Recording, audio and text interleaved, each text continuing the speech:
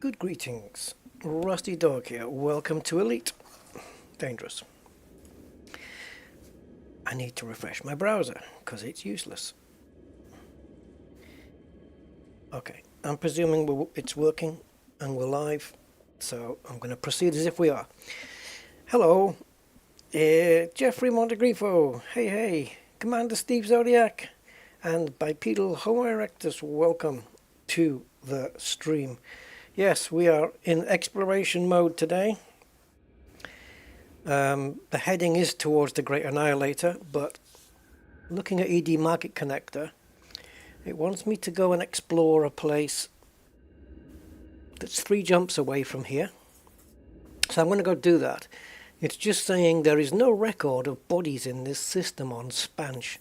Please FSS all the bodies in this system.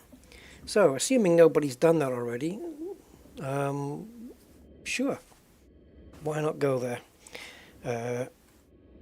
Is it on the way or is it backwards? No, it's on the way. It's on the way. This view, man, is hypnotic. But I love it because it's so crazy. Yeah, all visitable solar systems in our galaxy. Isn't it crazy? Oh my god. Right. Okay, there are no atmospheric landables in this place where I chose to camp out. It has been scanned, panned and scanned. So, I guess we take off and let's go. Majok56, good evening. Hope you guys are all good today. I'm tired as usual. I don't know, I sleep, I wake up, and I feel like I've not slept. Too much screen time, guys, that's what it is. So this may be a shorter stream than usual. We'll see. See how my head manages. Wow, look at this. I didn't realize I'd landed near a canyon. Of course I did, I always land near canyons. Guys, this isn't a ravine, is it? Because a ravine requires water at some point, right? So is it a valley? Is it a canyon? Is it... how would you describe it? A valley, canyon, trench in this case. But like that place I got stuck on in the Green Planet where it was more wide open. And it was just high mountain walls all the way around. What would that be? Yeah, sore head, yeah. I don't have a headache as such, it's just tiredness, that's all. Hey Albert, how are you doing? 07. Right, shall we bugger off? So it's 3 jumps to our destination, this system that we've been told to go and scan by ED Market Connector, so let's go there. It's 2,600 light years to the Great Annihilator, which works out to around 34 jumps, including jet boosts within Elite Dangerous's route manager thing. So, yeah, I don't think we'll be doing 34 jumps today unless I scoop and dash. And I've been having this issue with ED Market Connector saying that ED Recon is not authenticated.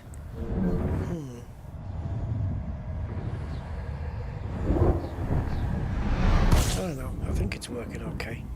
That's to do with some of the on-screen stuff. Right, let's see what we have here. 3 bodies. It didn't say it was all done, did it? No, so there's something else here. Alright, well, because it's only 1 body... Are we not scooping? Oh, it's a Tauri star. Because it's only 1 body, I'm going to take a chance that it's not behind the sun.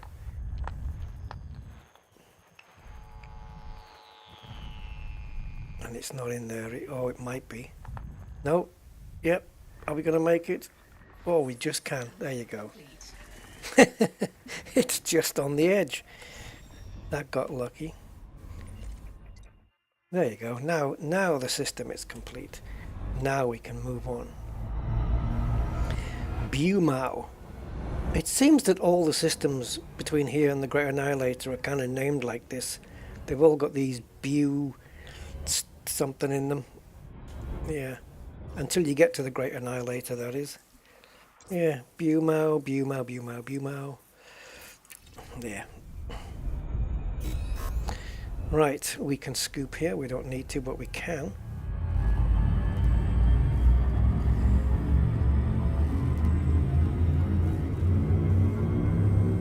No, it wasn't behind the sun. Just about, eh? It was on the fringe.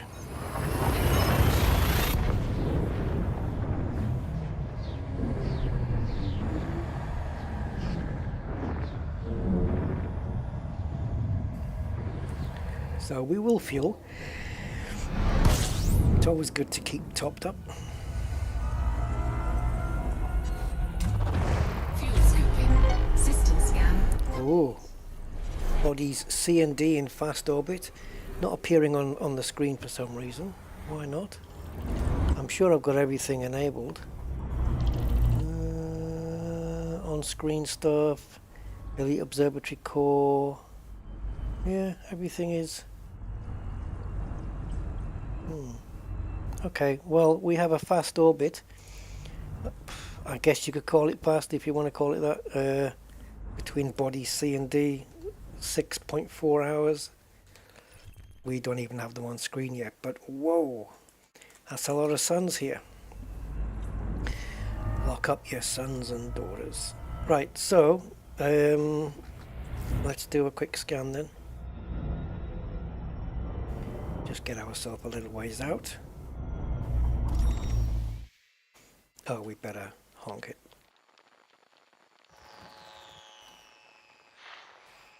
Hey? Oh, hold on. I might be getting things wrong here. That'll be a first. These two are the fast orbit. Yeah, look at them. They are tied together, and these two are tied together with this one. So how does that look in the old Aura review? So C and D are rotating or orbiting around each other every 6.4 hours.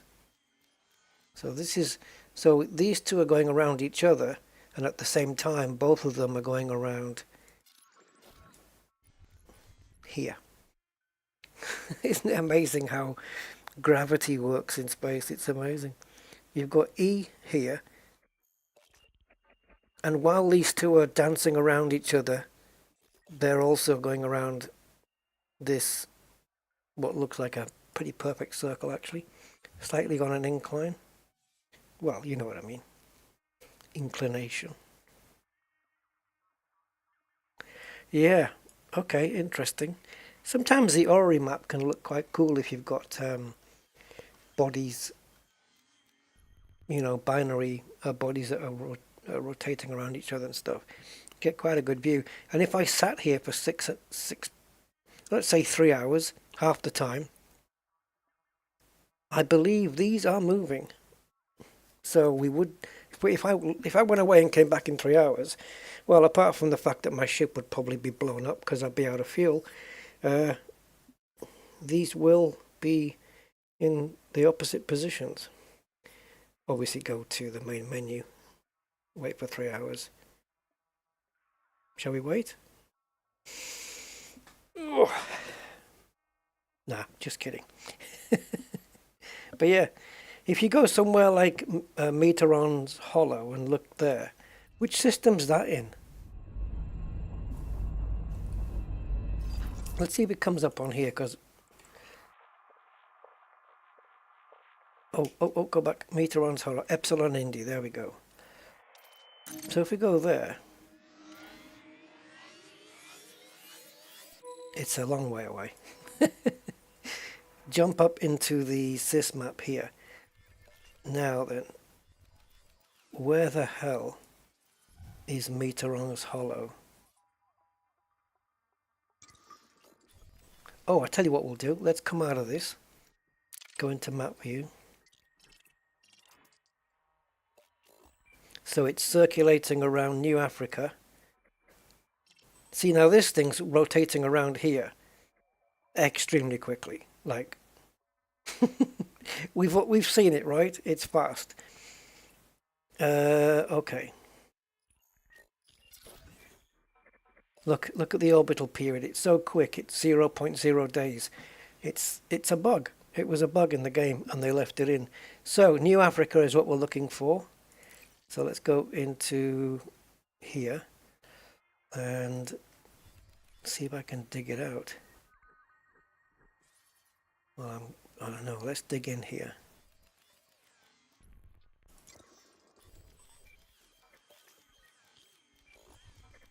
Okay. Now then, New Africa, where the hell is Meteron's Hollow?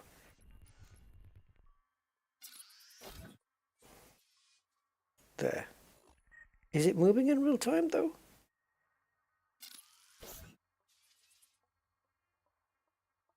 Oh, I thought it did. Let's click on Meteron's Hollow.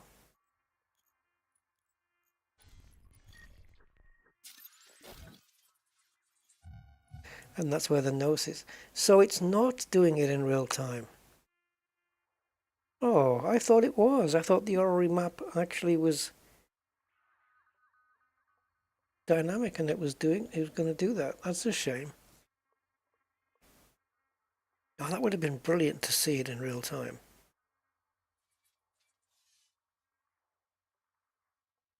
You cancelled my route. Why? Yeah. That's a shame. I do like the orrery map sometimes. It can be quite cool. Yeah, it's a shame we didn't get an actual representation of it there. Right, it's cancelled my route, so I'm going to have to put it in again. It's just a jump away now, though. Amongst the stars.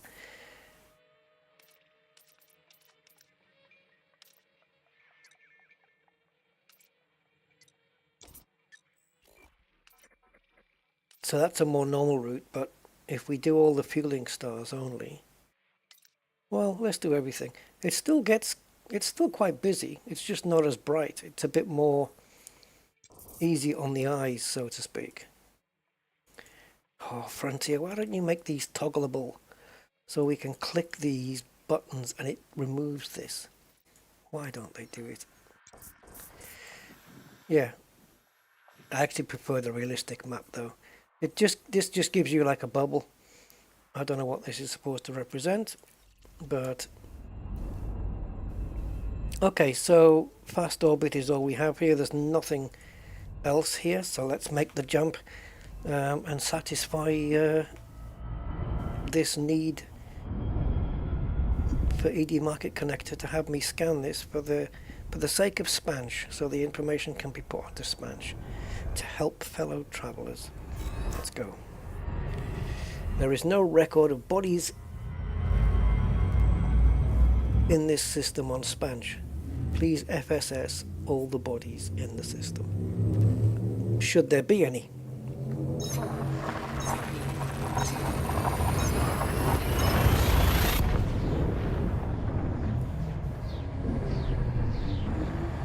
So once I've done this, I wonder if Market Connector will recognize that it has been done and move on to something else.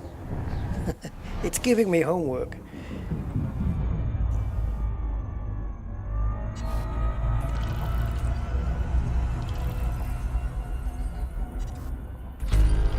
Okay, well, there's 30 of them. The question is, has anyone been here before me?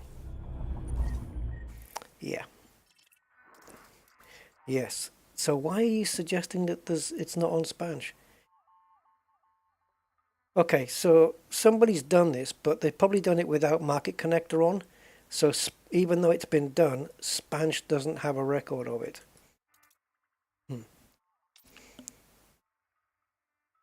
So I'm assuming that I am linked to it on Market Connector, which means I should do it anyway. Right? Whoops, that's not the right button. So do I have to go through? But they're all done. Okay.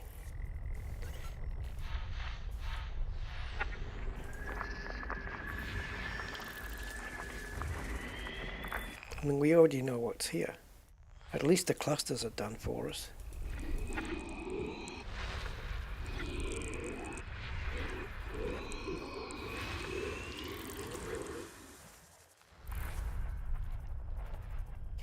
Oh boy.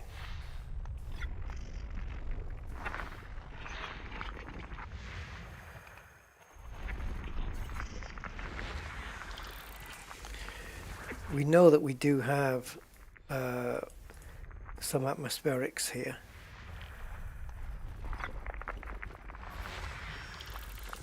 I didn't check any of the system map to see if anybody had probed or footfallen here.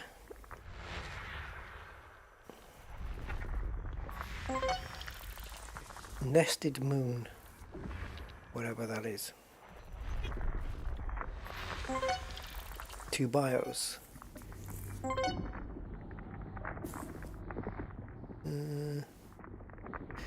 Okay, are you getting those on screen? Let's have a look. Bio insights. Okay, I'm not interested in that one. It's your typical Bacterium versicolor and Fonticulea campestris. That's what that is. So that doesn't interest me. Especially if it's not first footfall.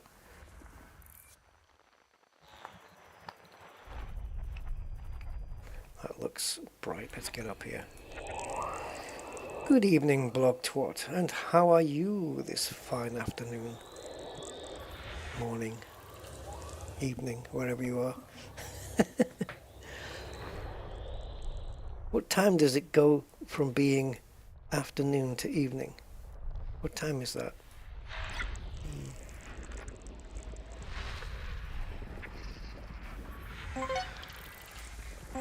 Fast orbit. I have to go to another screen to see what that is, but not yet.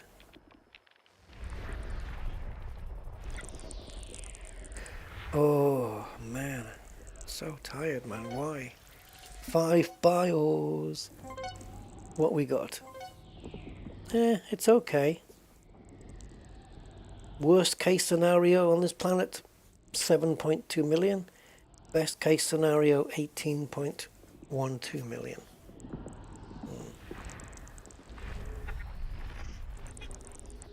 Apparently there's something else in here. Nested moon.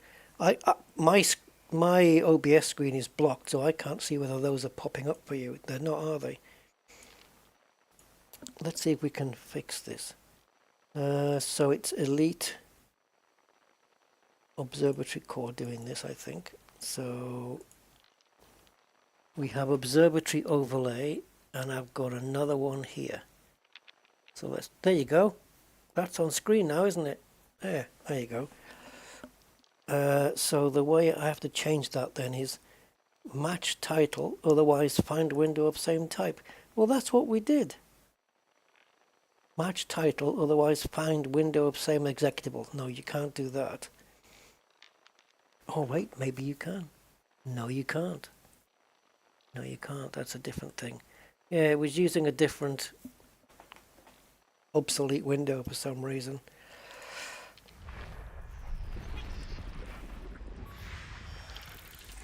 So anything that pops up on my screen now, you should be able to see.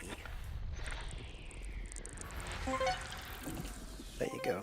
Landable with Atmos may host a personal codex entry. Huh? May host a personal codex entry. Right, what are those 5 bios? What is this? 1E. Okay, anywhere between 7.2 million up to 28.5. It's given me, it says it's got 5 bios on here, but I've been given, in terms of genuses, I've been given 1, 2, 3, 4, 5, 6, 7, 8 different genuses and several different species of those. Stratum is a possibility here, but it's not the big one. There is one big one here, which is Tubus cavus. That's 11.87 million. Multiply that by 5 if it's first footfall. About 57, something like that. Yeah.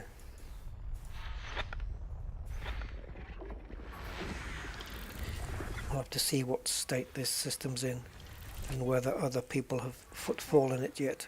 Oh god, 6 BIOS. Now, I've got another thing on my top, well, I did have it on the top left of my screen, but I don't know whether you got that. I don't think that shows up, and I don't know how to make it show up. So 6 BIOS on 1F. Okay, anywhere between 9.6 and 30 million then.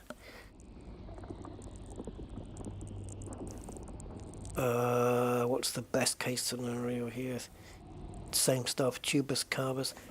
Yeah, if I was to do all of these planets, we'd be here for the entire stream. It would just take, well, it would take a good couple of hours at least, I would imagine, to scan the ones, to take samples of every plant on every planet so far. That's going to take a while.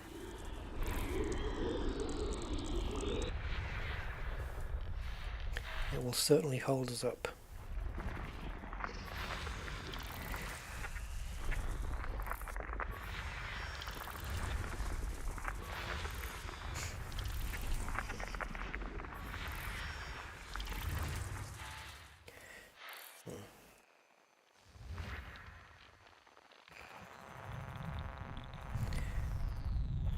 Yeah, there's one behind there, look. We're going to have to move.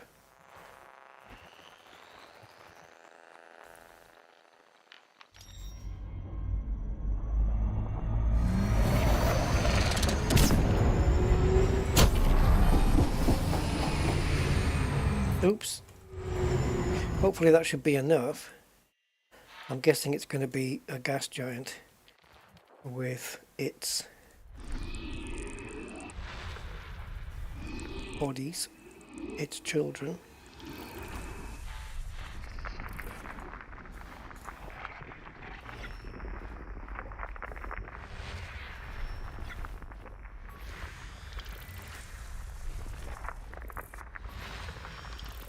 Okay.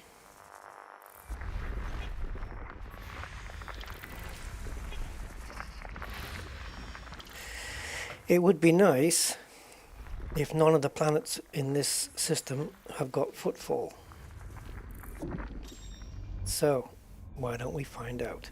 So we're interested in E, F, and G. Really?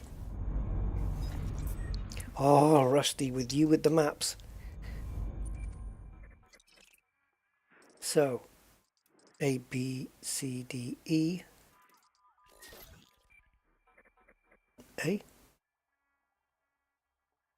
Oh, hold on, I'm reading this wrong. What are we looking at here? 1E, 1F, 1G.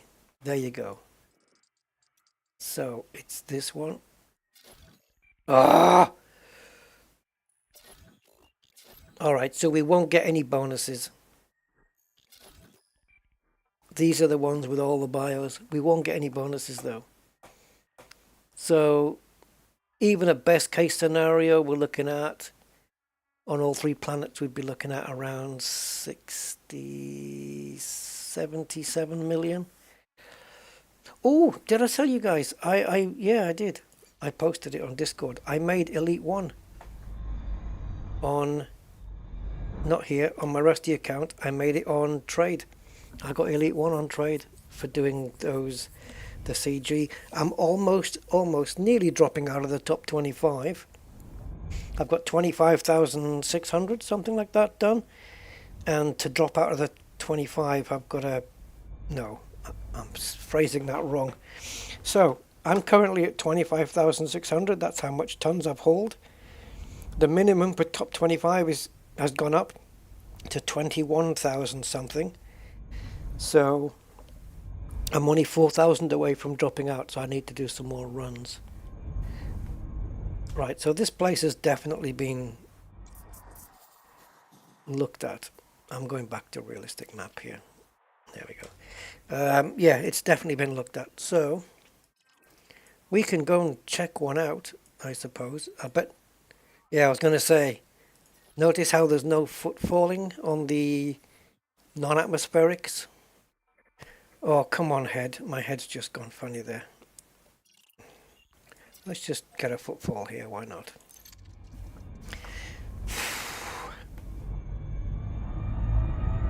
Don't know how long I can keep this up, guys.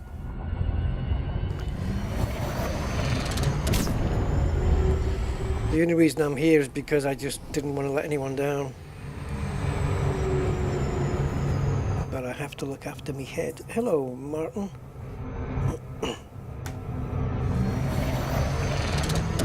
I remembered.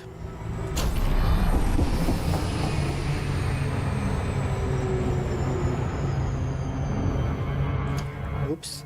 No, I've gone too far.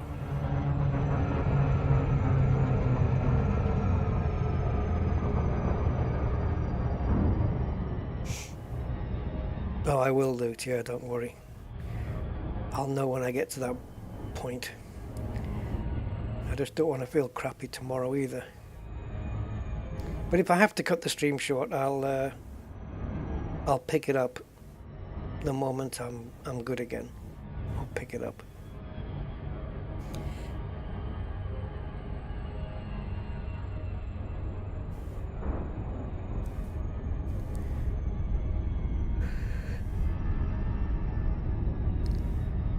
We don't need an atmosphere to land on a nice looking planet, do we? Nah.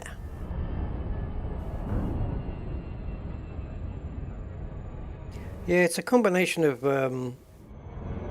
not getting really good amount of hours of sleep every night and too much screen time.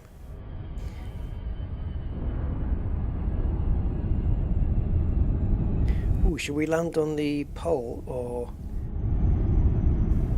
somewhere in between?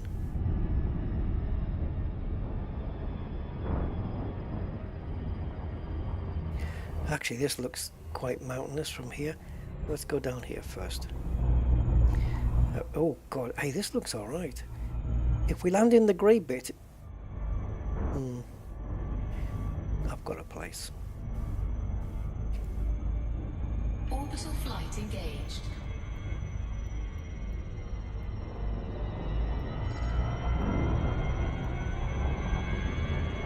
Trying to get in the blue zone as soon as possible. Are you going to slow down? Just about. I'm going to have to twist it around after the glide.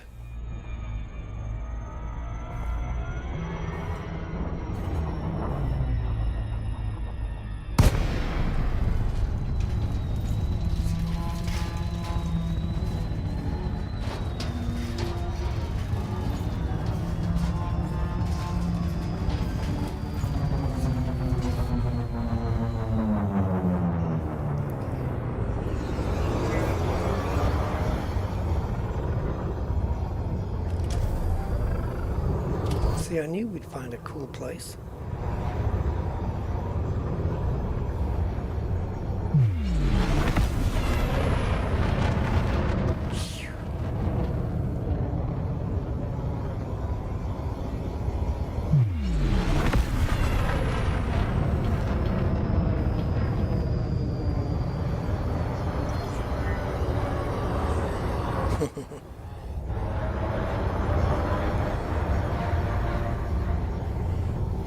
Hey Jeff, this is the Mandalay.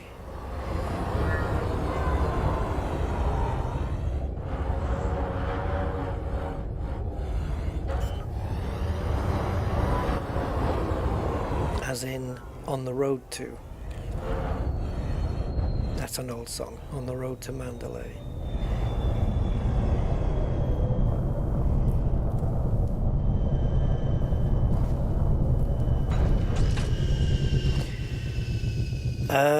Just in case things go wrong, I'm going to bring the Scorpion out because it's safer to do that than the Scarab.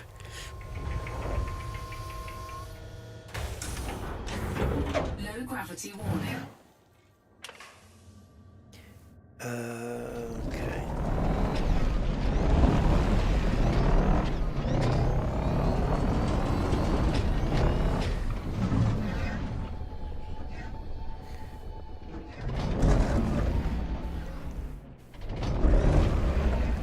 let me just get out of here, because I'm actually not quite sure now which way I parked. It's on my left, isn't it? It's on the ship's left.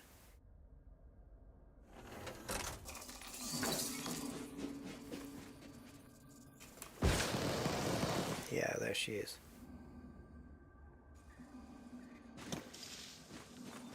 All right then.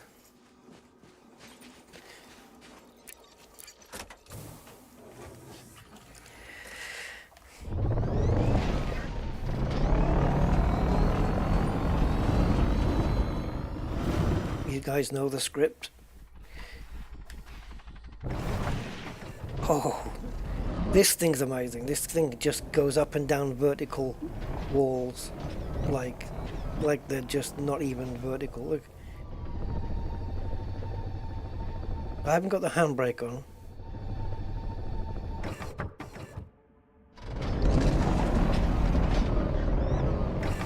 But just to give you a perspective of where we are here, if I go in line with the ground, which would be probably, yep, there, then we're there. Now, how is that thing grabbing on?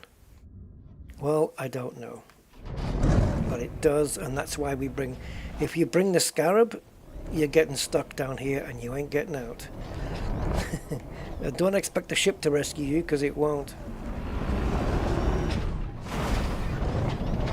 Right now, this Scorpion is your life capsule.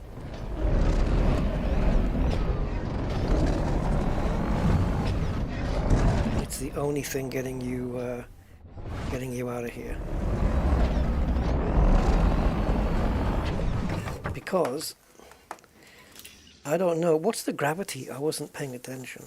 Hey Marty, good evening.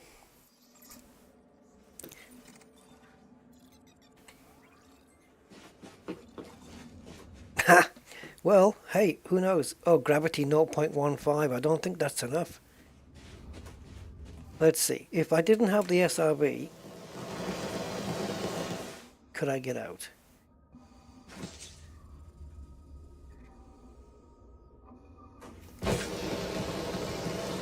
Maybe. Maybe it's bumpy enough.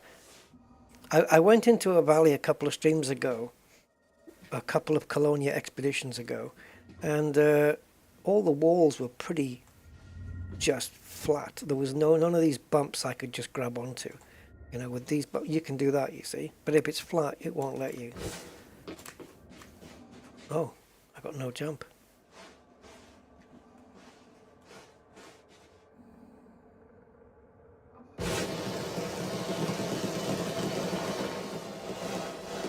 Are we out? Oh, we are. Is that a big nipple over there? Yeah, we're out, guys.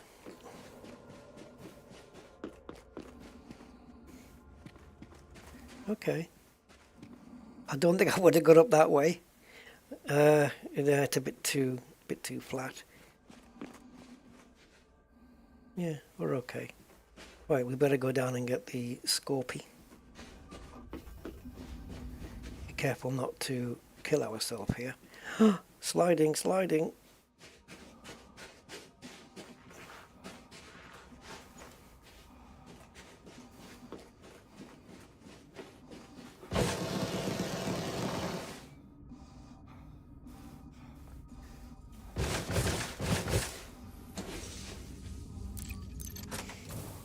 Now, on our left is a sheer wall straight up. This thing's just going to breeze up there, isn't it? It's like it's not even going to break a sweat. In fact, this wall here is even more daunting.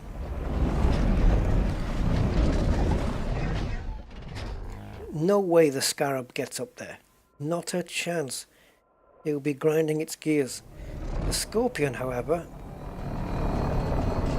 just says, hold my beer. I'm pushing on the stick a little bit down just so that I can get a bit front grip, but it doesn't really need it. And we're out. So it doesn't, it's a lifesaver. It prevents you from being stuck down there forever, and then dismissing the ship, and when it comes back it always lands up here, it won't come and rescue you. It won't do one of those hover rescue things that these ships can do.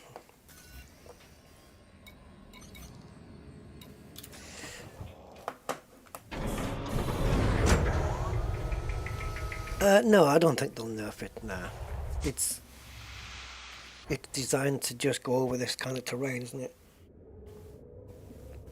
What you lose out on though is the boost.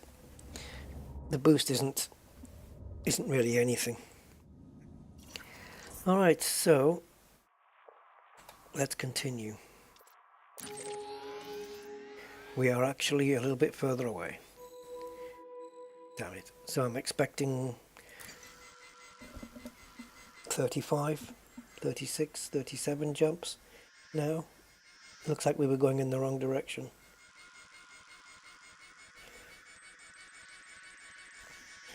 Come on.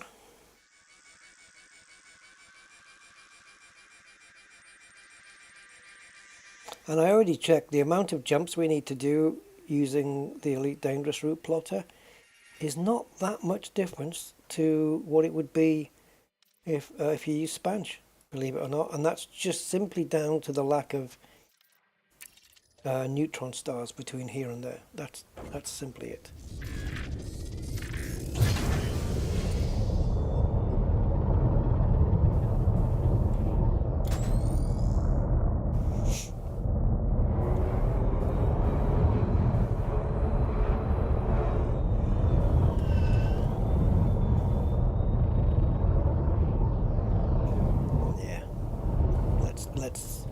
Let's not.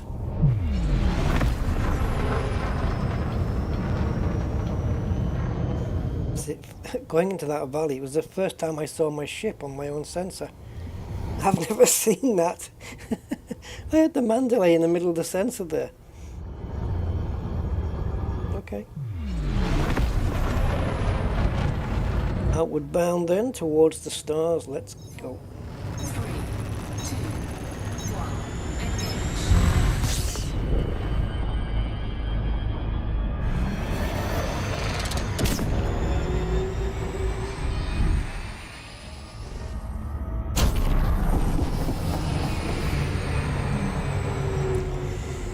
Right, back to Bumau Oof. I was actually going to say back to another Bumau, but we're going to Oof.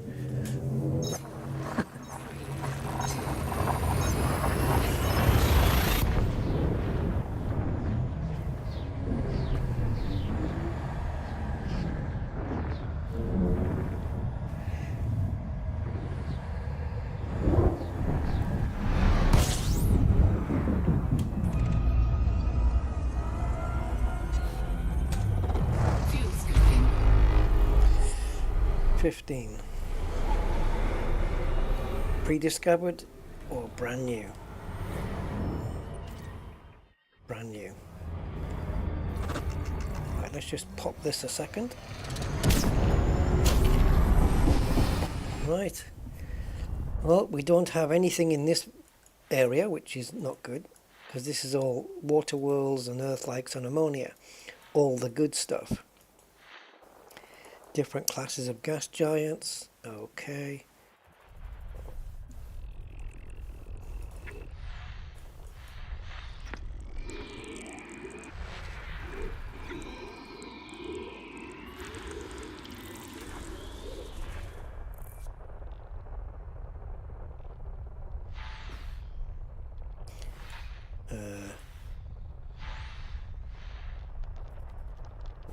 What are you wanting from me? Why are you moving? Okay.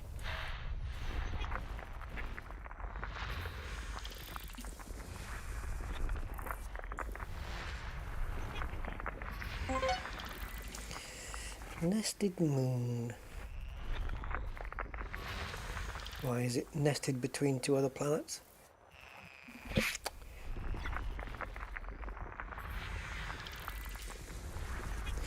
Ouch. There's also Shepherd Moon, isn't there?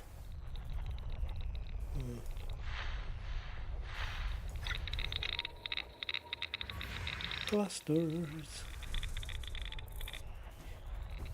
You can tell by the digital frying bacon sound. Something just came up.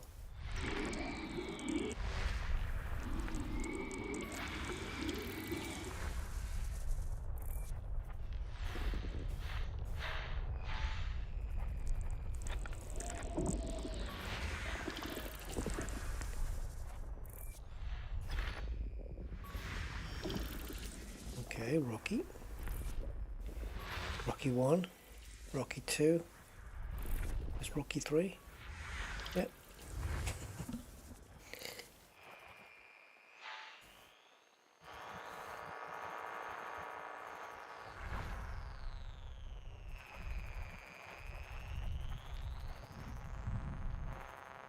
I spot, there you are.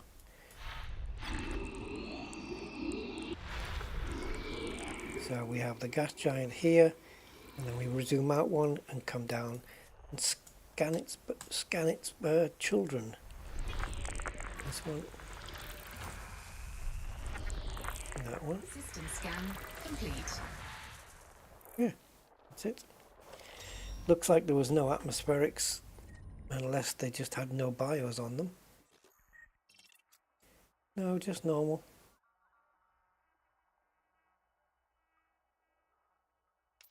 Okay. Well, let's be on our way then.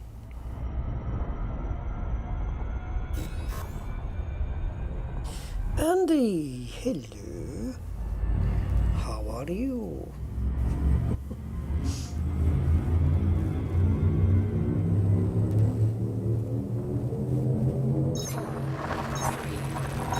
Oh, I was trying to think, where did I get that from? How are you? I learned it from a book. It's Manuel from Faulty Towers, isn't it?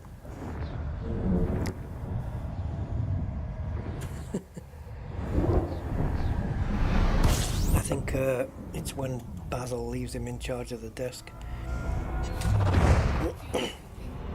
It's the episode The Builders, I think.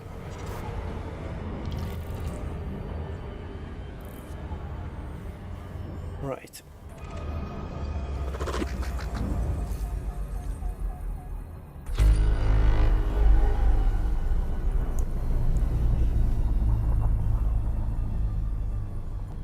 Staying awake. Is that your challenge? I know nothing, yeah. I am from Barcelona.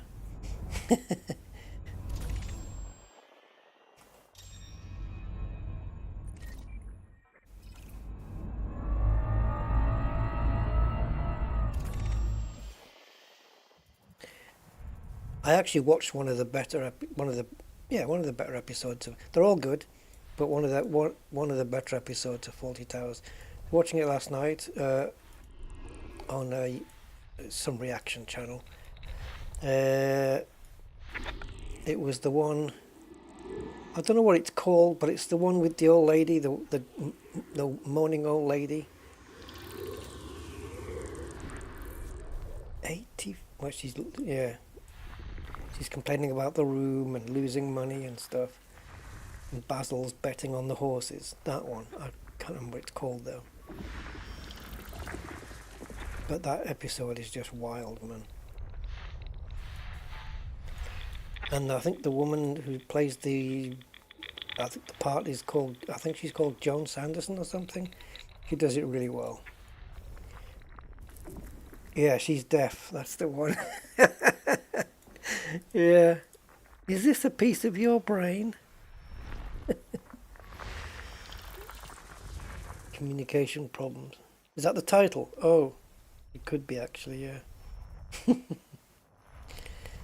It's really a good episode, that one.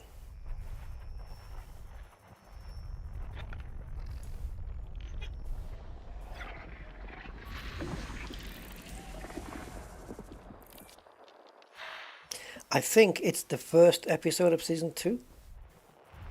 I believe it is.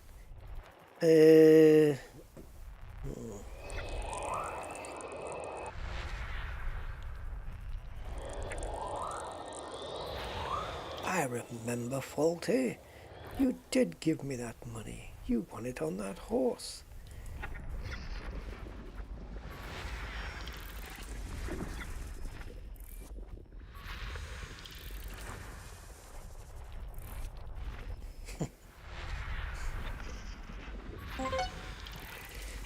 all premium boost materials in the system. I think we got plenty. I stocked up on all of those stuff before we left. Higher angular diameter from body. Okay, that's. I'll leave that one for the nerds. About it having a higher angular diameter than the parent body. Sure, go take a look. Nerds, go take a look. I don't know. Oh, landable with Atmos and 4 BIOS. Anything good? Not really. Not really. The best thing here could be... actually, how many? 4. 1, 2, 3. It's given me 5. The most lucrative being Concha aureolus. Concha's a real naughty plant. Aureolus, labius. Yeah, they've got labia and aureola and all kinds of stuff. It's probably got...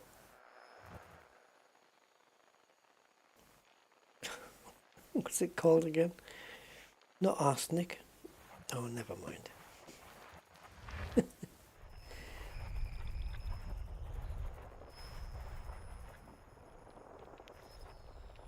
Okay, there is another one somewhere.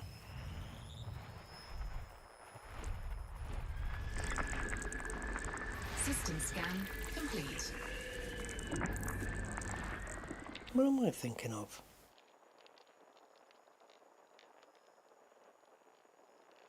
Is it arsenic? No. Is it? I don't know. What are all the boost materials? What's the... Hold on. All premium boost materials. Yeah, it is. Isn't it? Wait a minute.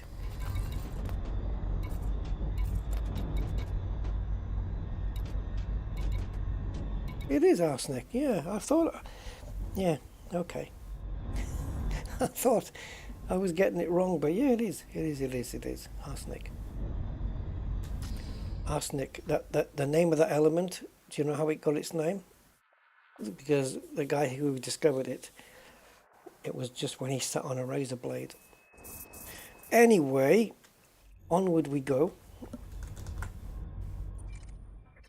We have just this fella, so let's go over there and check him out. Let's give it the full works.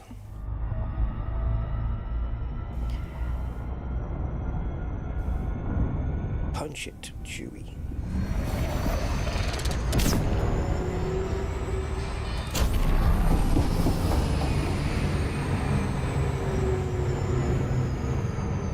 Oh, Steptoe was brilliant. Yeah, I've got all the videos and the radio shows of that. Ah, you dirty old man. Yeah.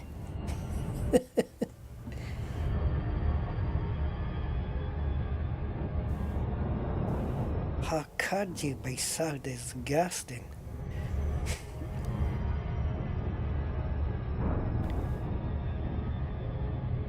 Nicked his ass. Yep, nicked his ass with a razor blade.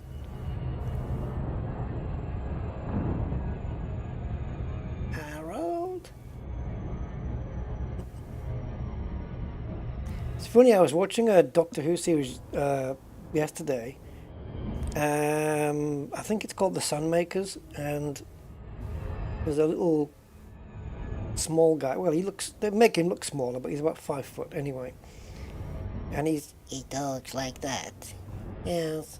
And he's like, we've got to be making more money. He talks like that. And I thought, I recognize that guy's face. Where is he from? The voice was similar. I know he was kind of affecting it a little bit more, putting on more of an effect, but the face, and I thought, where is he from? And he was all like bald in this one, but I know what I've seen him with hair and everything, but I couldn't place it. So I had to look it up on the movie database. And if you watch Steptoe and Son, he's the guy who played the criminal Frankie Barrow in Steptoe and Son. It was that guy. Yeah, and you know when you see an actor or actress, and you know the face, you know you've seen them somewhere, and you just can't place it at all, and then, oh, it just drives me mad. But yeah, I had to go through the filmography and all the TV series that they've done to find out, and yeah, I did. Shall I scan you from here as well? Surface scanned by 50%. I think 2 probes would be enough here, yes? Yes. Surface scan Right. complete. Ah, yeah, take away the most lucrative one. So the other most lucrative one then is 4 million, which is Alioida laminae. So we've got Alioida, Bacterium, Fungoida, and Tussock. Well, let's go scan some Alioida. Why not? Alright, let's just take this away.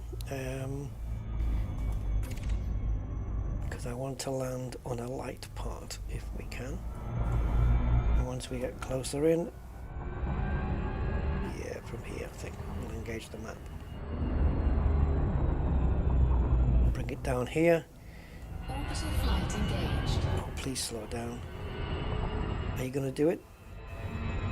You need to be under 10 kilometers per second by the time we get to the drop zone. You're... Oh! Stay out of the blue. Okay, you can go now. Now, this darker blue area means it's more bumpy. Let's go to the lighter areas. Actually, oh, it looks fine. Oh, normally it means it's a bit more mountainous and stuff, but this is fine. We'll just bring it down here. Yeah, we'll leave that on. As soon as we come out of glide, it will go away anyway. Alright. So, Alioida laminae, which if we come here, go to Codex, go to Discoveries, go to Bios, go to Organic, and find Alioida. Because of course, a normal person would put these in alphabetical order. Yeah, this one. That's what we're looking for. Well, that shouldn't be too difficult to find. I think they're quite small, though. I think we have to get fairly close to the ground. Certainly you're not spotting anything until you've got at least under 250 meters.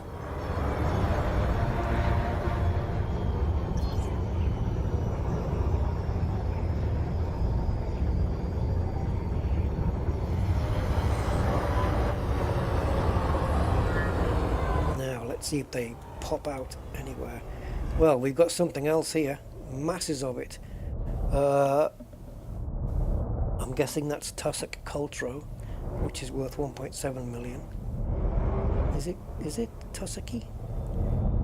Or are they all rocks? It looks like Tussock to me. Oh, frick. No, they're all rocks, aren't they? Yeah. Okay. I don't know, it looked like Tussock. At least the stuff in the distance, but it isn't. Right, we can pretend... Oh, oh! What the hell? What did I press? What the hell did I just press to get boost? I have no idea what I pressed, guys. Something on my joystick. All I've got is my finger on this button. That's not doing it. What the hell did I press? Ah, okay. I have a button at the bottom of my joystick on the front. That's what's doing it. Okay, I didn't realize that was mapped to that, but good thing that didn't go off at the wrong time. Because I was about to say, let's pretend that this ground is a ceiling, because it gives us a better view. Although in the Mandalay, if you were so inclined, you could look through this bottom window, but it's not really going to do you that much good, because there's nothing really to be seen there.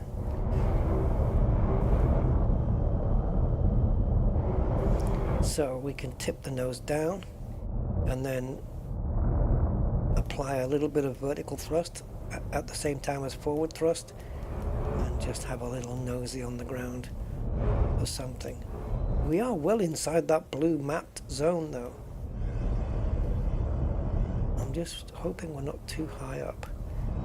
We shouldn't be at this height. I'm not getting anything here. And I think bacteria was also on the covering the pretty much the whole planet, so that'll be on this map as well. But bacteria likes the smooth part, as you can see here. On the bumpy bits, the bacteria doesn't want to know. So this one is bacteria alcyonium, which is worth 1.6, which is almost the same as the tussock. So I guess we may as, at least it's something, so we may as well scan it. So let's get out and do that.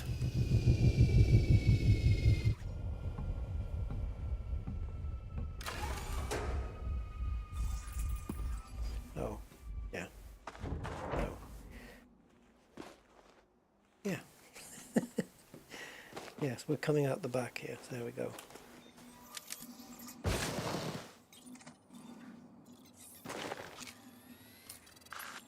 So, sample number 1.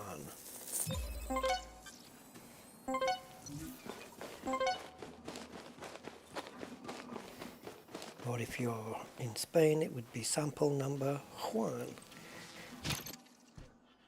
Henry Wolf, indeed. Yep, Henry Wolf. Passed away 2019, I think. So he lived to a good old age.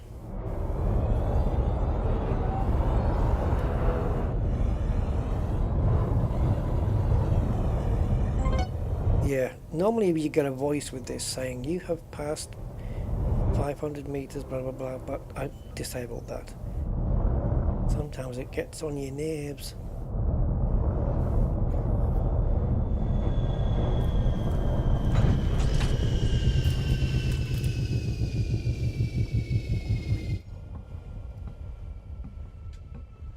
Definitely easier to scout for bacteria in the ship. Basically because it's flat and it's easier to find from the air. Sample number 2.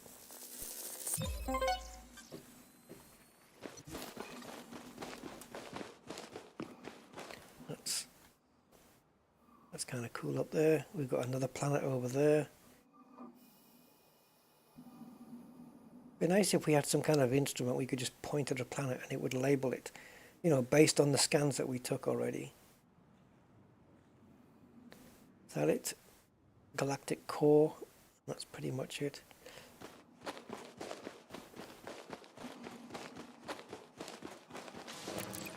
Okay, one more scan and we've got at least a bacteria done.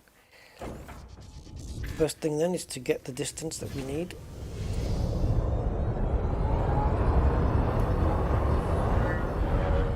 It's quite a cool landscape. There we go.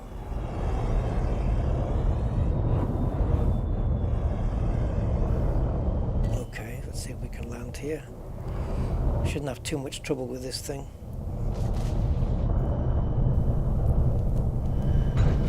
Imagine bringing a panther out here, trying to land it. Well, it would just say unsuitable terrain, unsuitable terrain. You'd be dazed. You would really need the automatic dock thing, and you think, oh, there's a bacteria. You fly near it and you switch on the automatic docking, and then it docks like 6 kilometers away because that was the closest place it could land. It will be interesting taking, not into deep space, but, you know, take into, I don't know, maybe something like, I don't know, a few hundred light years away, and just take it out into the fringes, outside the bubble, a panther, and just have it land on some terrains and see how it fares. with the automatic docking. Right, that's that sample done. We've got that. Always let the animation complete, otherwise it won't. And it's, yeah, we are in the Annihilator zone, but I can't find any. I wonder if there's any information about where it grows. I think it grows on flat lands as well. I don't recall it just seeing it up in valleys or mountains or whatever. Does it? Sometimes it does say, and sometimes it doesn't.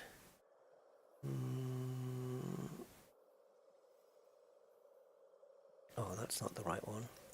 There we go. Thick waxy leaves.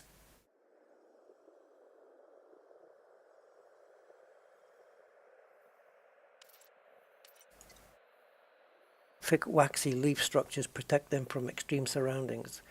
When gas exchange, it doesn't mention anything about where they're likely to be found. On some of them, it does. It does tell you, you know, you can find them on valleys and mountains and rough areas and stuff. It does tell you that. So I'm assuming that because it doesn't tell me, they must be easily found somewhere.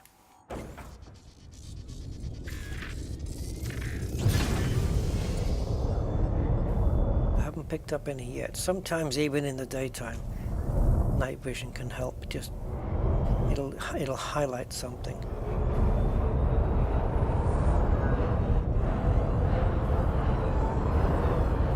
Usually they get a brighter highlight sometimes.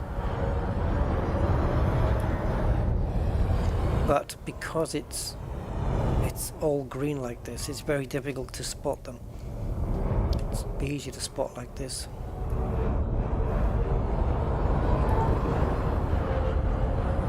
Right, should we pretend that this is the roof of a cave?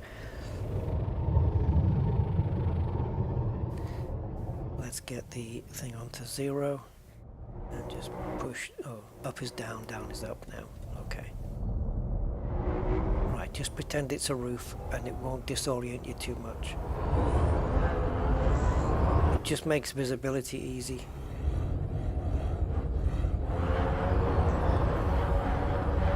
It is a bit weird though.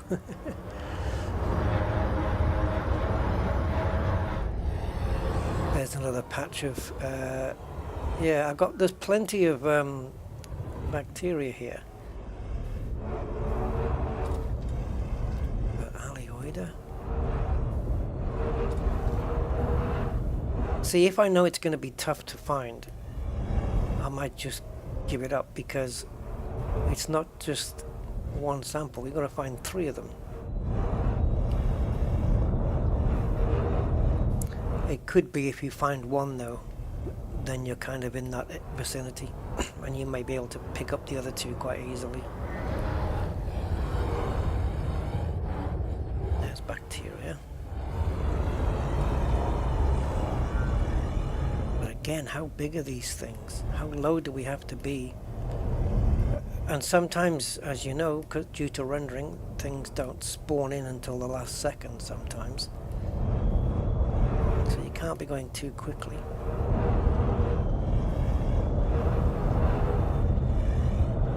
Right, well.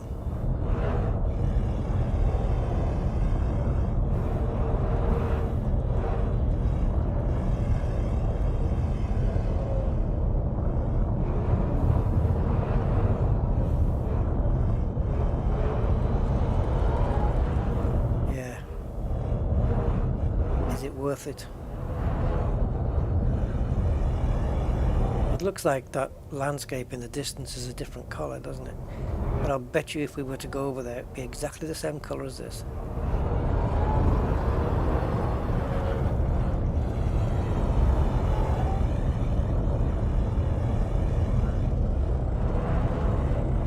Are we going too quick? I don't know.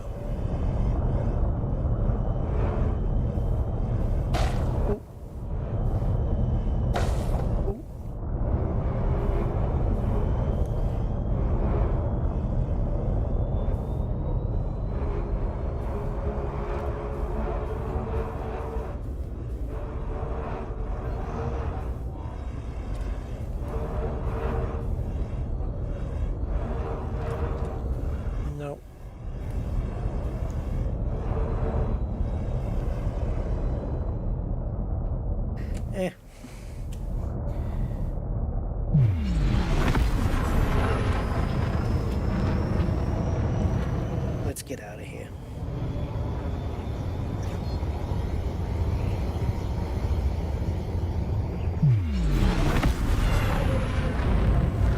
Yeah, gotcha, Andy. I think, yeah, I think you're right. I think they do spawn up in big groups, like you say.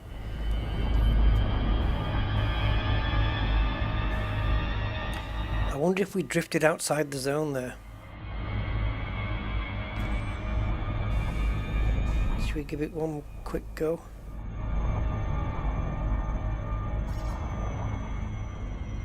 Oops.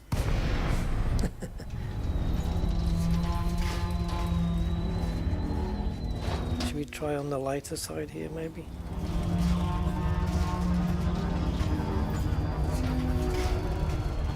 Let's just make sure not to head towards 260 because we're going to run out of land there, so we'll turn around. Landing on runway 08 right.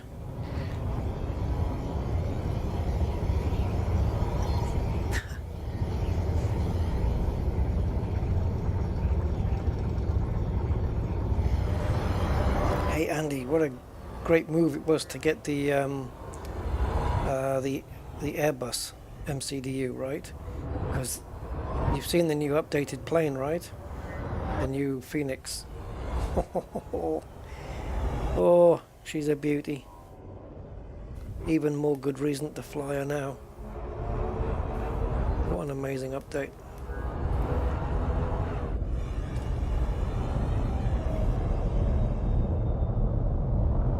We found some.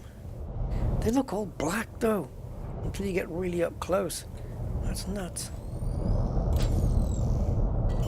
I don't know if you saw the video, Andy, the stream where we did of the new Phoenix, the big update, the big Phoenix update video. It looks awesome, doesn't it?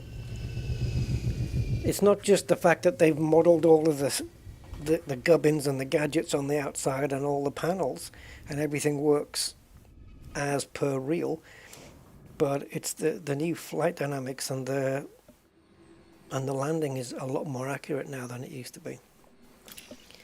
Yeah, really good, really good.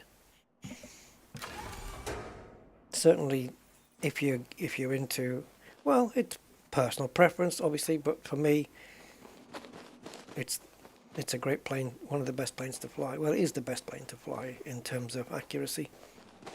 But I still do love that Boeing though as well. How can you not? So I'm guessing we're going to see these at various stages of bloomage.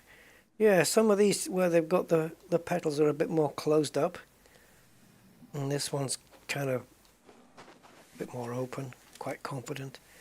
Right, what is the scan range on this then? 150 meters. Oh, it's not even coming up on my screen now. Now why? Why is it did this before? It comes up on the screen then it just suddenly stops doing it. Okay, well it's 150 meters anyway. So we could probably get the SRV and run over there. I don't know whether that's 150. Actually, we could probably run over there. But if we are in the general area of Annihilator Edge, then let's get the SRV and we'll just take another scan maybe from over there.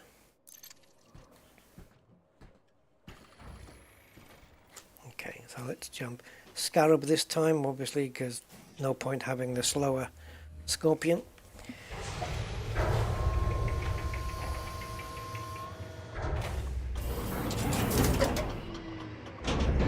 Low gravity warning.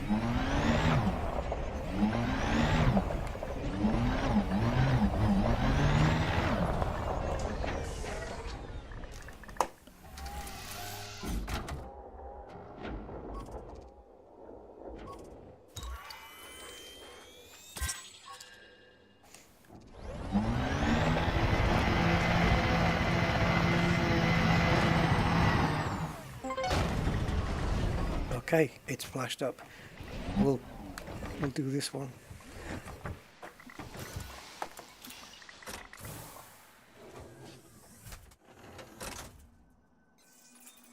Oh really, Marty? Yeah, yeah. It can be fun. It's the good thing about this exploration and stuff.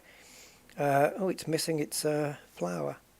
Is that it's chill? You know, it's less. Well, it can be less stressful. But yeah, it's a lot more chill, which is good. Right, so we've got one over there. We've got this one here. Can we triangulate something over there? Let's have a jump.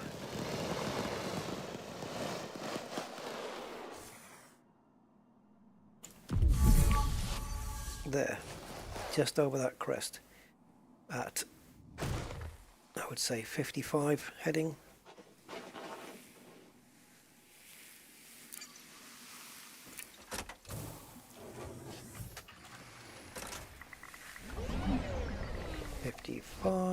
Go.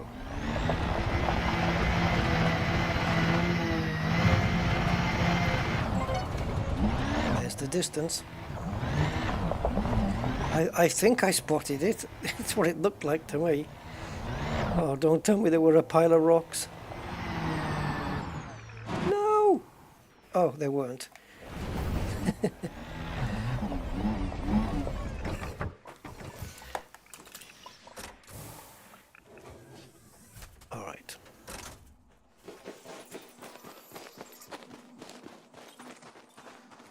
Yeah, some are missing the little flowery bits. Or whatever the hell that is.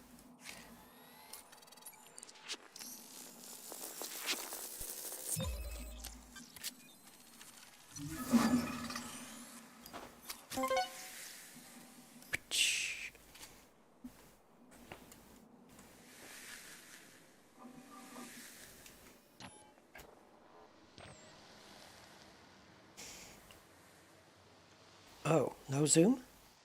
Thank you.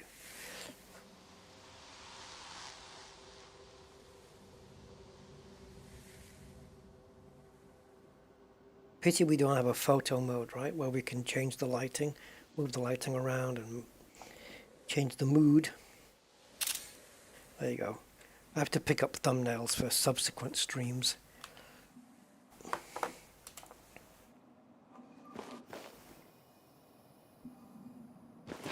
Well, that's the Annihilator.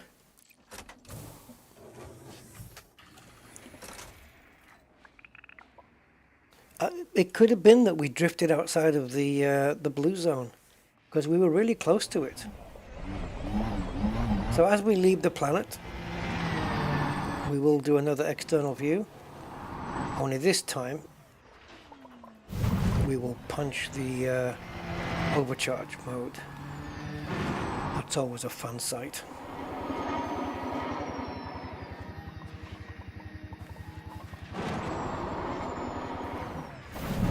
Whoa.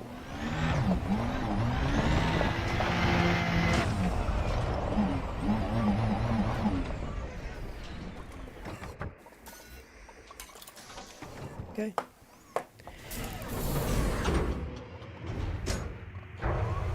Using all the tools. Yeah, except for my 10mm spanner, I forgot that. But yeah, they don't give us binoculars, so the only zoom in I've got is the gun. Right, so there is more stuff on here. Fungoida, Cetisis, and Tussock. They're worth 1.67 and 1.77 respectively. So, with all due respect, we're going.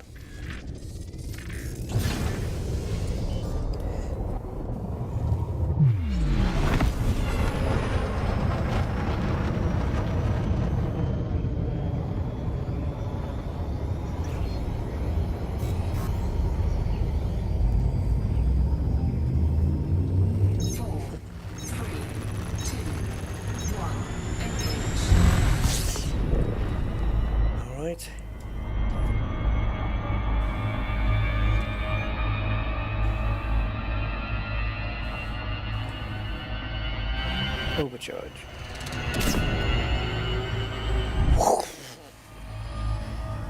Oh, are we moving now?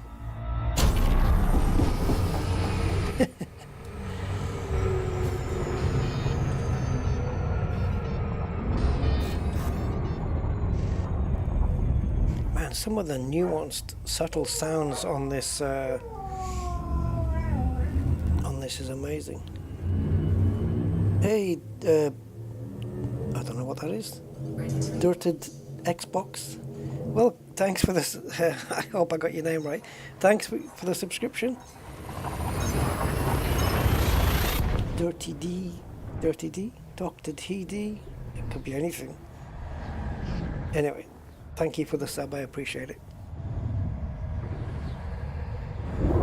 We're into the 7.67s now. Trying to get to 8,000 subs before 2030. Give myself 4.5 years to get to 8,000 subs. Otherwise, I'm giving it up.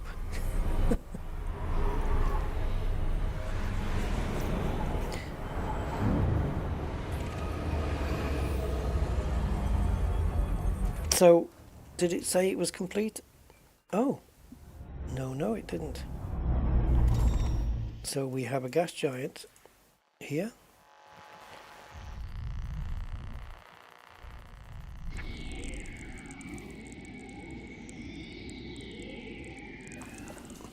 It's amazing how we're not seeing it as a dot in the sky there, but okay, maybe it's not that big. Oh, actually, well, it's 27 times the size of Earth. Right. Next jump then. There's nothing here for us.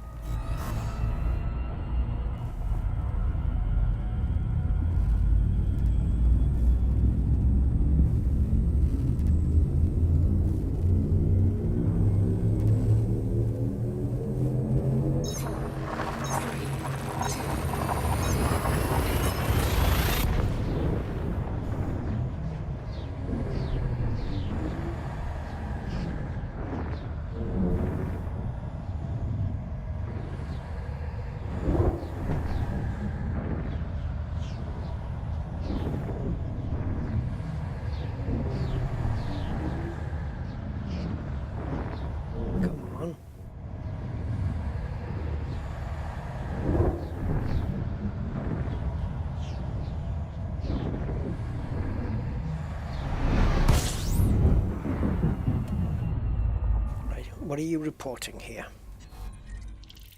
Okay. So if there's anything more than two bodies... Fuel scooping. Fuel scooping.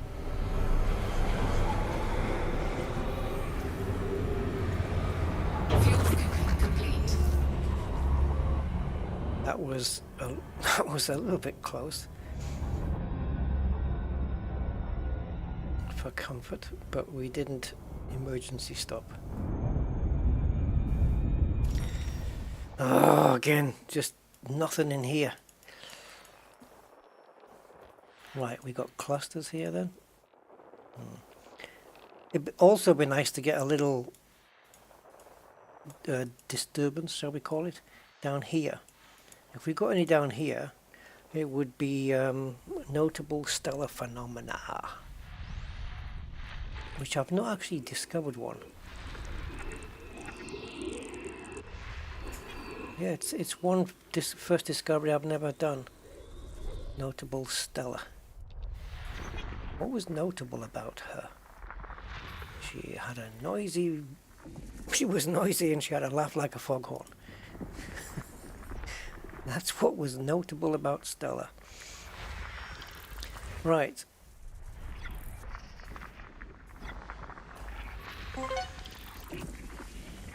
Oh man, do I have to restart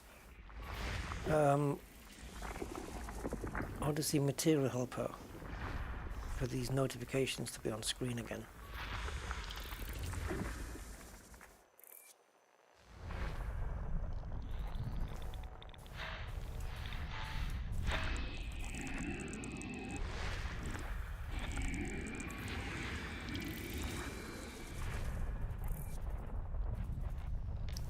there's something. There we go.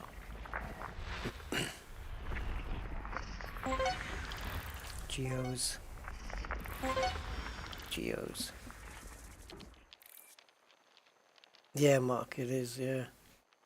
And also for realizing how corny some of it was, you know. Like I'm on with K9 and Leela.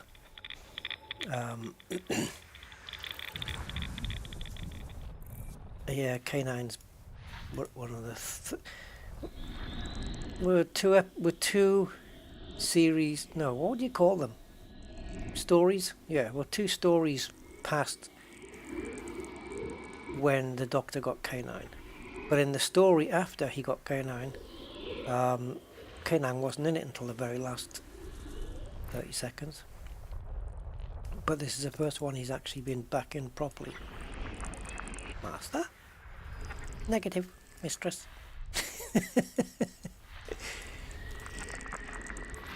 And it makes me think, like, I think Leela said something like, yeah,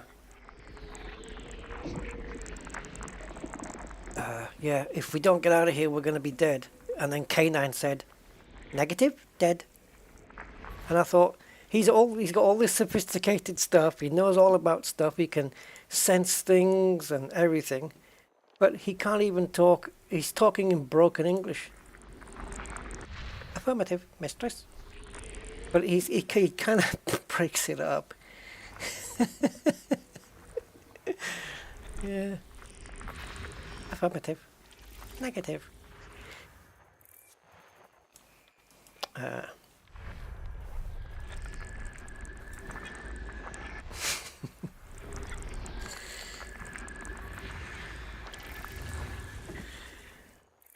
McCoy. Oh, Sylvester McCoy. Yeah, I haven't. No, I'm not. I'm on Tom Baker at the moment.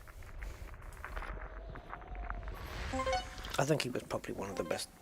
Yeah, for me, I think for me, Tom Baker's the best Doctor.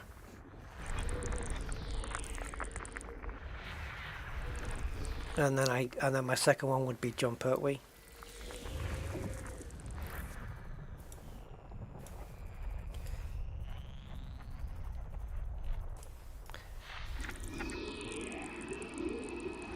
I mean the reboot, you know, when they started with Christopher Eccleston and stuff. I don't know what it was, but they just decided, oh, let's make every Doctor just, except for probably Capaldi, I guess. I don't know. I haven't watched any of his stuff. They all seemed to be just hyper the whole time, just running around in the TARDIS, running around that, you know, the pedestal in the middle, and just pressing buttons and frantically moving around. And it was like, just calm down, just have some Horlicks. It was just frantic stuff the whole time. And Tom Baker and John Pertwee were a lot more chilled. So chilled that you'd have Davros there going, you know, we will be the leaders of the universe. And Tom Baker would just say, would you like a jelly baby?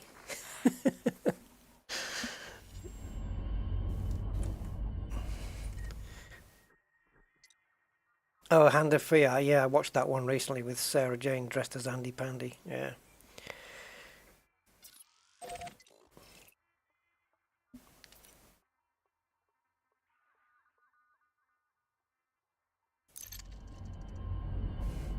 Yeah, Tom Baker had the best assistants, didn't he? Didn't he have Romana as well? And yeah, oh, Legopolis. Yeah, that's a famous one, isn't it? That's the last Tom Baker one. Okay, this is a distance. I don't. Oh, there is bios here, but nothing that I'm going to bother with. But we'll bother with footfall. So let's go.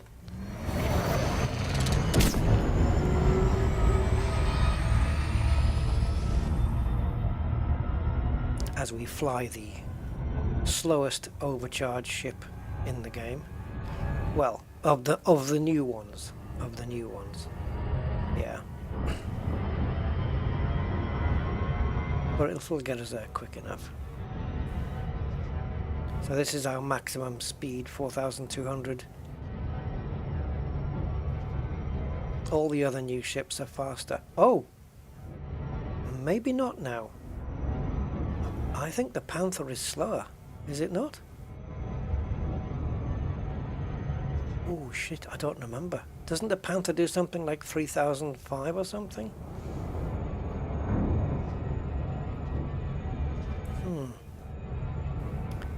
Yeah, okay. It might be second slowest now.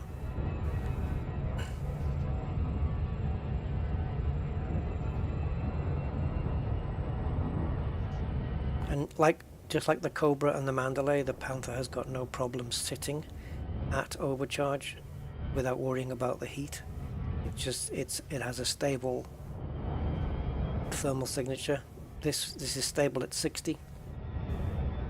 And I think my Cobra 5 is stable at around 56. Can't remember about the Panther, if it was in the 60s or the 70s, but it does stabilize. So the only thing you have to worry about is fuel. And that's not a concern here.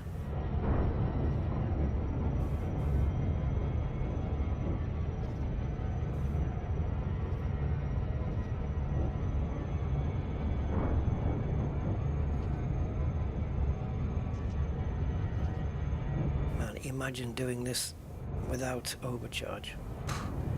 How did we manage before? I'm going to disengage between 001 and 002. Oh yeah. It might not work, but that's when I'm doing it. Is it gonna... There you go. Plenty of time. If I left it a fraction later though, we'd be whizzing straight past.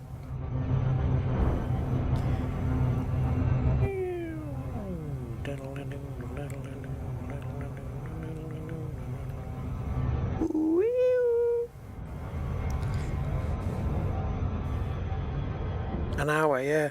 Like, I don't know if you're flying to Hutton. Judging by the amount of fuel I've got left, I think it's 1.2, isn't it? So, I don't know, can you do it on a full tank?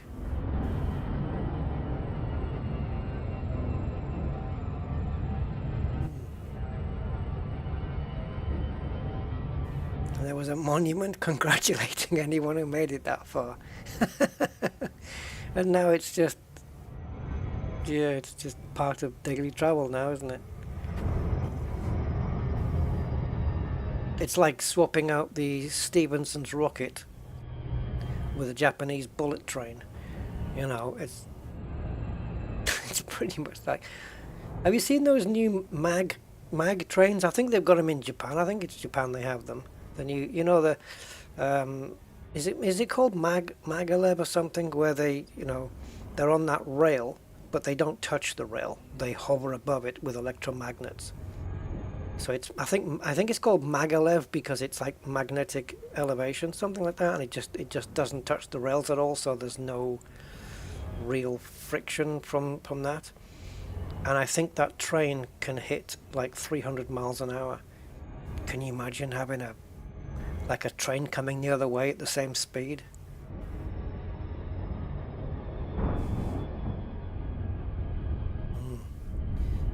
In case you're wondering, if that was to happen, the closing speed of the two trains would be 600 miles an hour, but the impact would be 300.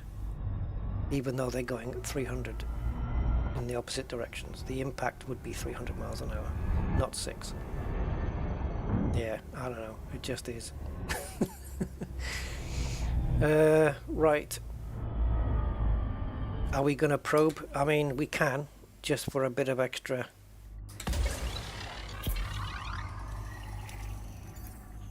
Bit of extra cash. So we have bios and... Oh, no, no, it's only bios. It's only bacterium we've got on here. Bacterium Bellaris. There's one of them in Birmingham Airport. What's that, Andy? The MAG? The Japanese bullet train? or a Stevenson's rocket. The Stevenson's rocket is up in where is it now? Beamish Museum, isn't it? Maglev. Ah, right. Gray Holland. Hi, Gray. Good evening. Yeah, I've never been on a maglev train. It must be cool. It must be like driving in an electric car or something, because you know, there's no, you wouldn't hear any sound of the contact with the rail or anything, would you? There'd be none of that.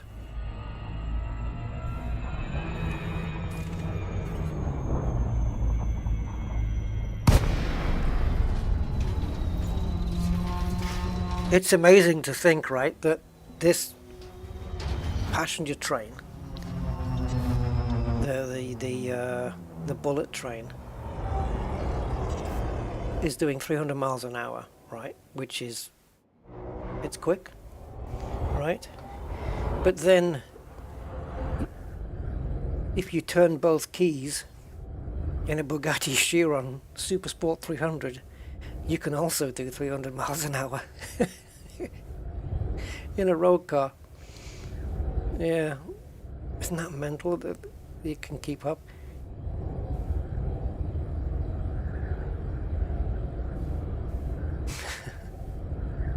It's crazy that they've actually got a road car that does 300 miles an hour. That is just silly.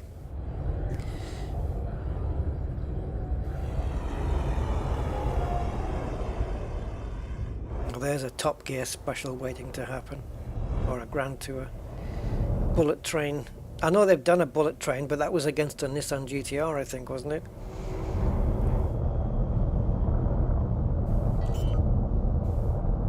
But where are you going to drive at 300 miles an hour? You're not, basically.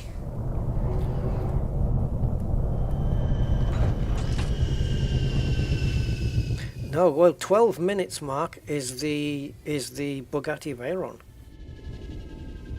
I know what you're thinking. Yep, it runs out of fuel in 12 minutes at maximum speed, but that's a Veyron that does 241, I think. I don't know whether the fuel tank is more on a Chiron Supersport 300. I don't know.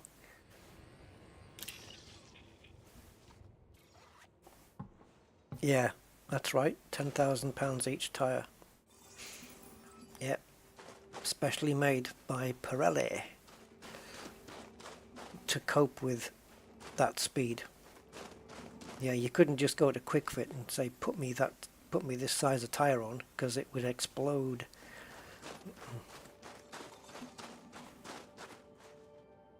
And not only that, but if you want to, when you take it for a service, I think it's about 30 grand for a service. Partly because when they change the oil filter,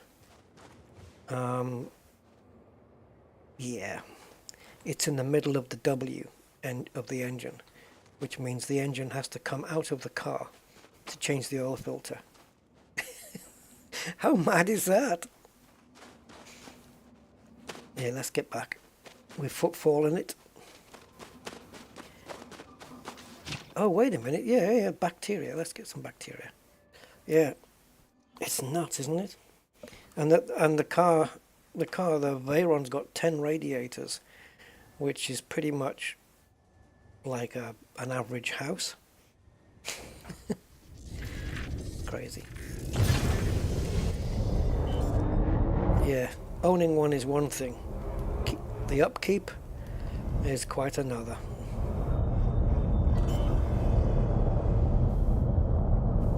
Really, really expensive to upkeep it.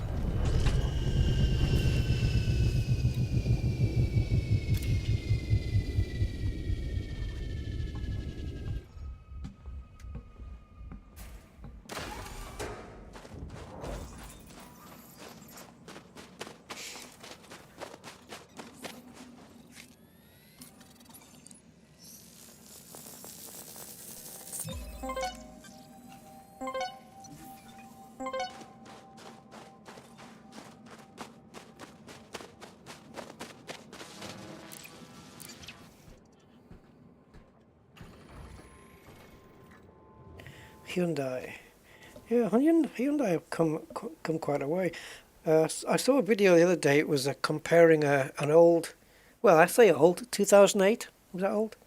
A 2008 Rolls-Royce Phantom. Big car, 2.6 tons, luxurious as frick. Beautiful. You know, you drive it and whatever sounds are going on outside, you don't hear them. It's like just gliding. And they were comparing it to the latest Skoda Superb. But it was a special version of the Skoda Superb. It had a, I don't know, some name on it.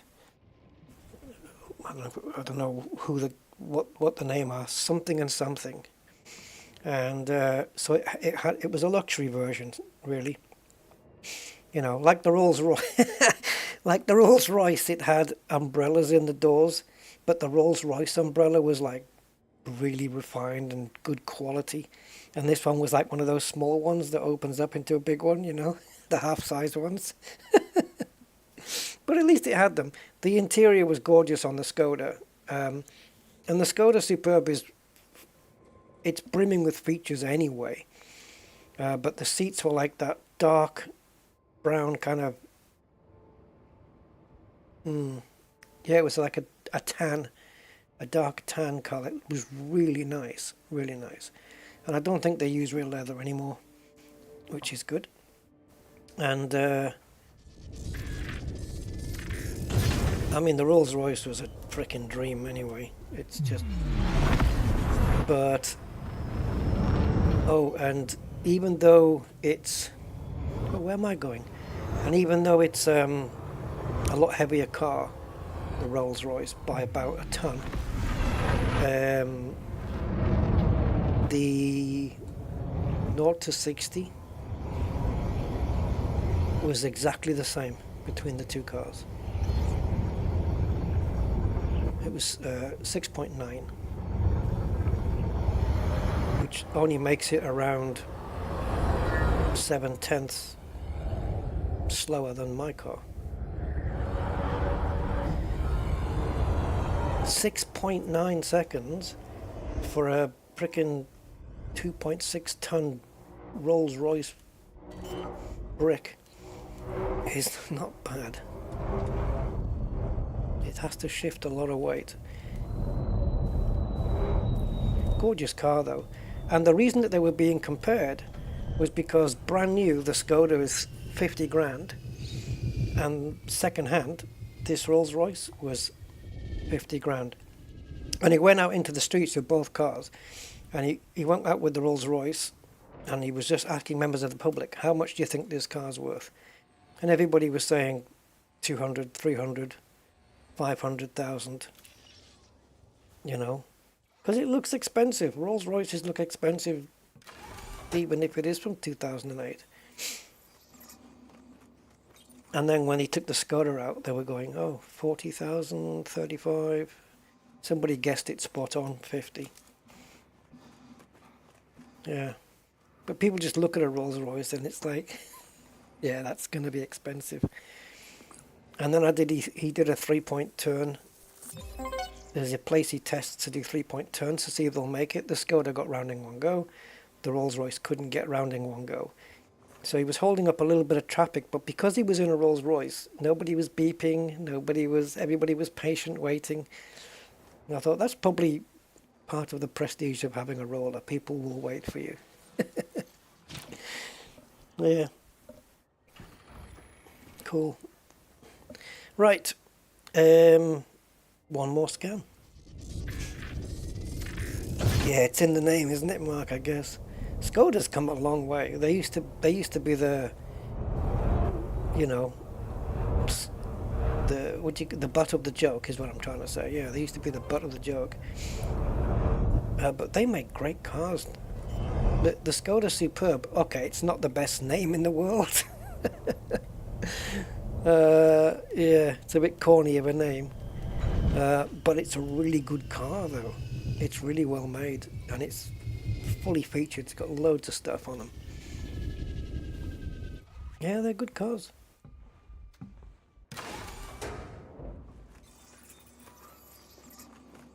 And Hyundai, what I was getting to was the Hyundai that you're talking about. Hyundai's improved in quality as well. I quite like the look at I had a neighbour down the road. He had a Hyundai Genesis. Looks like a big car, Hyundai Genesis. I thought that looks really nice. I don't mind the bigger car. Nice big 5 or a 7 Series Beamer. Oh yeah. I'd be happy with that. Ladders?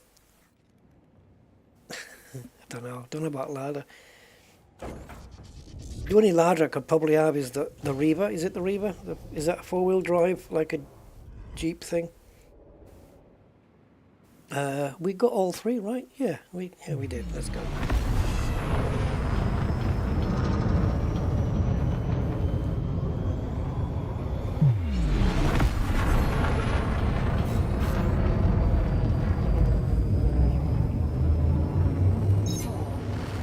I've only owned cars from 3 different countries. Britain, Japan, and Germany. That's it.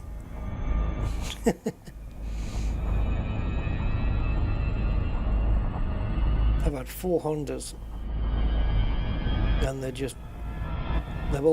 were all bulletproof.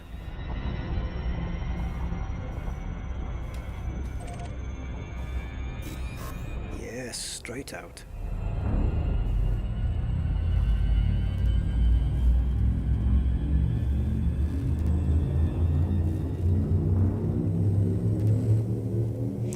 That's true, Mark. There's a lot of cars that share common parts. Yep, very much so. Yeah, Audi R8 has got a lot of VW parts in. Which was that big flash car? Was it an Aston Martin? I can't remember. It was a a flashy car, and some of the parts underneath were Volvo. There's a lot of sharing going on now. Yeah.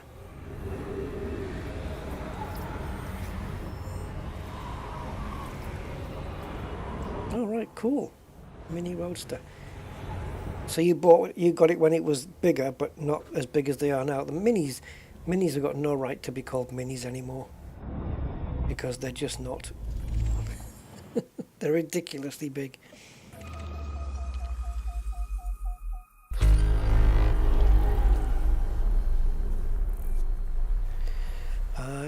I was back in the day when we had minis and maxis. Austin Mini, Austin Maxi. Jaguars are souped up Fords, yeah.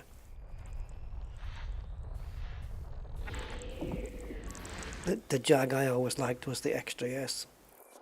After watching The Saint, the white Extra S. It's a good looking car. V12.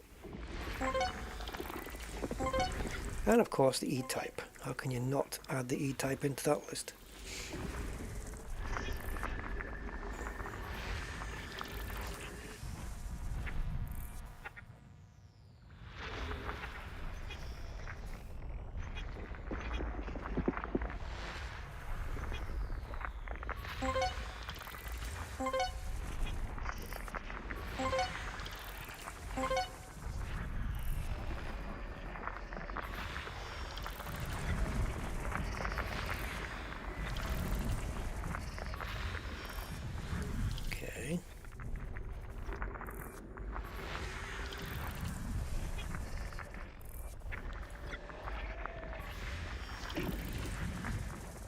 Yeah, I should have done a car-related YouTube channel, and then I could have got to test all these cars out.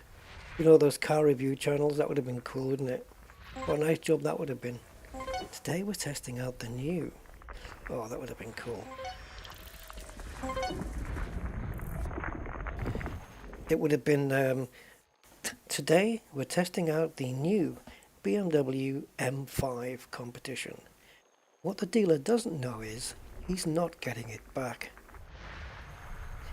I'm doing a runner onto the continent, guys. So this will be my last video.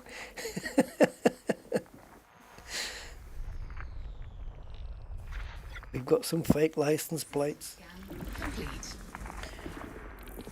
Irrational hatred of most Audi drivers. Yep, I can understand. BMW drivers get a... BMW and Audi drivers got the worst reputations, haven't they?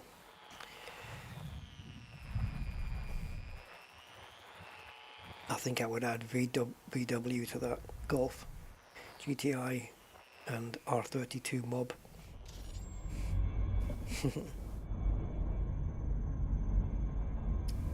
I actually saw a drag race the other day with all the different manufacturers, you know, VW, Mercedes, BMW, Porsche, and Audi. And let's just say the Golf lost. The Golf didn't fare very well. The Audi was the quickest off the line for the first 100 meters, and then the Porsche Cayman just went to all the other cars, bye, except for the BMW, which was I think an M2. It kept up with the Porsche closely, but the Porsche beat it. I think it was 3 times out of 4 races, so the BMW won once. Right, we don't have any BIOS here, do we? Oh, wait a minute, yes we do. But it's only bacteria. So there's 3 possible bacterias on A9. Let me just come out. So ACs, not worth my time. Tela, not really worth my time. And scopulum, which is worth 5 million. Is it worth the journey to see if it's scopulum? Thing is, we don't know. If we scan it, it's just going to say bacteria. And we won't know until we touch down whether it's scopulum or not. It's not going to be. Because the most lucrative one always gets taken away. Yeah. Screw it. You're not going to fool me. Let's move. Shall we go? Let's go.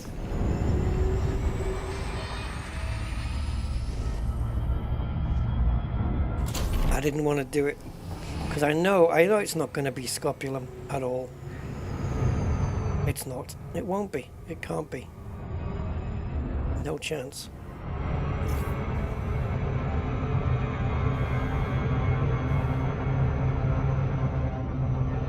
Oh, by the way, just to satisfy you then, Mark, in that drag race, the Audi took off nicely, but it ran out of steam really quickly.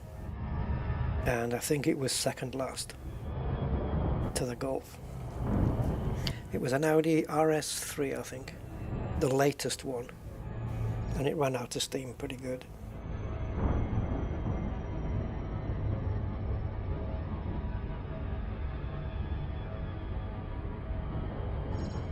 I'm not an Audi fan myself, but some of them look nice.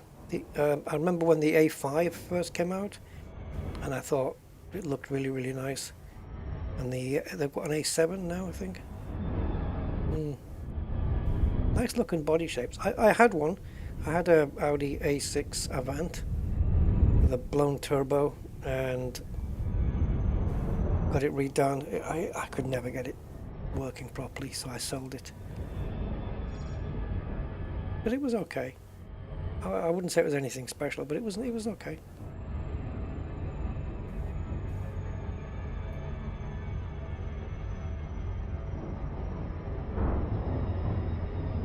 So bacteria, so we need to be in the milk chocolate area, not in the dark chocolate area.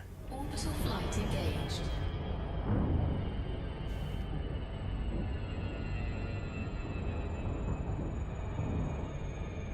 does look like chocolate now, doesn't it?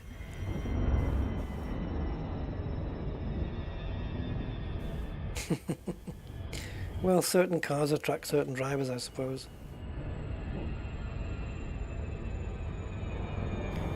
Back in the day, it was the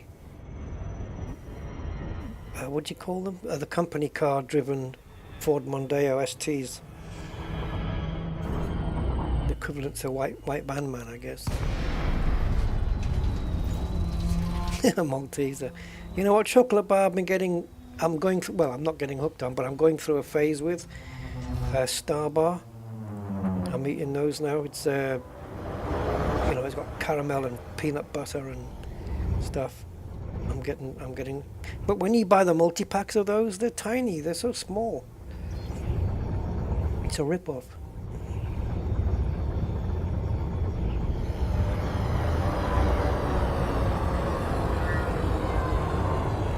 The whole thing with, you know, the diagrams on the side of foods that tell you about the fats and the sugars and how much saturates and salt content and stuff. It's very deceiving, that information. Like you pick up a packet of, I don't know, digestive biscuits, for example, right? And you read the information on the side, you've got 4 grams of this and 6 grams of the other and 1.2 grams of this. And you go, okay. And then it says per biscuit. Well, okay, how many biscuits are in the frickin' thing? And then you pick up something where it's like, I don't know, a ready meal perhaps. And it says it's 360 grams, the package of the whole meal, that's for example. And then you get the numbers and it says per 100 grams. So now I've got to multiply it by 3.6 in my head to get the actual numbers. It's like, why are you doing this? Just, the meal is 360 grams. Tell me how much it is for 360 grams. Stop all this arsery trying to put low figures on by quoting different weights.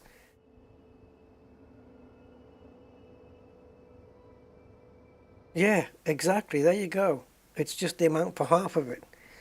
It doesn't make any sense. It's marketing deceit. We need to take off again, don't we? Because I didn't. Oh yeah. Wait a minute. Wait a minute.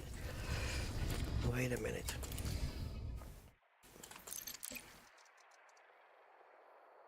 Yeah, I can't though, Blog Talk. I've got to watch my salt and my fat intake because I am cholesterol and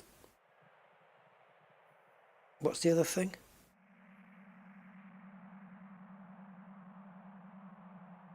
Oh yeah, high blood pressure.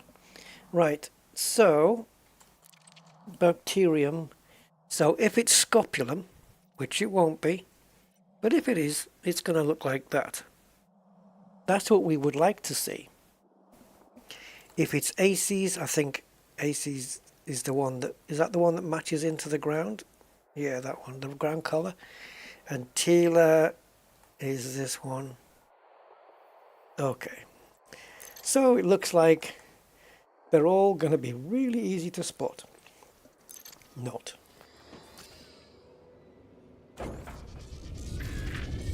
So I guess, I don't know, are they all blending into the ground?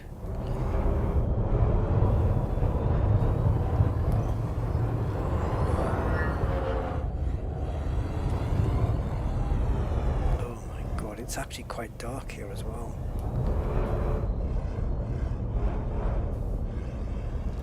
Is this a bit too rocky for bacteria? We need to find flat lands.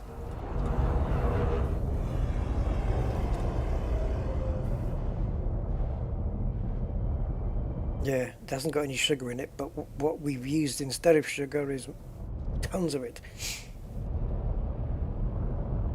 One portion. Yeah, exactly. What's a portion?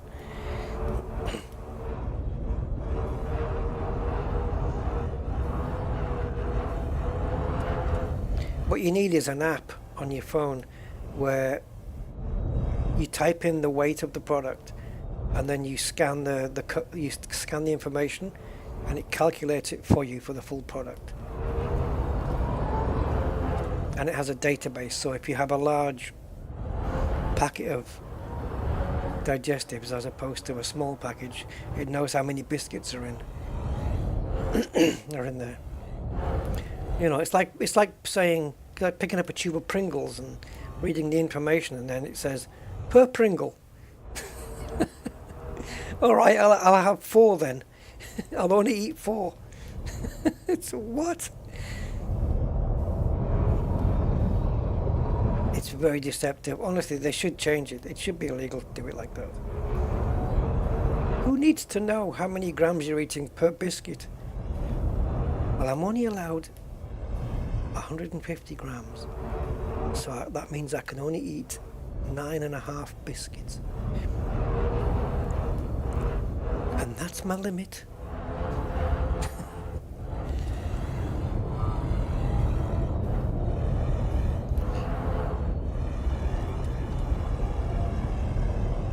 Is that bacteria? I mean, I don't know.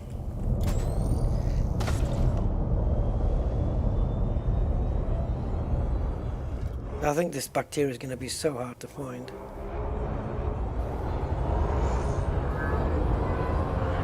Oh, wait a minute though. I think I can help myself here, can't I? So if this thing lights up, if the reticle blips, then we've got some. That can help us if visibility is a bit down.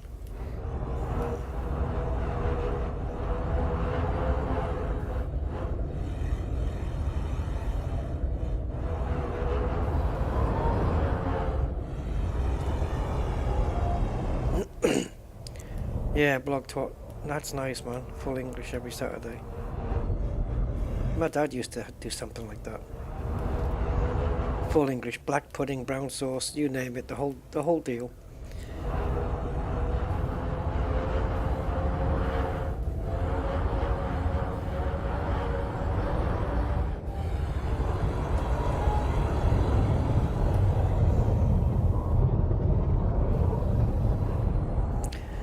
I think my main problem is eating all this stuff that's maybe not great for you, and not exercising. You know, to burn it all off, or to burn some of it off.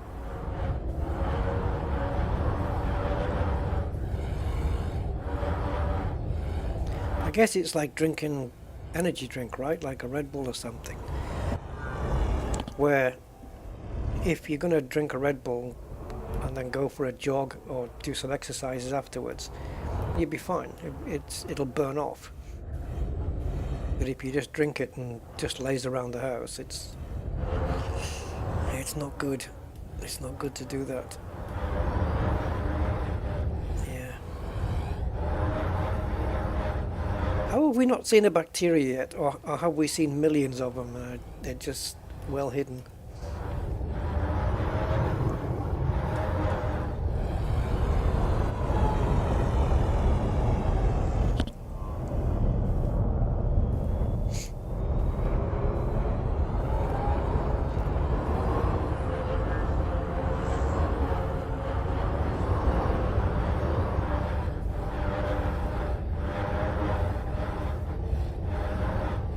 Right, it's got 30 seconds to show up, otherwise we're leaving.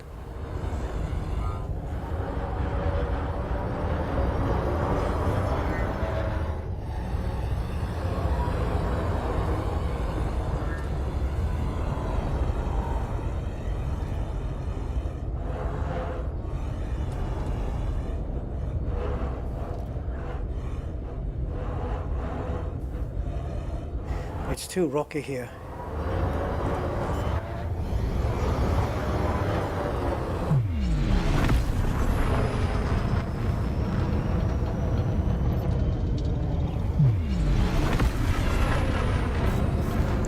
See ya.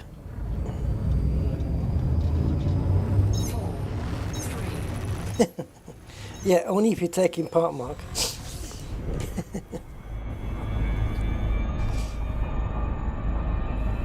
A desolate Malteser it is, yeah. It's like those Maltesers you bite into and they're all gooey inside. It's not like, it's not crunchy.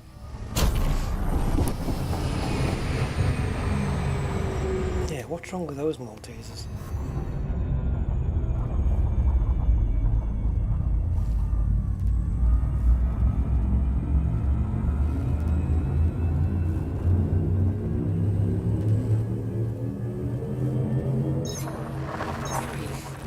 Oh, you know what I watched the other day again?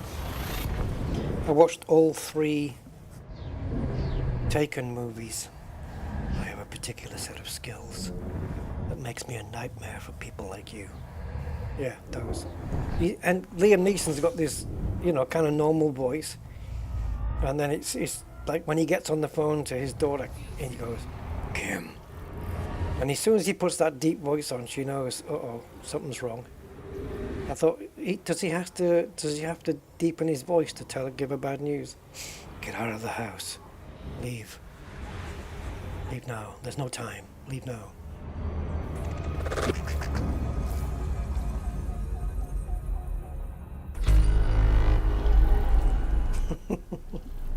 Why? What is it with Southampton? I actually don't watch football at all.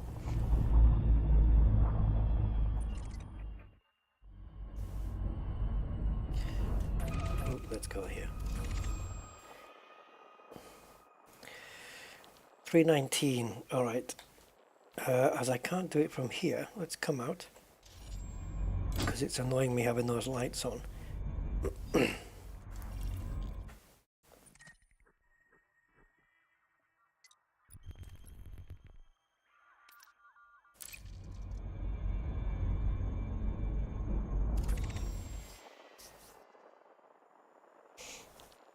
Yeah, I met David Braben as well. He do my Frank Spencer. Oh God. No. No, that's not happening.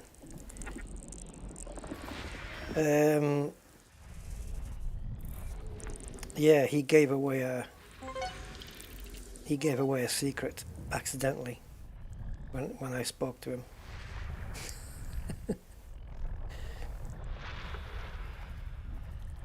It was brilliant timing. I've mentioned it before, so I'm guessing you guys know, right?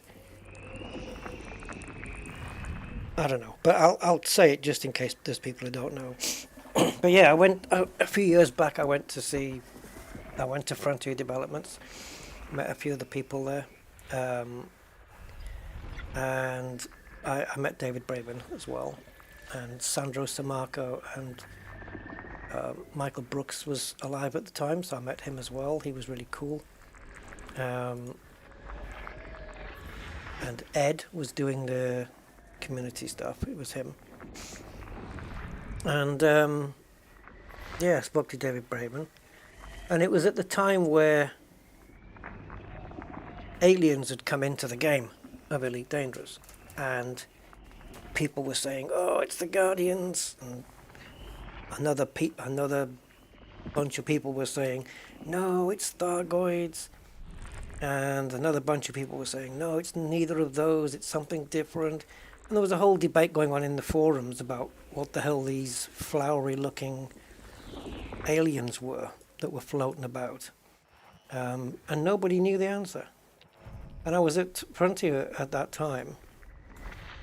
And they were showing me, because I'd signed an NDA, so they could show me whatever.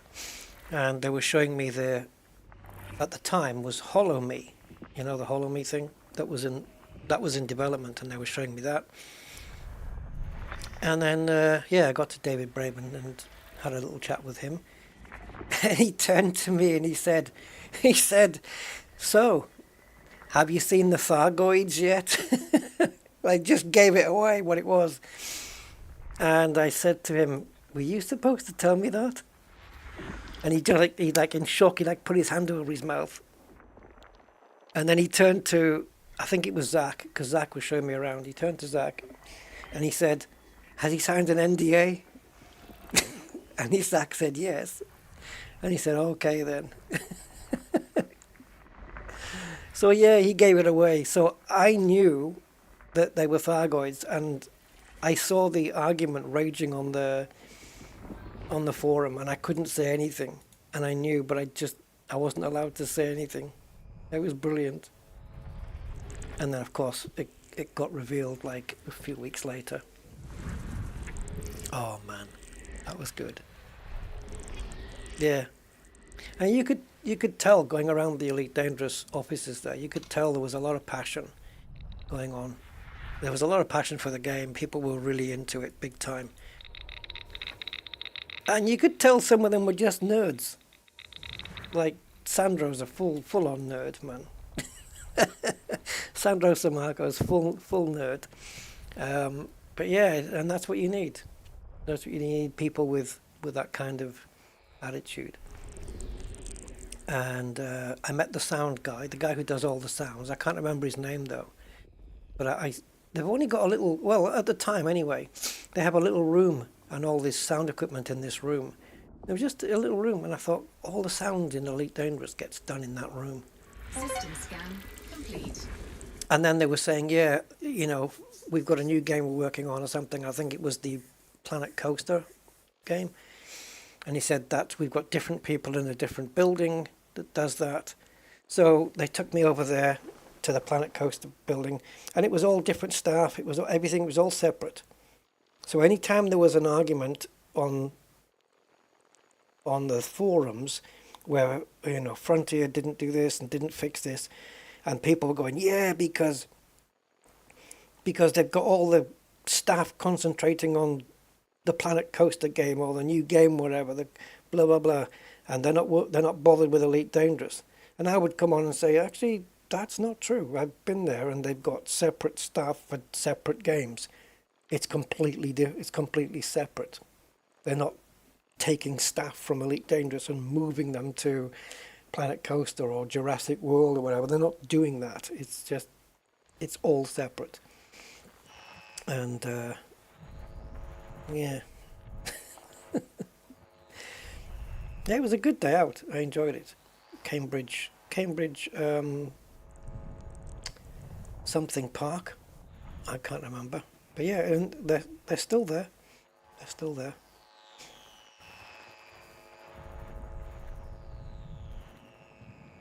I'm done.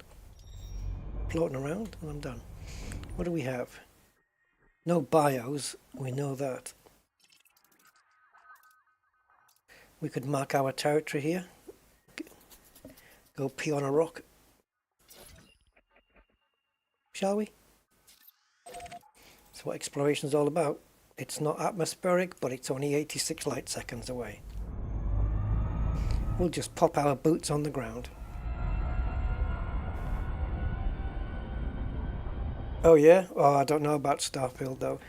That's a game I need to come back to. We've left that one in the lurch. And I haven't played it since I last live streamed. I can't. Because when I live streamed, we were in the middle of that DLC mission, and I'm kind of, well, I don't know if it was DLC, was it? Anyway, it was an extra mission that got tagged on. And we're in the middle of it. So I can't play the game unless I stream it, because I'll be leaving it in the lurch, kind of thing.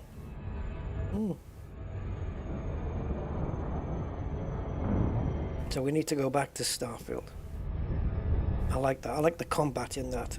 It's good.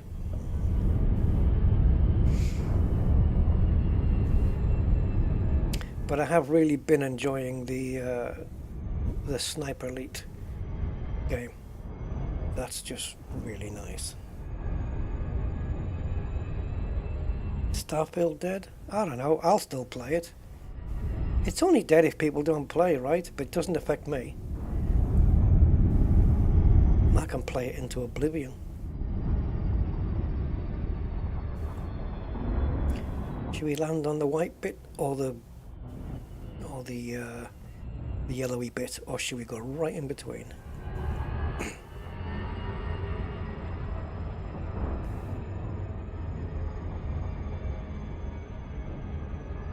Probably answering my own question here. but we're going in between.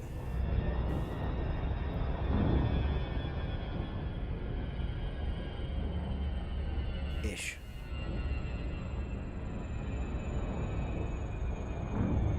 Yeah, Star Citizen, Barney, I haven't played that for a while yet. And the thing is, when I play Star Citizen, I leave gaps in between so long that I forget how to play it and what to do, and yeah. And the other one, of course, is No Man's Sky. Let's not forget that. That's just had another big update recently.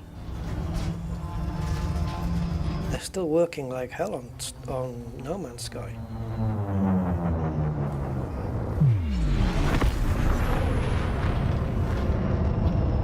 They're all good. It's all cool stuff. Oh, don't say Star Citizen though, Mark. It can't be that, because the amount of money that's been pumped into that.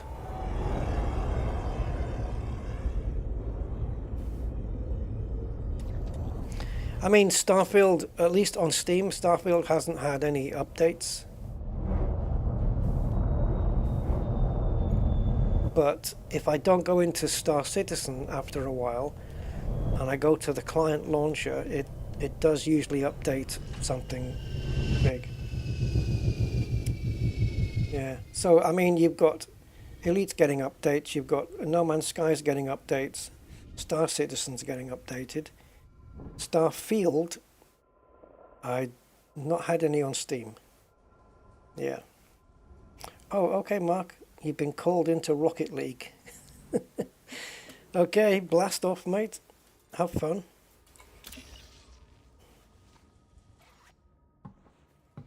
Yeah, Star Citizen. Yeah, Star Citizen's fairly big.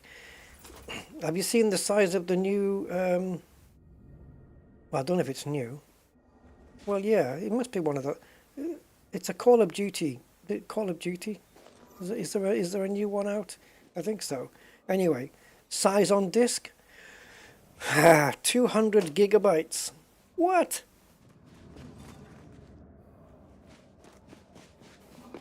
It's getting crazy now. 200 gig.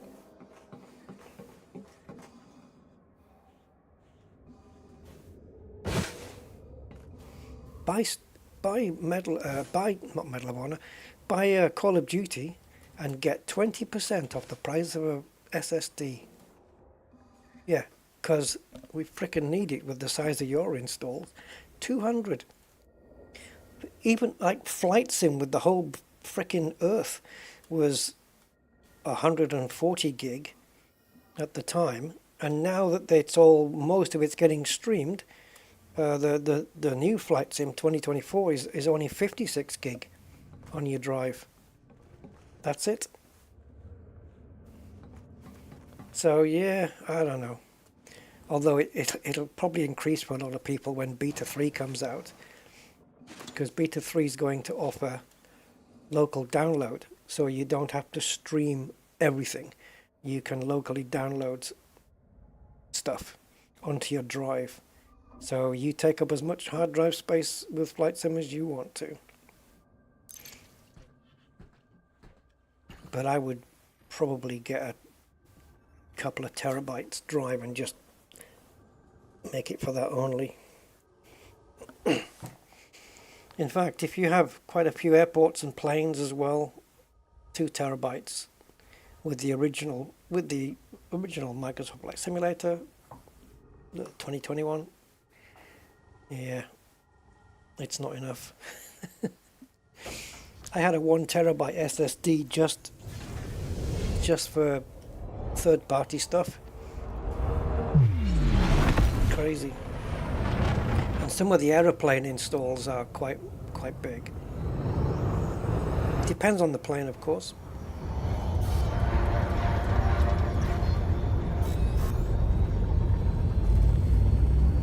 But yeah, games are getting really hefty on drive space, man.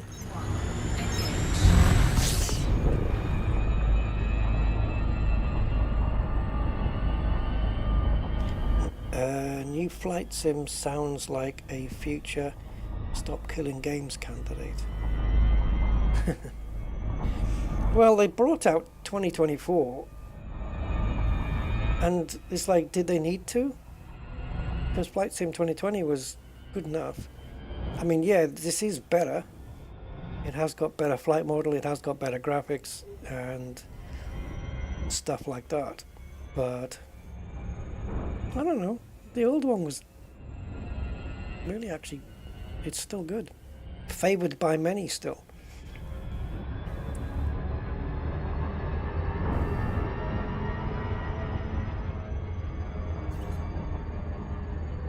Oh. Yeah.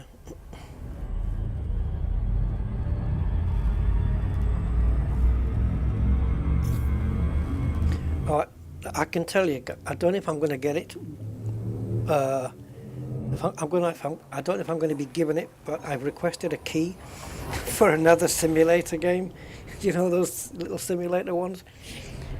This one's called Bus Flipper Simulator. So basically you buy old cronky buses and you flip them. But in between that, what you can do is convert them into whatever you want. A camper. You can renovate it as a bus or a coach, whatever. Or you can turn it into a bar. So it's like a mobile bar kind of thing. Or a fast food place. Yeah, so you basically buy old cronky buses and fix them up and fit them out as you wish and sell them.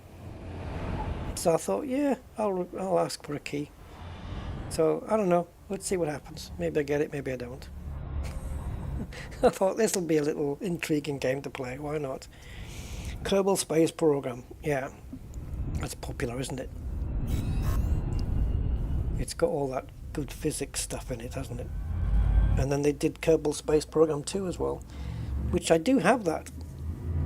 I have got Kerbal Space, I just don't play it because I don't know.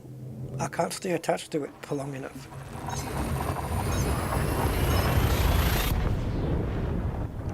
Building the rockets and whatnot.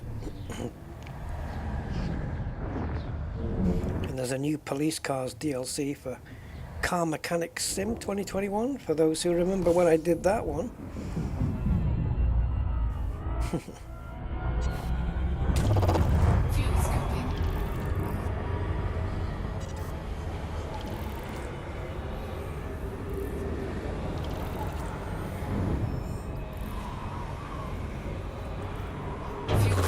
Complete.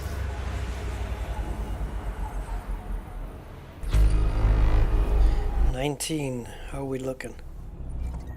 Okay. It is a virgin system. It's undiscovered. Nothing special here.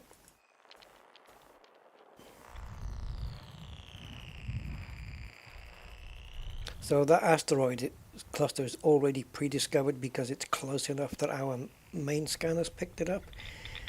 And we're nowhere near far away enough from that sun.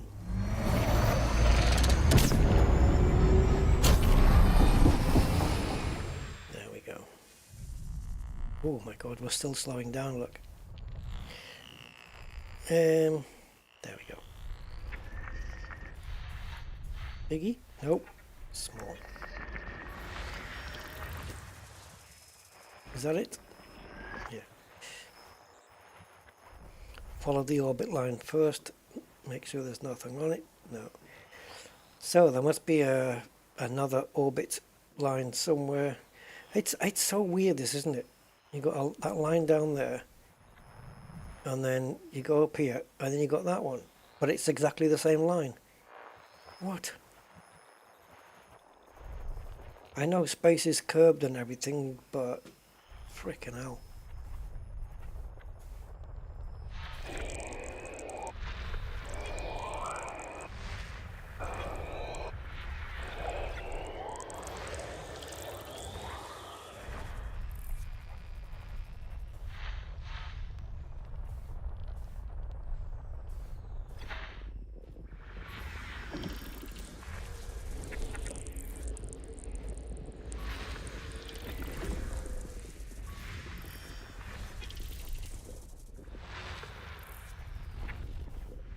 19 bodies on this one. Okay, it's not too much.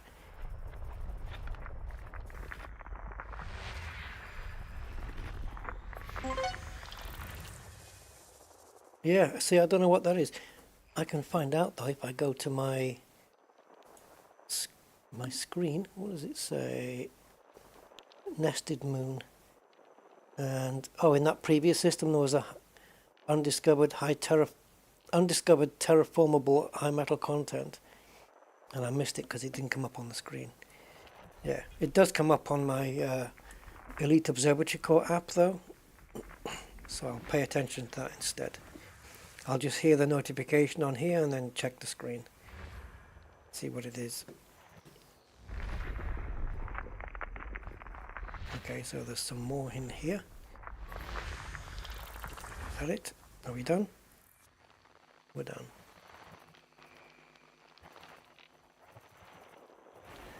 I'll just scooch up here.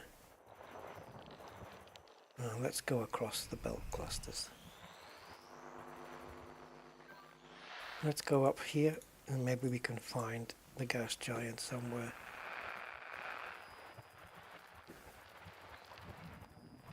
Just waiting for the arrows to appear. There we go.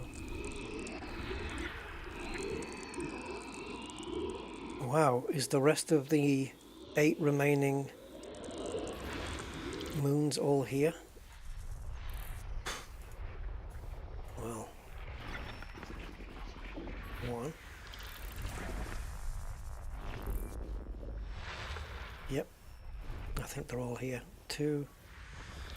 And then another one down here. 3. Hang on, Marty. I'll be right with you. All, okay, that's just about all premium boost and all surface materials in the system. Yeah, so any raw material you can think of is in this system.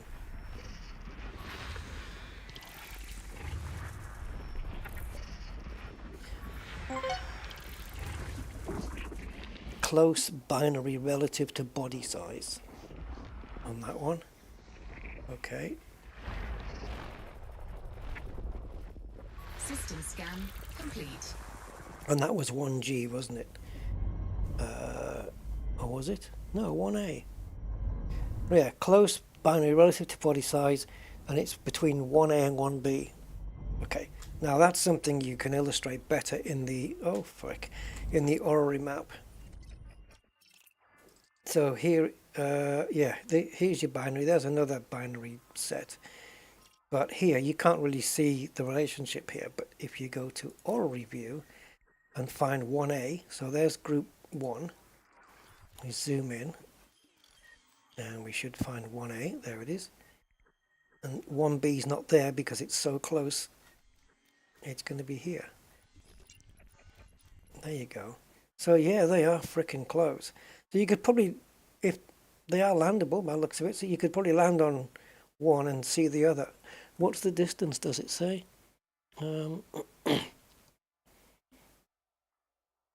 So the radius of 1A is 500, it says 594 here, that says 595.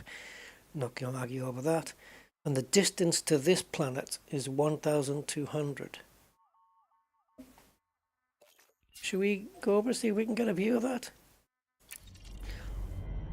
Why cannot? Why not? Why not? Let's go. Let's take a look at the whole map a second.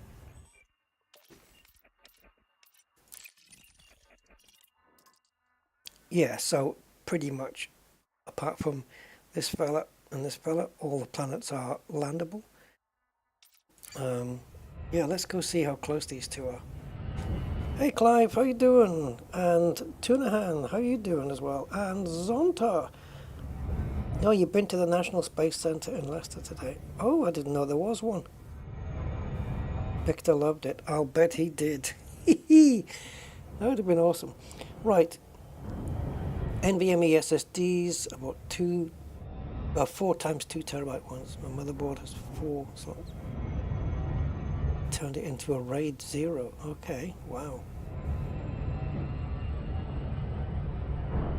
So you're striping them then, all the way across? That's brave.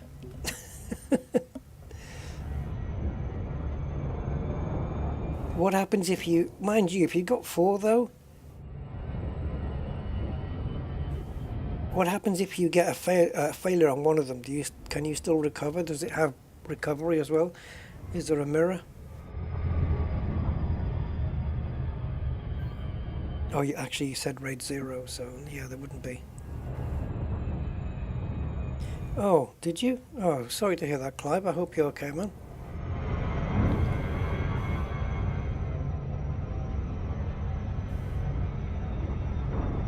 Exploration Drive. I love it. What a street to be called. What's the street called that Google headquarters are on? Don't they have a name for that as well? What am I doing? I am exploring the galaxy. 2 in a hand, basically.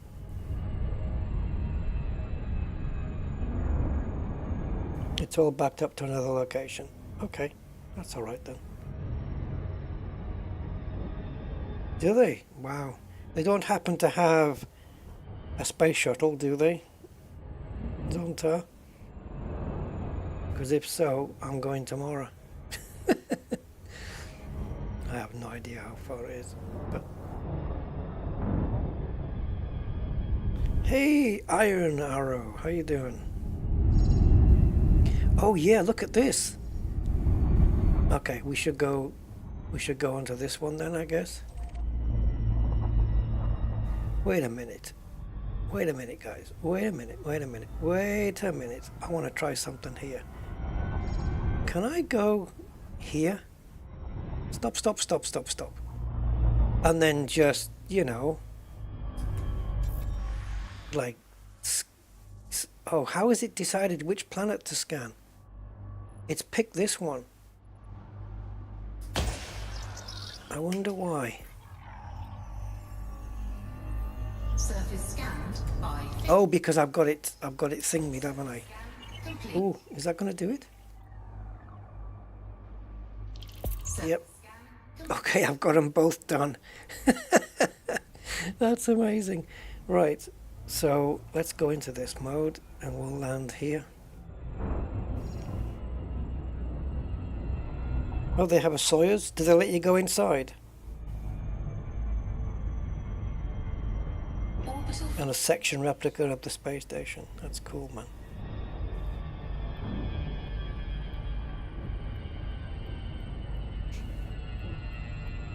Oh, you left the game a long time ago. Oh, there's been a lot happening since then. Have you been keeping up? Have you been watching videos and seeing what's going on? Are we in the right place? I should probably look out the window, but I'll just land it here. Yeah, take care, Clive. I've got issues freaking every day, mate. But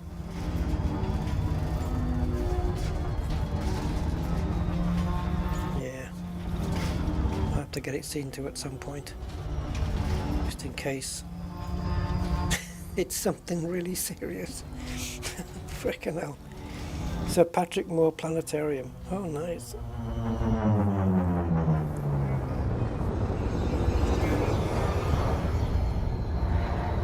Sounds like something worth seeing.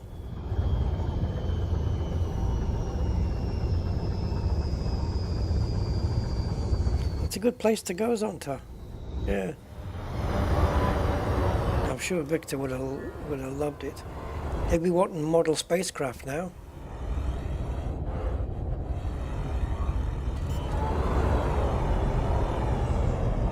You have to get him a model rocket, or one of those that you can lift off with.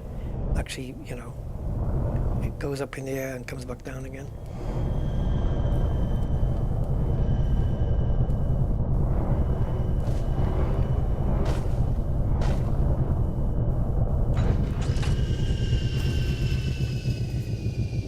Alright, let's get out and see what we can see.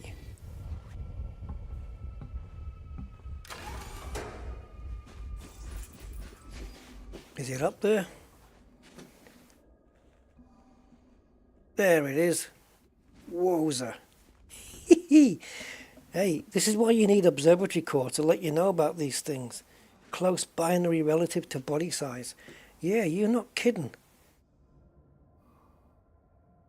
I'm sure that the bright side here was the dark side for that one. I think that is the dark side. I think the other side is definitely brighter, maybe more like this. But it was totally in shadow when we were coming in.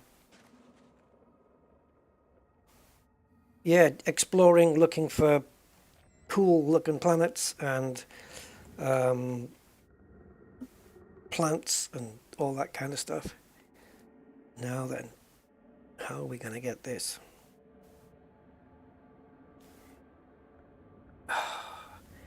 Damn it. We do a portrait shot. I'll spin that around in Photoshop. Because if I do it this way, it's going to distort quite a bit, and that planet ain't going to look round anymore. And I think that is my camera maximum. No, it's not. Okay.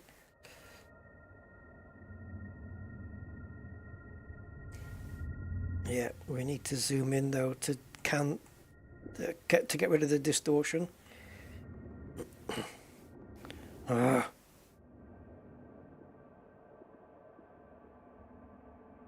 It's hard to fit all that in. I mean, zooming out is one thing, but look what it does. And it's only when you're looking straight at it that you don't get the distortion. And obviously zooming in, it's just horrible. It's horrible like this.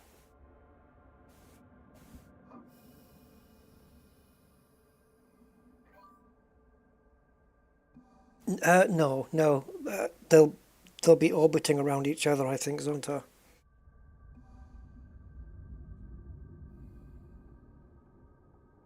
And again, if we sit here long enough, I don't know what the orbiting time is, but sometimes if it's orbiting fairly quickly, like it might say, 5 or 6 hours, what you can do is just go around the edge of the planet and look at a star that is right on the frickin' edge of it. Like in the top there, there's two right at the top, and then if you go into the 1 o'clock position, there's another star that's just above the planet's surface. And if it's moving quick enough, depending which direction you're looking in, you'll see the stars disappearing behind it. Oh, it is. I've just seen it. Okay, you have to look in the 3 o'clock position. Let me just position it. Look in the 3 o'clock position and just pick a star that's really close to the edge. There's one at the 3 o'clock position. It's going to go, it's disappearing. It's gone now. There's another one coming up where that dark spot is at 3 o'clock. There's a star right there. That's going to be disappearing. So you can see the planet is moving. It is orbiting and it's about to disappear. There it goes. It's gone. Can you guys see it? I can't zoom in any further, unfortunately. So what will be the next one? 3:30 position for the hour hand. So in between 3 and 4, there's a star just going to disappear. Disappeared, gone. And in the 4 o'clock position, we've got a really bright star. Maybe 2 of them, I don't know. But there's a bright one at 4 o'clock. Let's watch that disappear. It's going. It's going. It's nearly gone. Nearly. It's gone.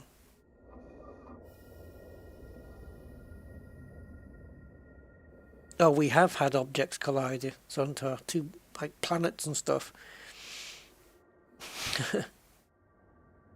How cool is that? Just watching the planet, it's actually moving as per whatever the number says in here.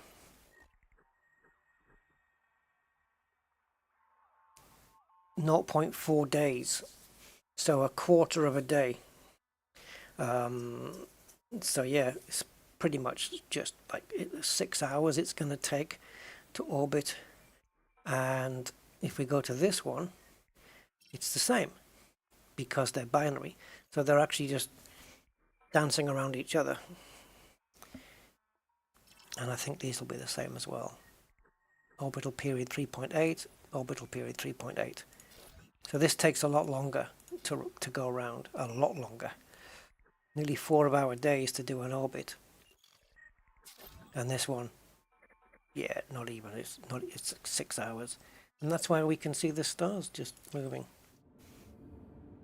Those bright ones that were at 4 o'clock are all gone now. It's behind the planet. So if you were to just leave it here and go away for a couple of hours and video record it, if you were to record it and then play it back at 10 times the speed, you'd see it all in action. And this is what is awesome about Elite Dangerous. It's this. It's the accuracy of this. How can you not appreciate this? It's too good, man. How do I get back? I don't know where I am here. Is this me? Yeah, this is me. Yeah, so it's just freaking amazing. See where my orange dot is? There's a bunch of stars right there. They're disappearing now. They're disappearing now. They're disappearing. And then we're going to see this bright one here go. That guy. Oh, we can zoom in. It might take a bit longer because it's just at a bit more of an angle, but there it goes.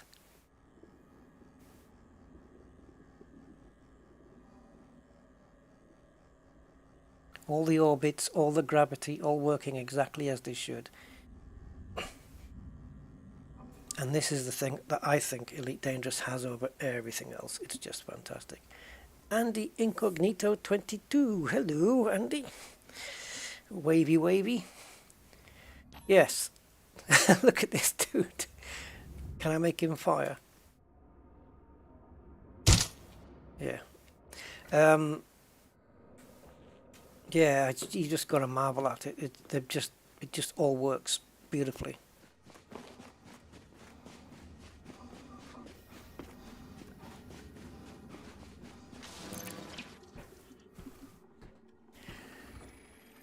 All right.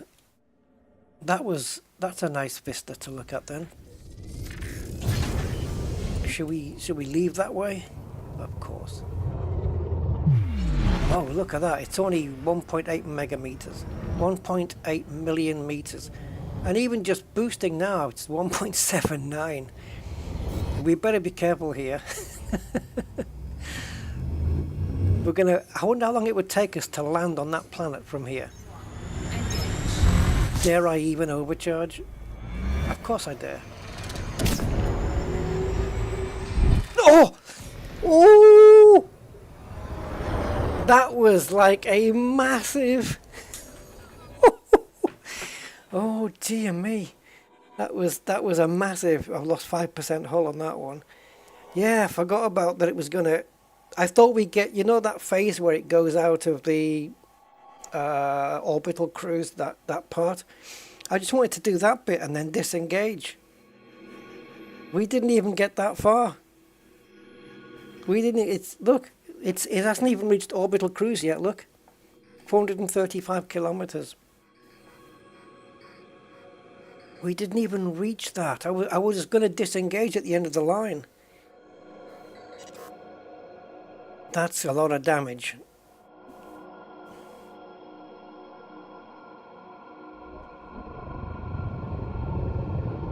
See, it is dark, you see. Oh, wow.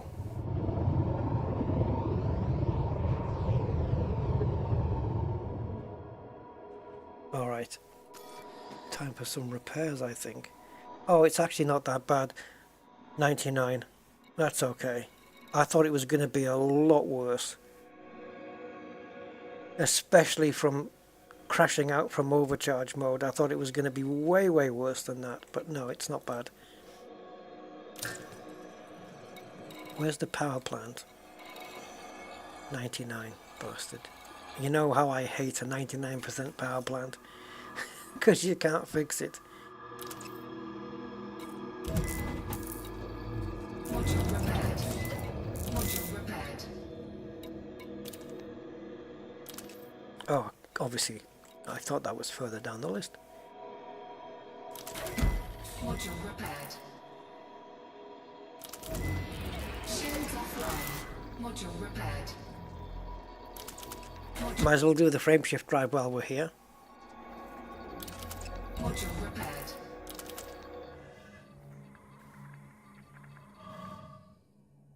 Okay, we're on life support now. We've got 7 minutes before we die. Module repaired. Module repaired. Actually, yeah, I just remembered I do have the advanced docking computer on here. Once we get to the Great Annihilator, I am expecting to find fleet carriers there anyway.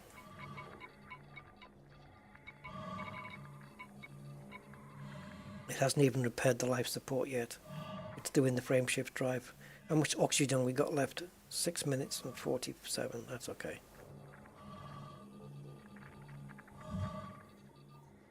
Module repaired. Module repaired. Module repaired. Module repaired. Thrusters online.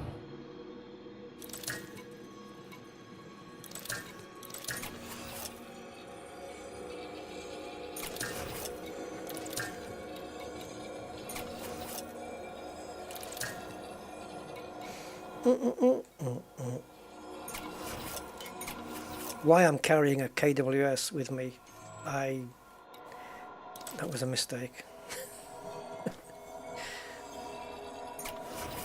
I think it does weigh something as well. I think it's like 1.3 tons maybe.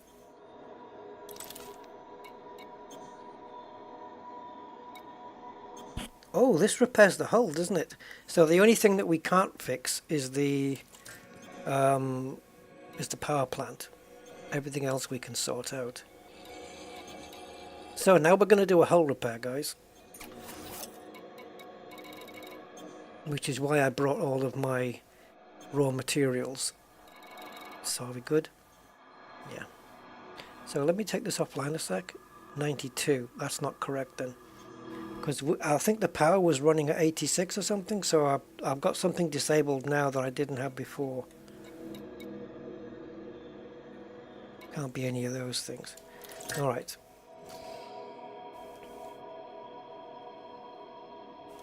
Let's get the...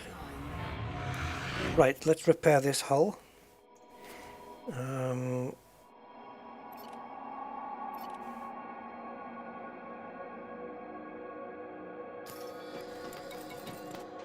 Let's synthesize 4 limpets. I think that should be enough.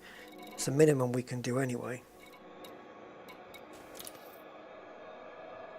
10 iron, 10 nickel. But I'm stocked up. I mean, I brought a lot of this stuff.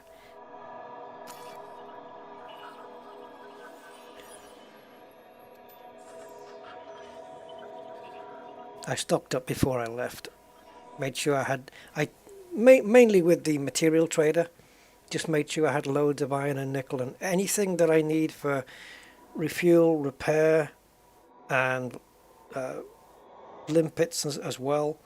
Anything I need to synthesize while I'm out here. I just got tons of this stuff. FSD injection. So now we should have 4 limpets in the inventory. Alright.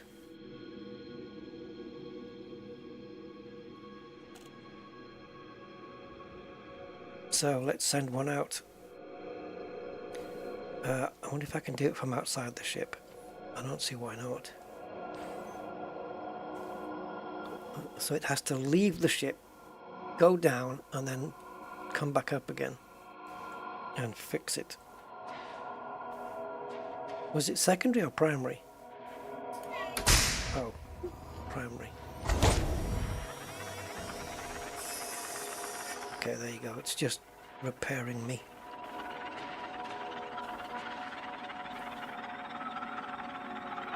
It's stuck onto my cargo hatch. Oh, Jesus. God, that made me jump. Frickin' hell. We're at 100%. Now, do I carry around the other 3 limpets or what? I got it's 3 tons. It's gonna affect my jump range. Ah, what the hell? It's still 77. Thank you, Tony Bar, for subscribing. Thank you so much. Well, okay, so we're back up to 100% there, and we've fixed everything in here except the power plant, which Frontier haven't given us the capacity to fix yet. Buggers.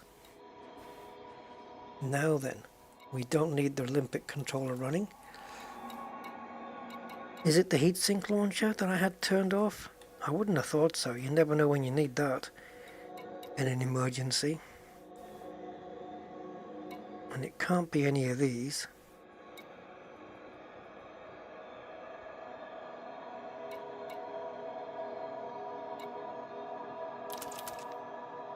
I could take off the planetary vehicle hanger, but yeah, doesn't make any. Ah, okay, I know what it is. It's the AFMU. There we go, 80. Okay. Right, that was a bad idea. Time to move on.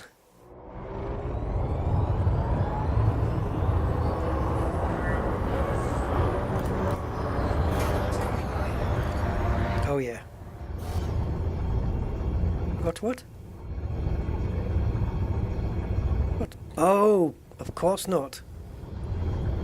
Because we're carrying the frickin' limpets and it's holding me back. 77.0 because of the limpets. I can still make that jump. I can still make that jump. Right, so it's 77.0 and the jump is 77.4. Let's do it. We're making that jump. We're doing it anyway. Even though it's out of our range, we're doing it.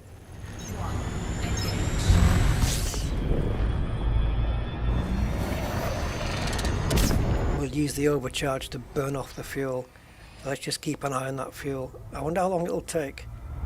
It's 77.06. How much fuel do we need to burn off to get 0.4 of a light year? 77.27. It's not much.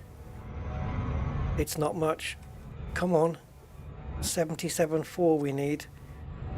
Bingo. Jump it.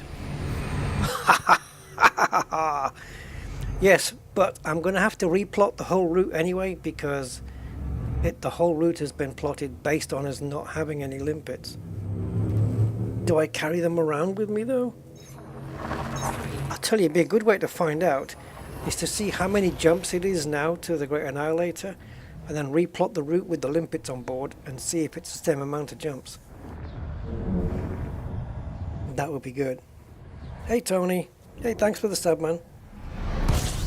Yeah, I know, but it's like it cost me 10 iron and nickel for 4 of them. So what we'll do is, on here, we have 27 jumps to the Great Annihilator. So, what we do is we go up to Great. 27 jumps. And we cancel the route.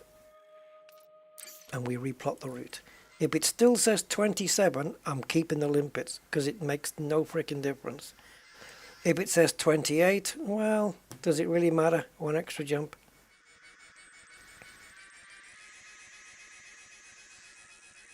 Three tons of extra weight now.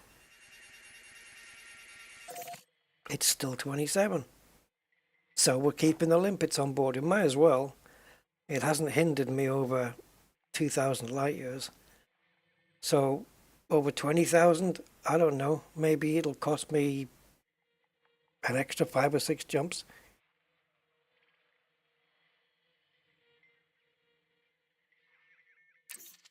Yeah. Oops, I cancelled it. I didn't mean to click that.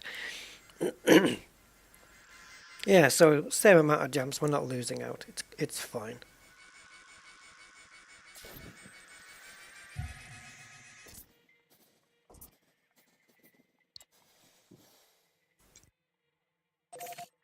All right. Awesomeness.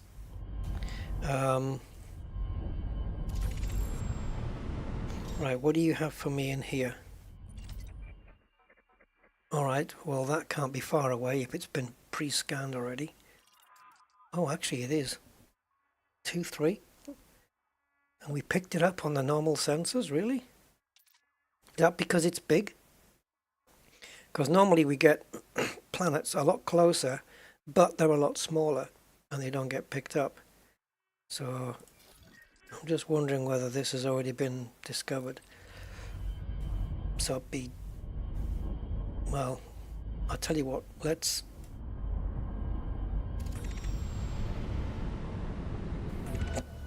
honk it and see if it says 2. No, it does not. Okay.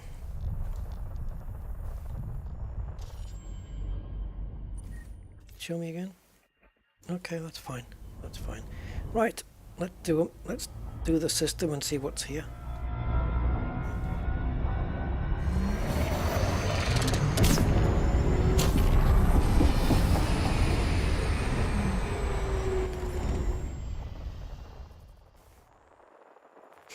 Oh, right, of course it's a star. Yeah, my brain's working on the fact it's a gas giant, but of course it's not. I just see rings and I go, yeah, gas giant. But it's a ringed star, you're quite right. 69 Lambda Eridani. I should remind me of that. Oh, hello.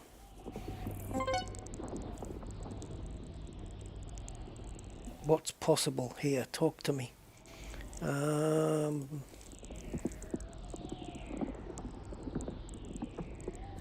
Okay. It's okay. It's not, I wouldn't say it was lucrative, super lucrative. It's listing a lot more than 6 items on my screen though.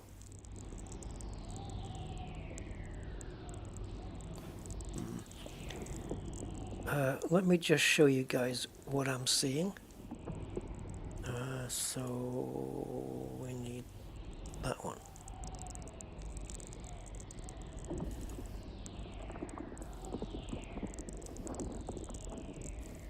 Okay. So it says 6. There's 6 different organics. So in the genus tab here, you can see we've got 1, 2, 3, 4, 5, 6, 7, 8, 9. Right, so it says we've got concha, but it could be either this one or this one. Cactoida could be either this one or this one. Fungoida could be either this one or this one. But 3 of these items, not the duplicates, 3 of these items are going to disappear. And the most lucrative ones is Alioida Coronamus. And then we've got this one through Texa Asus. I'll guarantee those won't be there. And Concha Renibus, I think those are 3 most. They're not going to be there. They're going to be the ones that's going to take away from us.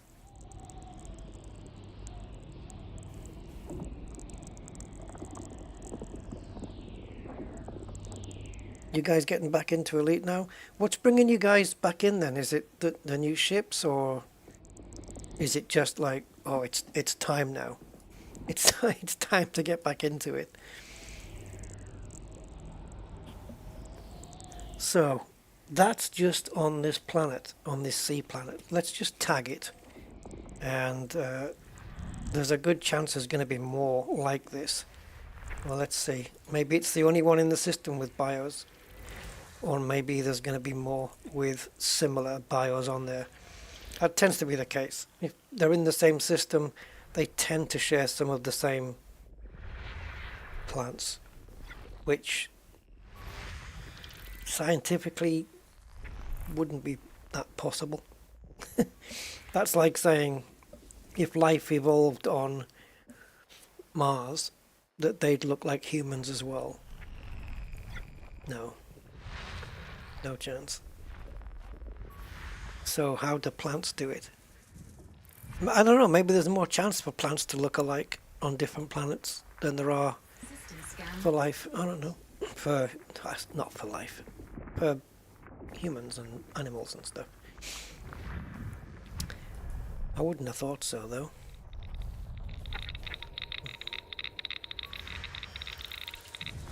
Because if you think of it like this, right? If you take a pack of cards and shuffle them and deal out all 52 cards and imagine that every one of those cards is a different stage in evolution,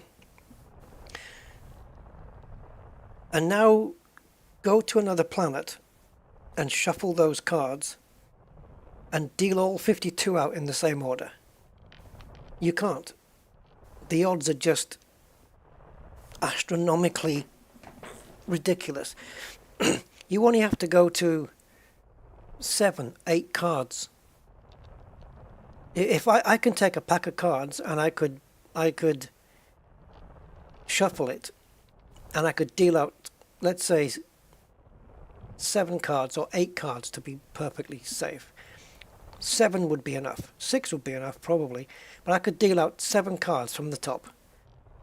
And I could say with pretty good confidence that no one has ever dealt out those 7 cards in that order, ever, in human existence. Because the odds are too great. So it's like, it's 1 in 52 for the first card. It's 1 in 51 for the next card, but it's to the power of the first card, to the power of 50, to the power of 49, to the power of 40. The numbers exponentially get ridiculous and ridiculous. So to go to another planet and deal out that same sequence of evolutionary steps, right? Like that every card, would be impossible. So I know they've got the same plants in all of these different solar systems and all these different planets, but it just wouldn't happen that way. But we have to suspend our belief. That's why it's the chance of a humanoid. I know we see it in sci-fi films, but in reality, the chance of humanoid life, like a 2 arms, 2 legs, 2 eyes, 2 ears, 1 nose, 1 mouth, the chance of that on any planet in this frickin' galaxy, or even in the frickin' universe, the chance is almost impossible that there's life that looks like us elsewhere. It's almost impossible. Think of the odds. In a pack of cards, you've got 52, and the odds are incalculable almost. Well, they're not incalculable, but so imagine how many evolutionary steps there's been on this Earth over the last 4.5 billion years. And you can imagine how many cards you'd have to deal out. It's not even possible. Yeah. So that's how it is. Where's the Great Annihilator? It's in the Milky Way. I don't know what else to say, Atlantis. Yeah, it's 26 jumps away from us. I can show you where it is in the galaxy. I can show you that, if that's all right. So if I take you there, it's a black hole. It's not the one in the middle of the galaxy. That's Sagittarius A. But I'm more impressed with the Great Annihilator. So it's here, right? It's a black hole, and it's right here. And if we zoom it out, it's here. It's just off center. Now, given the relationship, Earth is somewhere in that bunch. We live here on Earth. And the Great Annihilator is up near the center. So we are here. And if we go into Sol, which is where we live, then you've got Mercury, Venus, Earth, And then down here you've got the moon, Mars, which has obviously been terraformed, Jupiter, and Saturn. Obviously not all the moons are there because there's like 60 of them. Uranus, Neptune, and then you've got Pluto and some of these moons. And also in here, if you were so inclined to venture out far enough, you would end up meeting Voyager 1 and Voyager 2 spacecraft, because they're out there as well. How cool is that? So how can you not love this game? It's all there. And all the planets in our solar system are rotating and orbiting exactly as they are in reality. Star streams, hey! Oh, you're already in Colonia? Oh, well, hey, you're not too far away from the Annihilator, right? Did we do everything in here, guys? Yeah, we did. And it's only 1C that has the bios, right? Having fun on the bios. Yeah, it is. Okay, cool. Now I know where I am. Let's go. Try not to crash into a planet this time. That was a bit early. I sound very cautious now, releasing after crashing into a planet with the overcharge. We can go again though.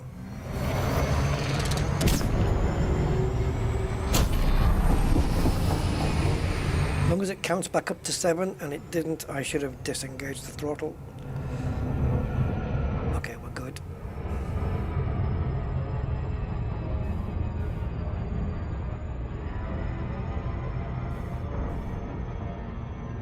So what will happen is, as I send the probes down, it will tell this the observatory core which 6 of the 9 that it thinks are there, which 6 genuses. The species, though, we won't know until we point the manipulator at them, the zapper, and scan them. We won't know which species they are.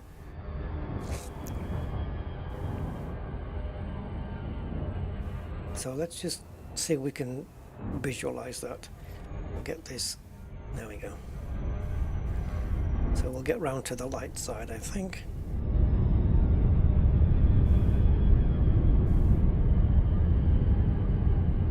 Okay, so we need 4 probes. So what I'm going to do is I'm going to send 2 probes out, right? And then I'm going to put the Elite Observatory Core on the screen for when the probes land. So, 1 front, 1 back. And as they land, and the game finds out which one they are. Scanned by 50%. Here we go. There you go. And now you can see which ones it's crossed out. The big one, Annihilator, told you we'd lose that one. We've lost Concha altogether. That's another lucrative one. So the only one it's kept in is Frutexa Arcus, or Frutexa Ferra. Now, Frutexa Arcus is 7.77 million. Very nice. But if it's Frutexa Ferra, it's only going to be 1.63 million. So take a guess which one we're getting. With the Cactoida, it doesn't matter because either of them are worth the same. So, just out of curiosity, I'm going to go and have a look at the Frutexa and see if we get the good one or the bad one.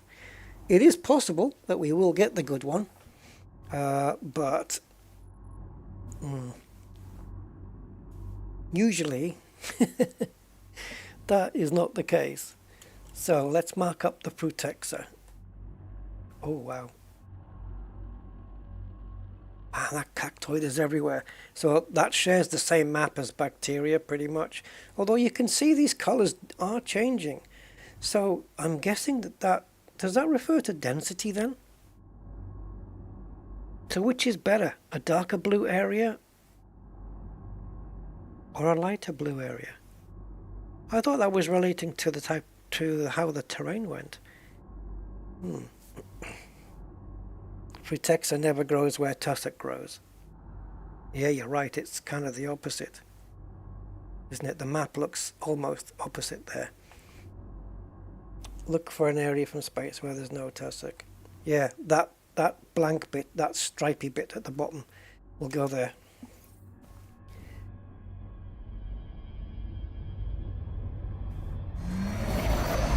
There, what am I doing? Yeah, so that stripy bit there we're going to go for.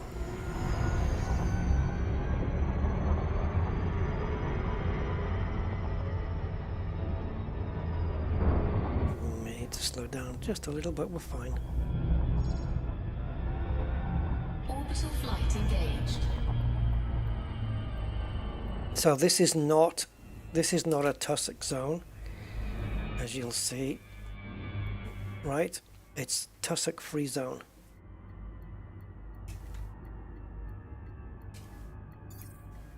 So all I have to do is, this is the tussock map, so I'm landing on the brown bit, which looks like a brain, a giant brain.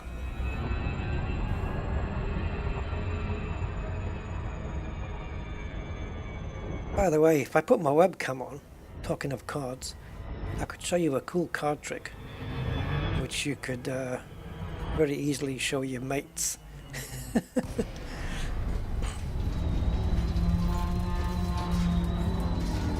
I would need a volunteer from the audience.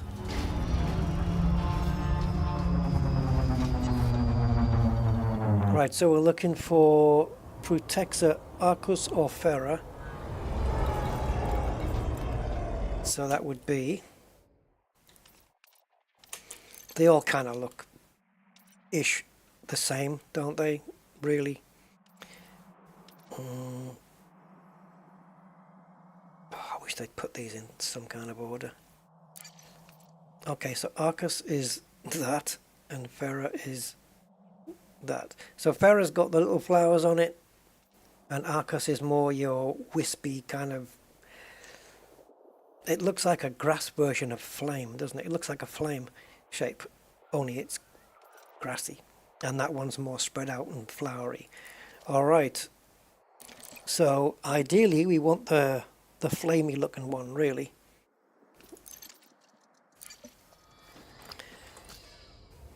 grass fire, as the natives would call it. Right, gravity is 0.19. Can use night vision, I think, here to find clumps and clusters. We are way too high at the moment.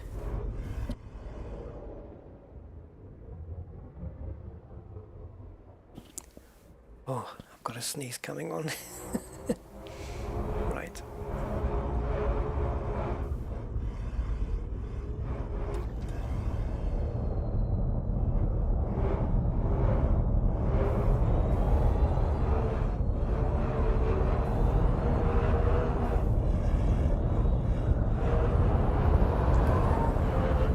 I'm not sure whether they grow in specific places, like on the sides of mountains and valleys, on flat bits, I don't know.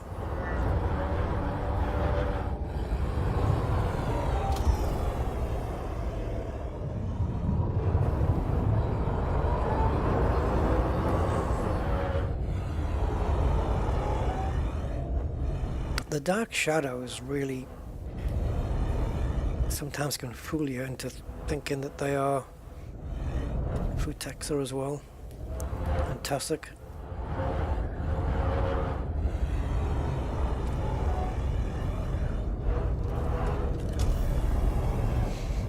See, if there's a cluster of them, the night vision is very good at picking them up at a decent distance. It usually will shine it with a brighter outline.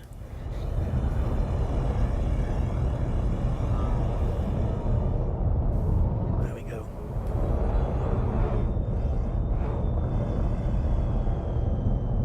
Ooh, it's the cheap ones. So Shit. Oh.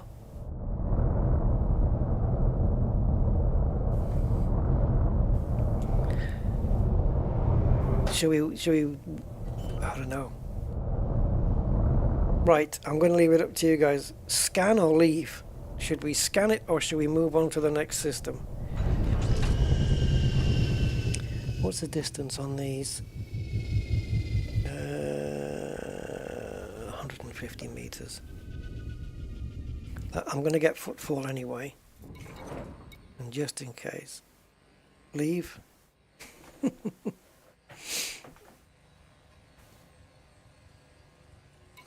Let me get footfall.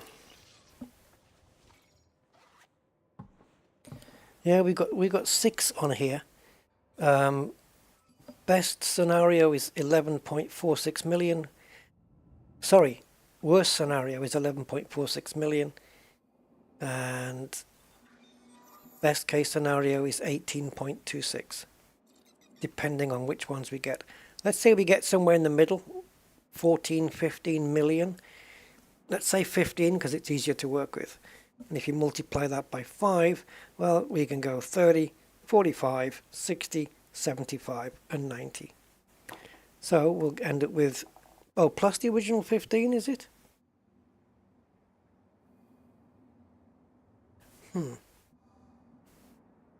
So it's either 90 million or 105 million for the entire planet. Tesco value, yeah. Okay, we've only had one vote, so we'll leave in.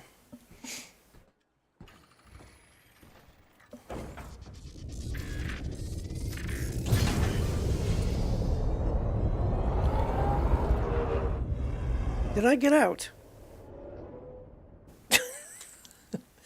Oh God, this is my memory. This is what it's like. I did. See, I get out the ship, get back in, and then I'm going, did I just leave? Did I get out? That's how my brain is working. It's just, yeah. 4, 3, 2, 1,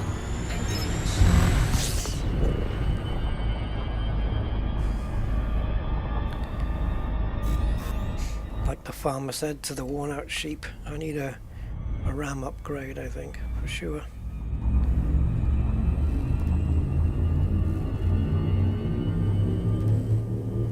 Oh, we're coming out of the BUMAU systems.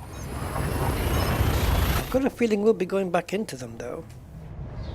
Near the Great Annihilator. I might be wrong, but I thought we were. Okay.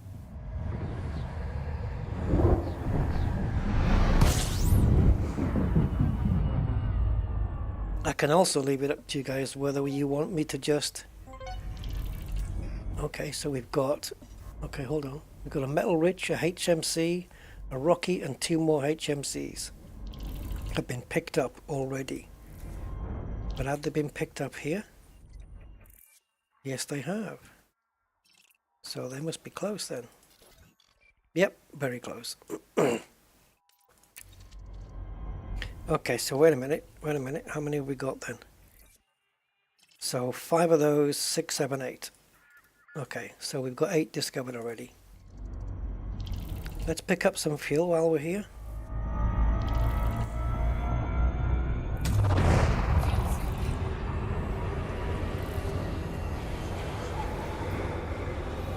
What would be the equivalent of doing this with a car on Earth? Just parking it next to a heater.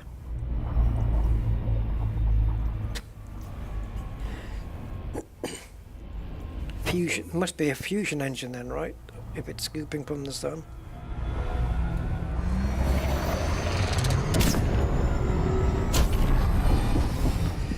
Right, let's pop it. Oh my God, activity. 11. Okay, well we've already got 8 of them. So we only need 3.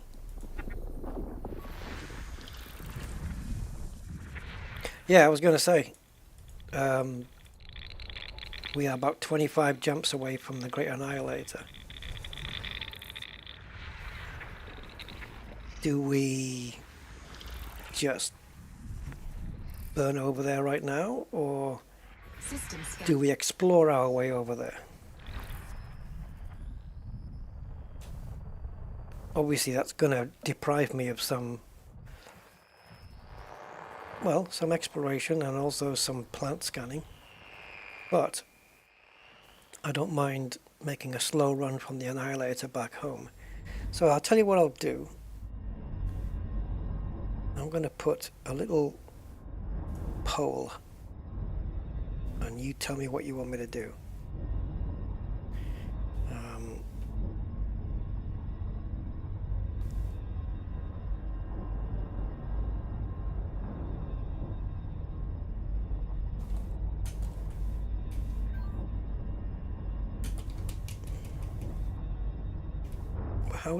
How do I do this? Oh, add an option.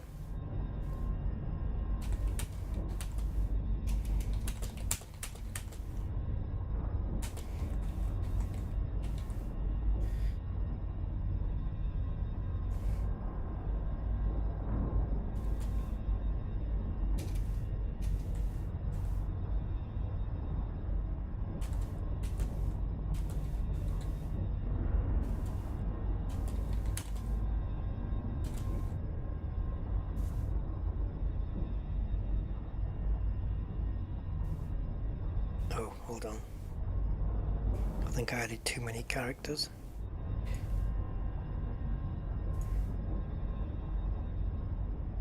Must contain between 1 and 35 characters. There we go. Right. How are we getting to the Great Annihilator, guys? Do you want me to quick dash there now? Or slowly explore my way there over the next couple of streams? We are 26 jumps away.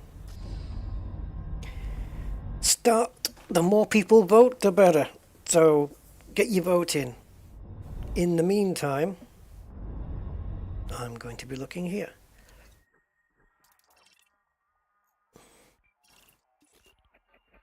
Is there anything of note? I don't think so. Where are we? 2339. Well, we do have a fast orbit planet, which is 4.8 hours, and it's this guy, 2A. It takes 4.8 hours to orbit round this guy. So basically, if we landed here or here and were able to view the other planet, we should be able to see the movement. It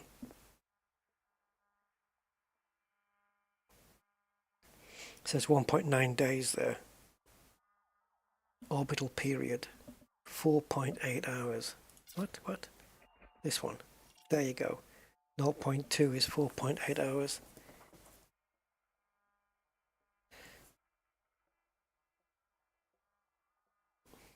That's quicker than the one we were looking at. Remember when we were looking at all the stars disappearing behind? This is faster. But I don't know the distance between the two here. But we can probably get a rough idea between A2 and A2A. And I mean rough idea. So if it's A, and then it's A2, and let's see, in relation to all the size of this, how close A2A is. Well, that's no moon. It's very much smaller, isn't it? Be easier to land on A2A and see this one.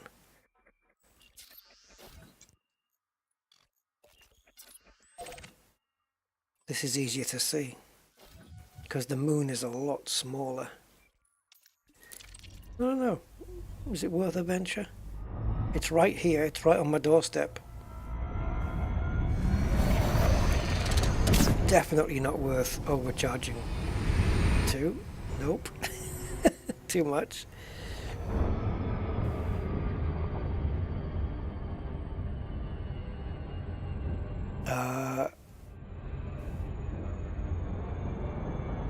Oh, agrees on the dates. Okay.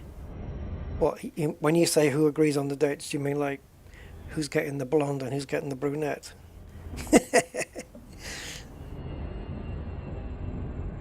Oh, they are quite close to each other. All right. So again, we've got this thing. Like, just because the orbital period is 4.8 hours, it doesn't necessarily mean they're going to be close by, but generally, yeah. I mean, because if they were further apart, it would have to be moving a lot faster, wouldn't it? And this is super close. We could land on either planet and see the other one. Man. Orbital flight engaged. We need to slow this down. We're landing on the burnt. Look at the size of this fucking thing. It's tiny.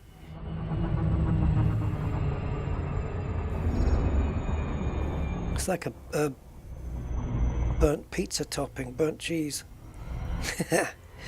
Yeah. What's the radius of this thing? I'm going to have a look.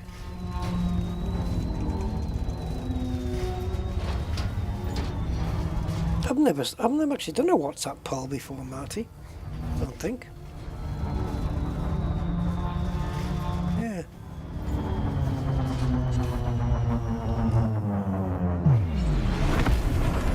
This planet's quite small then. Light atmosphere as well, 0.06 G as well, so very low gravity. Well, this should make quite a sight looking up. It's going to be massive. And as you can see there, we've got a sun in the distance with two. Oh, bum bum bum bum bum bum bum. There. Are we looking at these three? Is that what we're seeing here? Is that all three suns in the distance?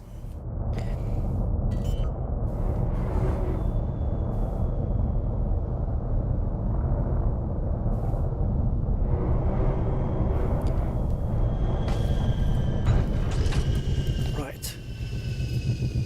Oh my God. It's too hot, I guess. Well, there is an alternative. We can go to the other planet on the dark side. So look where the sun is. It is, yeah, we're only 17 something light seconds away. Alright, let's take a look at the stats. We can't get out. We can get out in the SRB though, perhaps. So we got this one. It's 479 kilometers radius. Knowing we've got synthesized fuel refills, we could drive all around it in the SRB. But how do you just have to keep the same heading. But we need to plant a big banner so we know when we come back. A flag won't be any good, we'll miss it. We'll come straight past it.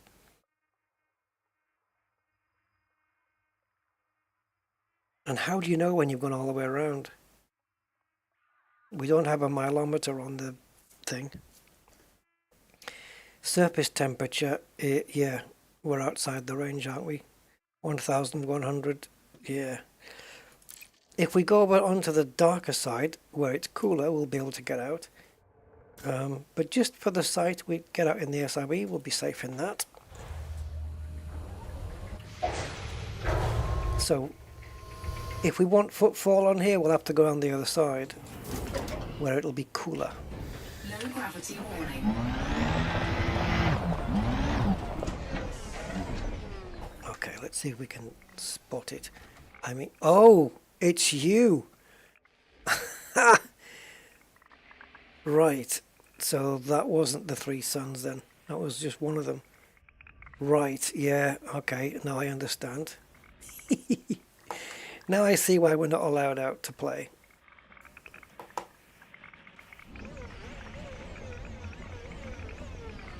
And you are Woza.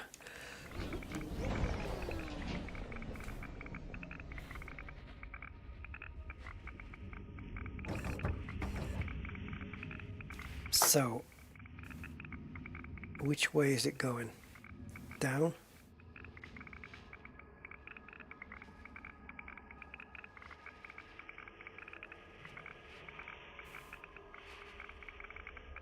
Yeah, I think the stars at the top are getting further away. It's going down really.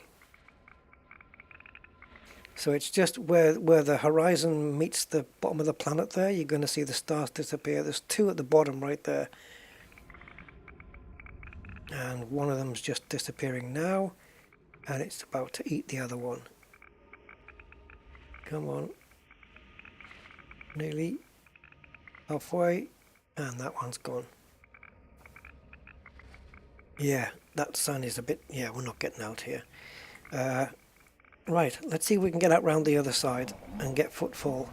And then when people land here on the bright side and it says they can't get out, they'll wonder how the hell it was done.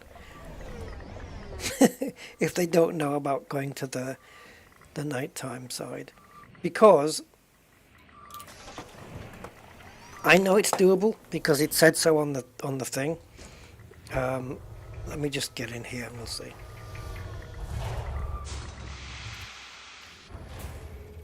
So, roughly speaking, and I'm not going to speak in a rough manner, roughly speaking, this will be your temperature on the daytime side, and this will be your temperature on the nighttime side at the coolest point.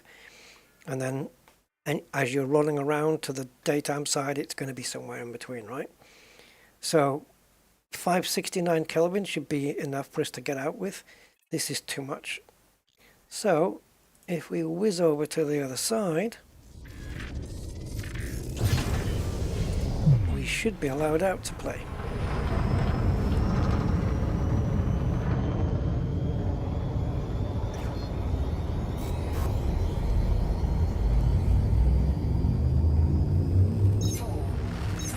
It looks like we have Explore Your Way there as 64%.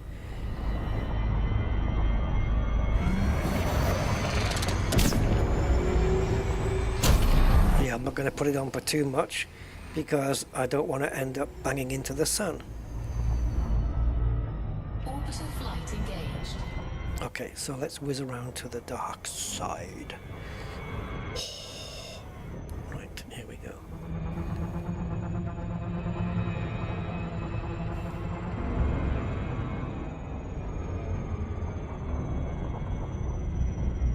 Okay, we should be allowed out here.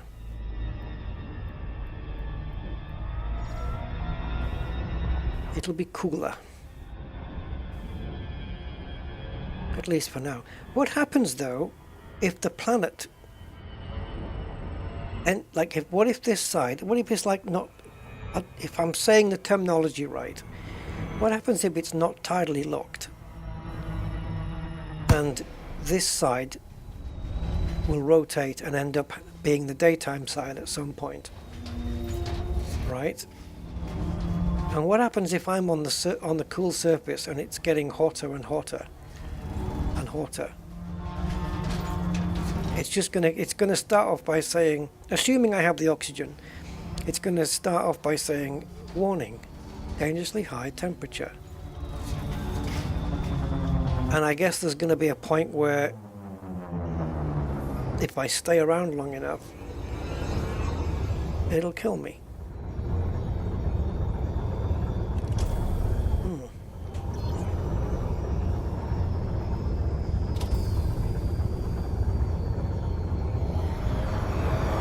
Yeah, I'm putting the night vision on. I'm not happy with this.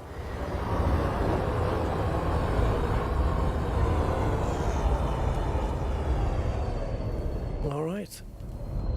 We should be able to disembark now.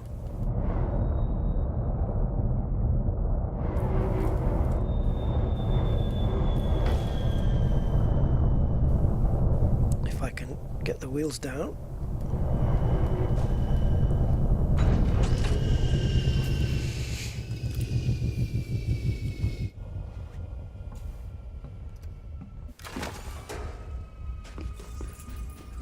Now I don't know how long it takes to rotate round, but Dangerously high temperature detected. yeah, it's high on the dark side, I can imagine. So How long will we have to wait until the sun comes around? Do I really want to find out? Yeah. No, I haven't got time. See, now this is going to be hot. If the surface is hot, surely this steam cloud's going to be. So let's take a look at my suit at 99%. Please don't kill me, like fully. If I stand on top of it, obviously if you stand on top of those ones that are flames, you know, the fire ones, it is going to do you in. It looks like here we're fine. Oh, oh, oh, oh, yep, I'm right over it. It looks like we're safe here. It can't be hot then.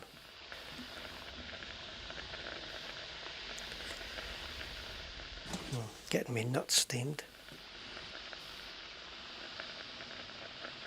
Is it going to stop? Is it going to have a little rest?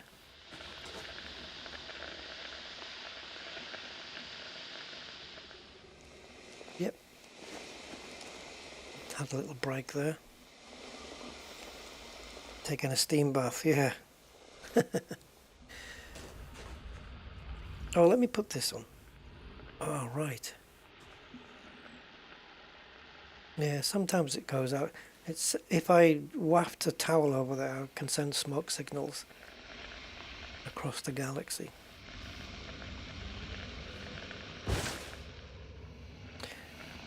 And for those who don't know, you can actually get some of these where they just these geysers, and they just spurt up into the air so fast that if you stand on it, it'll launch you into the air.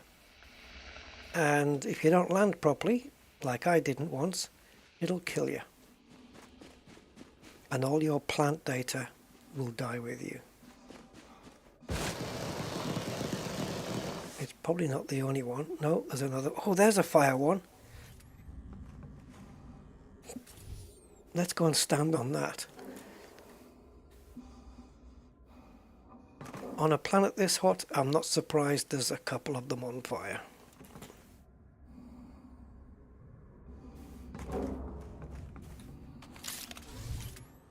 I wish pointing at something, you know, I've showed the numbers in the scope there, distance.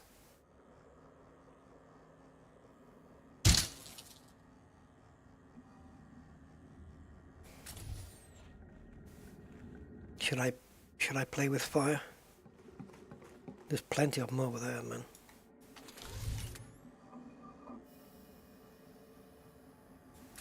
There's one with 3 on it there.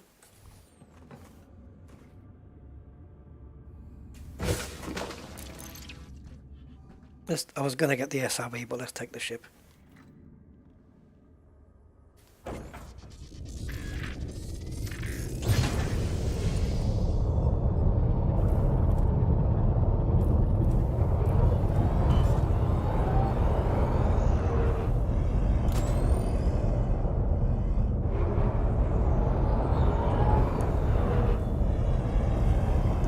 Why aren't you stopping? The hell was that?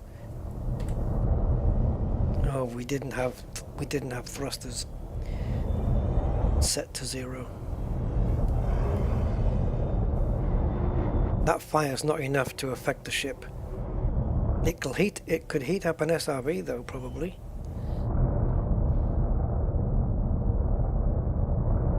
And me, well, probably shouldn't risk it.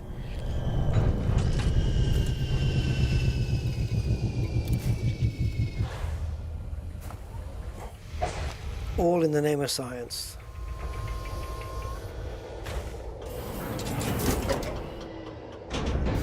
Low gravity warning.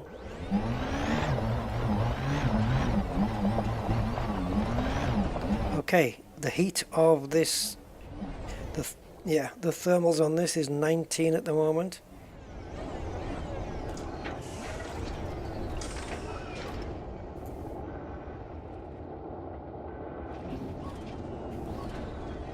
Oh, come on.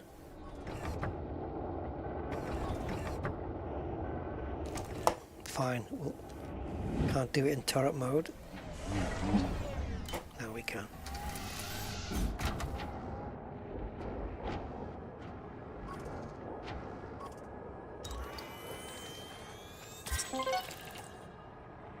$50,000. What did I get? Silicate magma lava spout. Right, look at the temperature. We got 19 degrees. Look at it now. Look at this. Whoa! I didn't even go on top of it.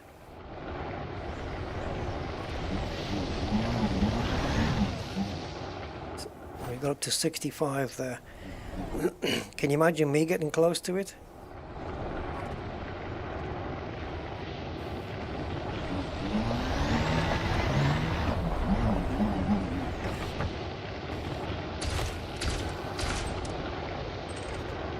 Ooh, iron.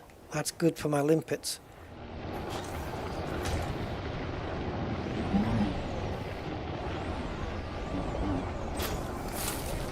Yes. 3 more iron.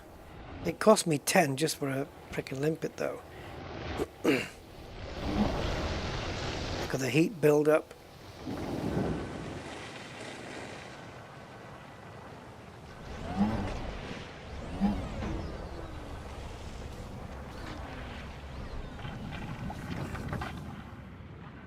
Okay. But this thing, the fire comes and goes though. Just like the geezers do.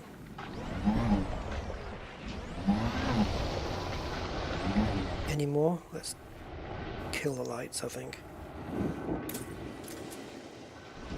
They'll be easier to spot. I'm not going all the way over there.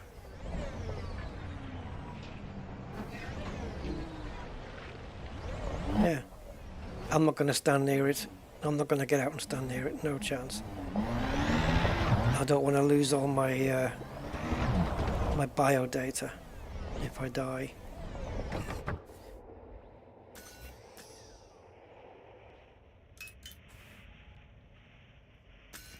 Which is exactly what will happen. There are more resources to gather, yeah. I'm pretty stocked on them though.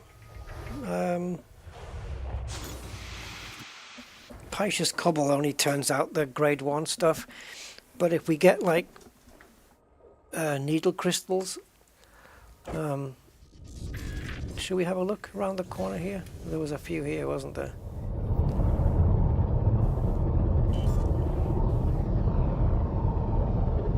Where were they? Didn't we see a big bunch in the distance? Or was it just me dreaming?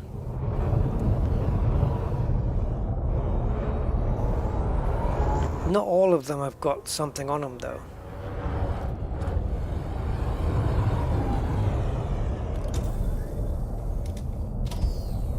Yeah, I could have sworn.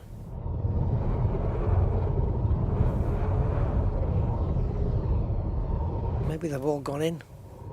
They're all hibernating. I thought it was straight ahead here.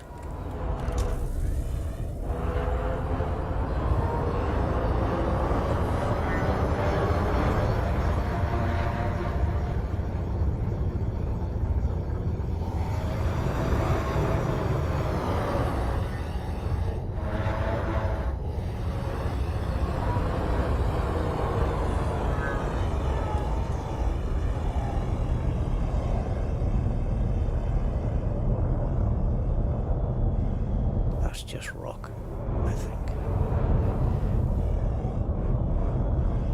Yeah, those are just strange looking rocks. Whoa. So we've got one there, and there's triple one over the other side.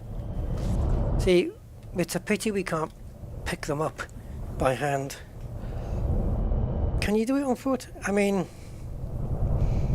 I can knock the pieces off on foot, but I can't pick them up. Let's get a couple, if they're there.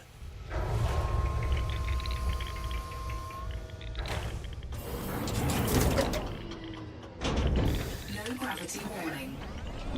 Okay, so this is the pretty shitty stuff.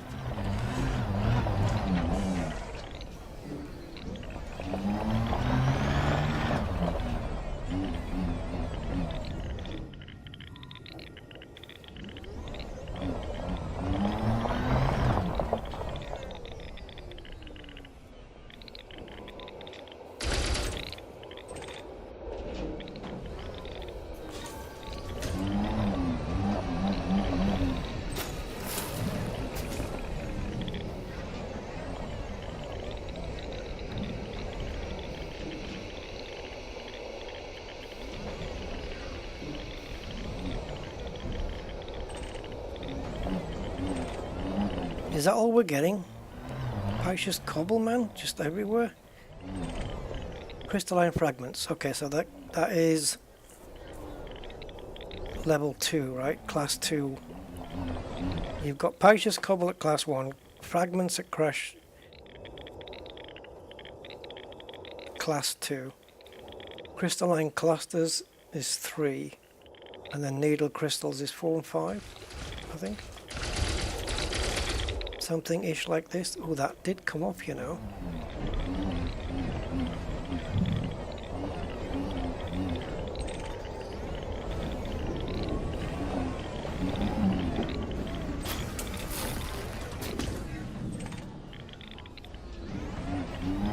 So yeah, this is definitely class 2 materials.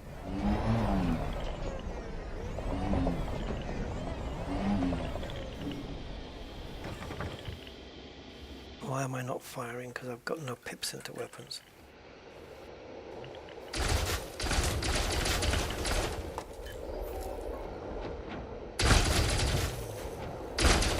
I have to go around the other side.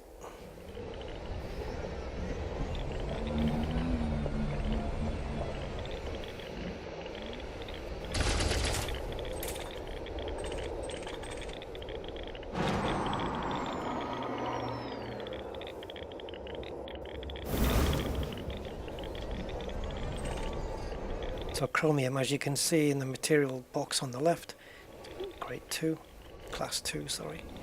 Oh, is it class 2 or grade 2? What kind of gravity have we got here? 0.06, okay. I don't know, it's just that it felt like it came down with quite a thud there.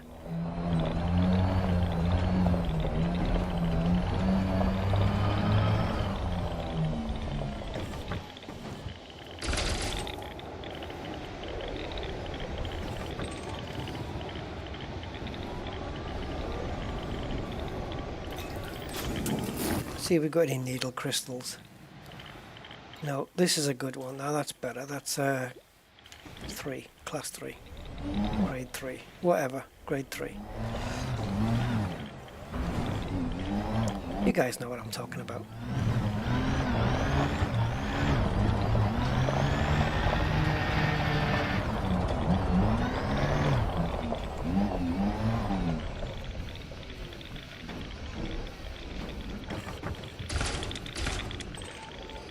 Tin.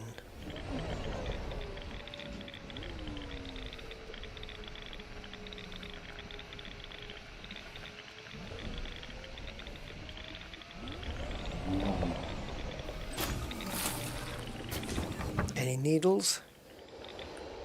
Nope, but we do have another cluster.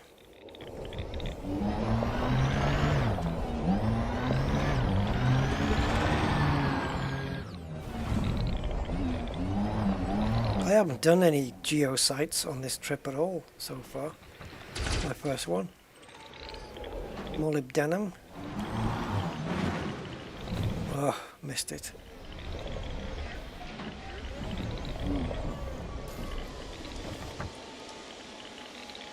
Needle crystals.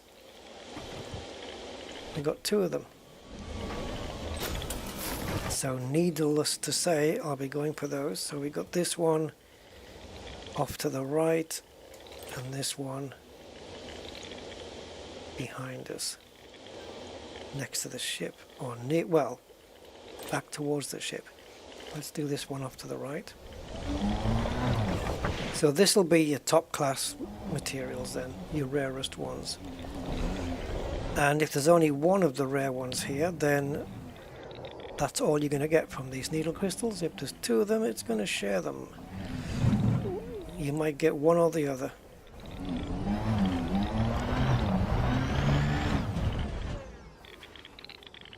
Oh, Jesus. Oh.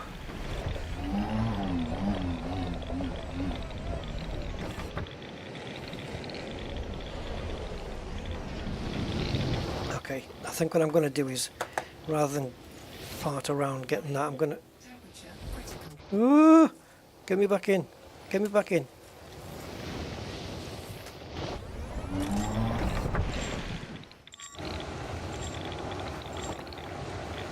That's dangerous. I'm going to pop it with the gun. look at this one. That's going to send me in the air, surely. Yes. Yes, yes. Suit thermal limit exceeded. Oh, why can't it? Why doesn't it? Yes, because I'm on the dark side. It's getting hotter, and I'm stood next to a fire. Come on. Thank you. Right. Hopefully that's gonna. Can I hit it again, and it will throw it away further? Right. Now go and pick it up with the SRB. My health is failing on the suit, so that's what happens.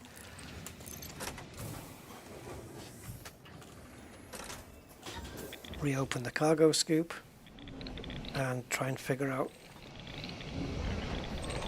There it is. Tellurium. Man, that was risky though. What the hell did it need like 4 shots for though? It is hot out there, guys. We're in the hot zone.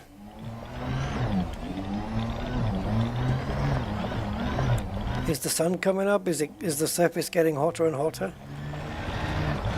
Or was it just because we were stood next to the fire?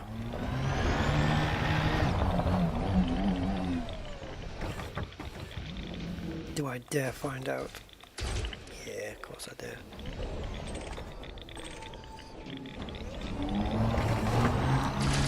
Oh, what am I doing? I can't press the right fucking button.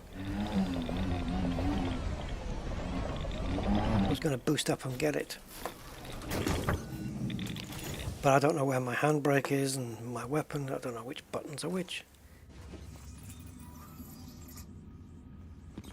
Okay, it's... Dangerously high temperature detected.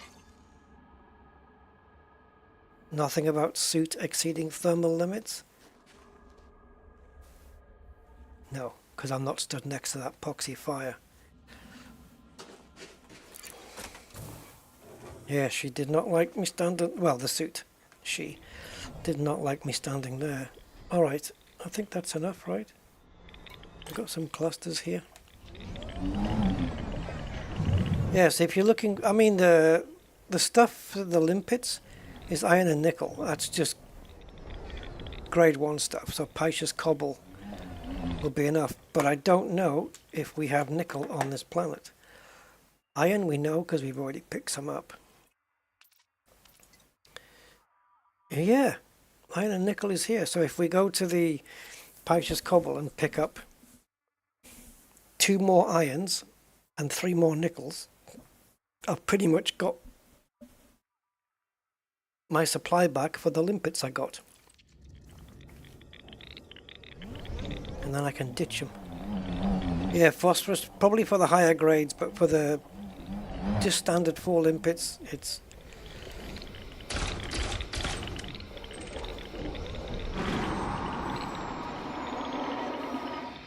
Yeah, slag.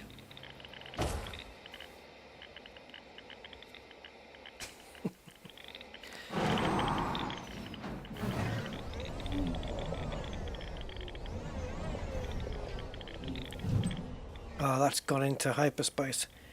Because every time we get out and back in, it raises the cargo scoop. Right, let's see what we can get from the cobble. It sounds like a dessert, doesn't it? Ooh, like last night, guys, I had some Pisces cobble with custard. Ooh, it was beautiful. Right.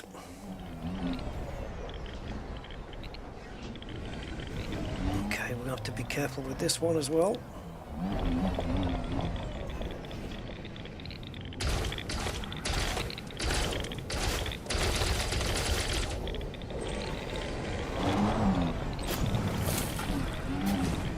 Nickel. So, just so we refresh, so if we go here, come down to the old limps, iron and nickel.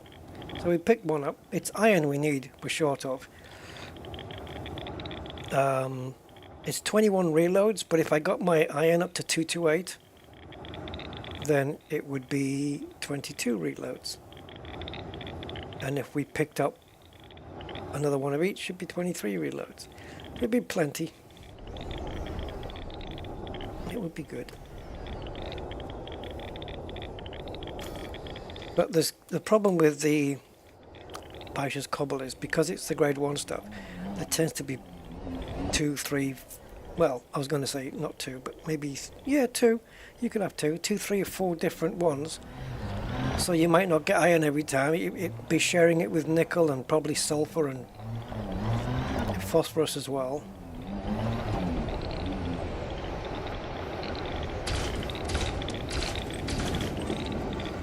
There, see, sulfur.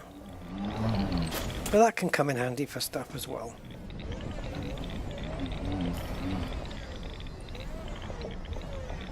Fragments. Oh, I didn't, that was accidental. I was going for the Paisha's Cobble, but okay. Good for material trading, this.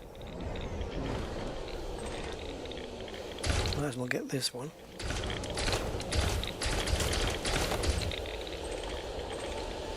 Carbon. Okay.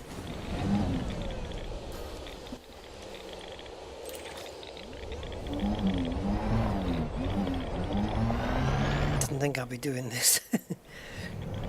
Oh, why is it all so dark?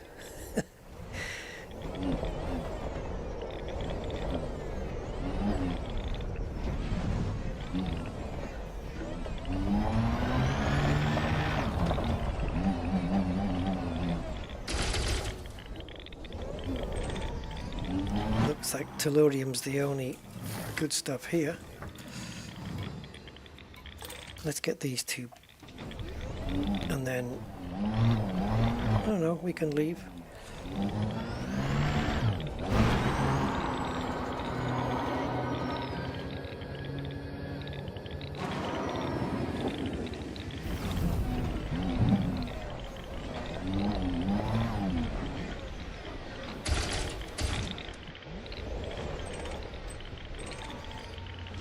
Nickel. Yeah, it's iron I need now though. Usually iron is the easiest one to pick up.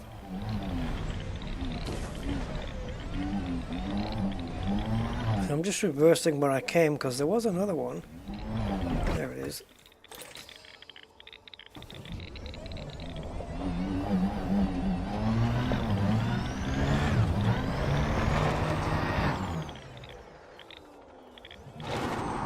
And this one's next to the fire.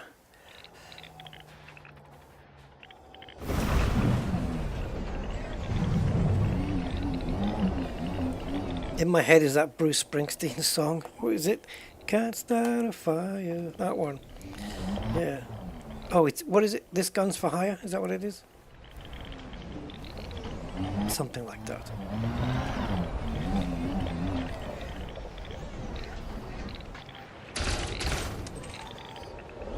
Oh, nickel.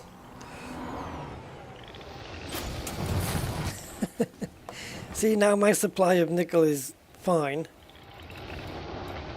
But then again, if nickel is being shared with other things, such as SRB refuel or whatever, yeah, see here.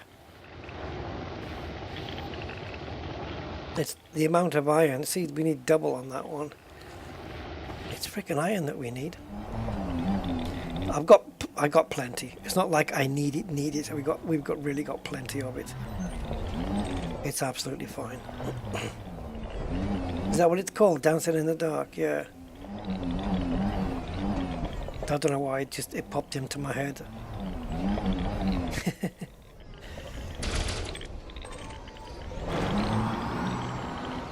Is that on the same album as 57 Channels and Nothing On? Because if it is, then I had that album. Oh, should we do the cobbles? Looks like there's 3 of them over there. Just want to give me just give me a couple of irons. That's all I ask. Iron should be here because look at all that steam. You could certainly flatten a shirt with this. It's not that kind of iron. Yes.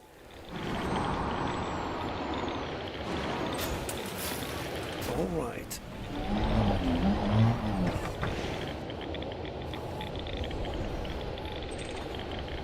Ooh, needles. We got needles. Tellurium. I think I've picked up around 4 of these already. That would have been 12. How much do I have? 94. Okay, so I'm adding quite a little bit then. I wasn't sure how low on that I was. Oh God. Isis is everywhere. It's great here though, just playing with fire. You just gotta hope when you whack this up it's gonna...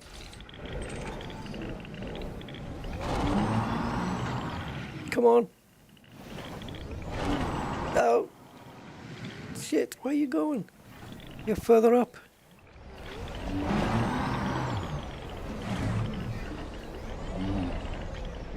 Oh, come on.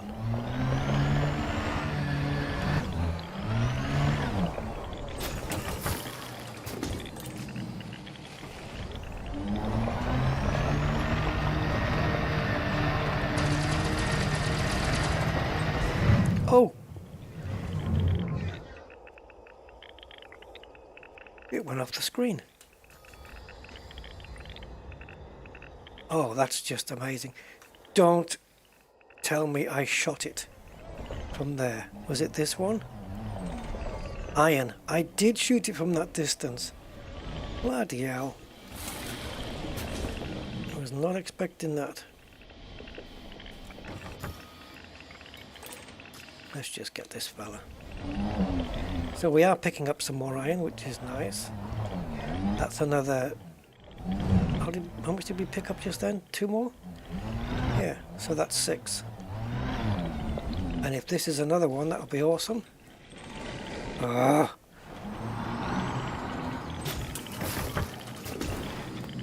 Are we on 22 reloads now, though? Yeah, we are. So I got it back. The one that I used up to get those limpets, I've got them all back now. I'm back to 22. Oh, come on. It's the last one. Well, last one, okay? Addicted now to the worst grade geos, grade 1s. But they come in frickin' handy though. And there's no material trader out here. What? Phosphorus? Phosphorus for all of us. Let's go.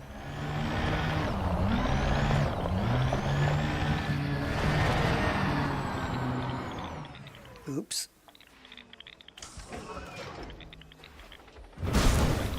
Couldn't avoid it because Frontier have said no boosting near your ship. It is banned.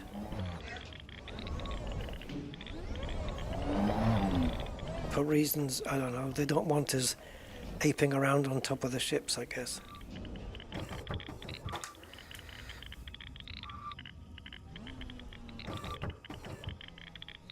So that's the little door I go through, is it? Okay.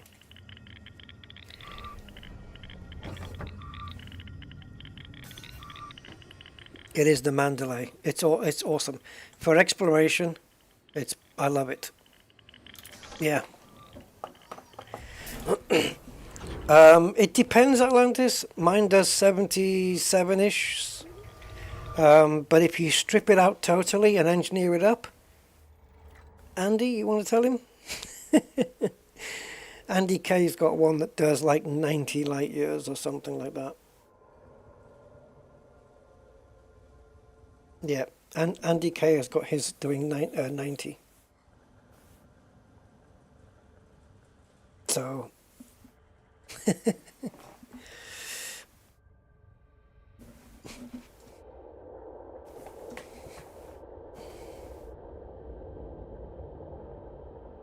When you say yours only gets 48 or 50, you mean... What? 93.6, Andy? What the hell? Did you strip out the pilot and make it remote control? 93.6, that is mental. Hey, Scooter. didn't see you there. And MXLA went from Sol to Colonia to Sagittarius A into the Great Annihilator and returned home. Yeah, this is kind of the trip I'm doing. Sol to Colonia, messing around there. Sagittarius, which wasn't in the plan, but we went there anyway. I went out west a little bit as well, though, before I came back. And then we're on to the Great Annihilator, which I've been to all these places before. But, yeah. Wow, 93.6, Andy. That is killer. That is freaking serious jump range. Nice. That's very nice.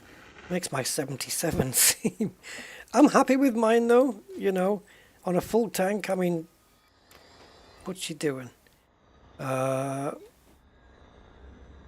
on a full tank, she's just under 77, right? But, it's fine. Oh, I say that. You know what? Do you know what, guys? I'm probably going to regret this now. I'm going to ditch these limpets.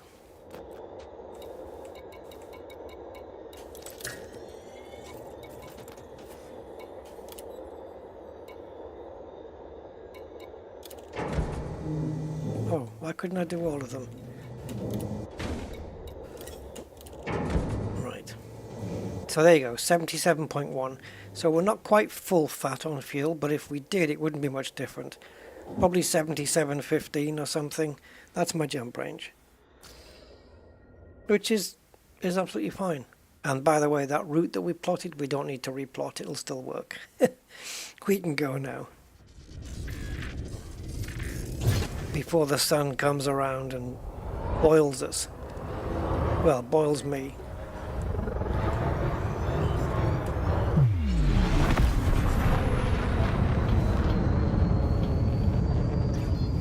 Right, so the poll is about to close, and it seems we've had 28 votes, so thank you all that voted.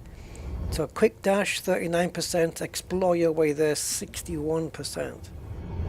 That's pretty decisive. Yeah. I mean, yeah, I'm 77 light years, but I do have quite a few bits of equipment on board as well. I've got 2 SRVs, you know, I mean, I've got all of this. I've got 2 SRVs in there, AFMU, and then shields and scoops and docking computer, kill warrant scanner for no reason whatsoever, because I needed it to unlock an engineer, I think, over in Colonia. I think it was for combat or something. We've got repair limpet controller on board as well, and she's engineered up to the max. I'm going over to the Great Annihilator. How do I pronounce your name? Maxla? MXLA? Yeah, I'm going over to the Great Annihilator, which is a black hole, but we won't get there on this stream, but it's still 26 jumps away, and we're about to engage the next jump. There we go.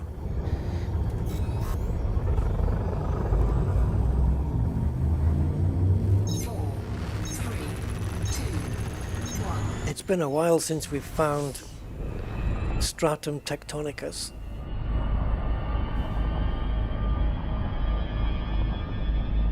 Oh, come on, scroll bar. Push down, there's a good lad.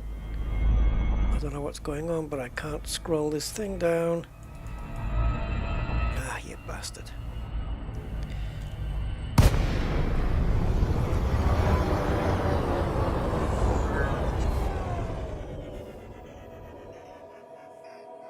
Give me a sec, guys. I don't know what's going on with this. Okay, solved.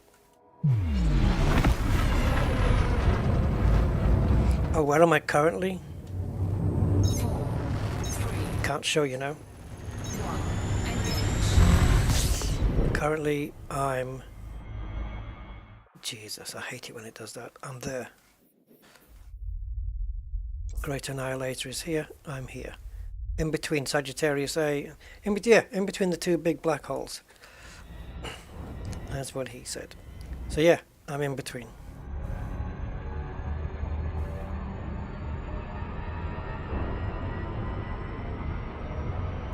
We can make that just about.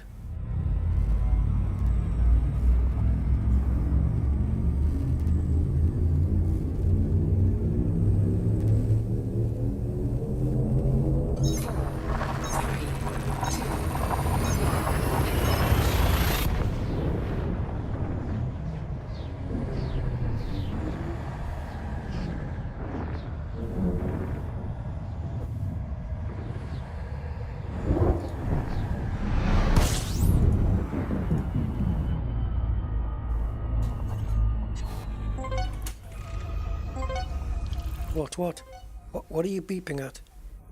System scan complete.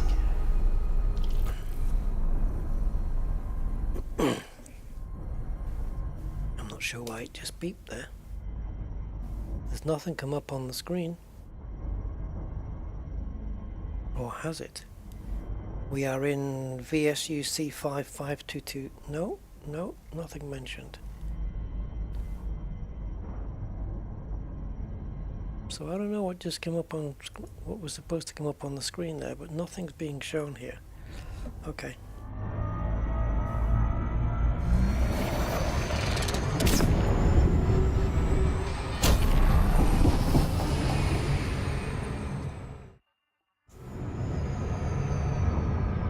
Did she say system scan complete? Doesn't take a second to run. Oh, I think, yeah, it is. Okay, next jump then.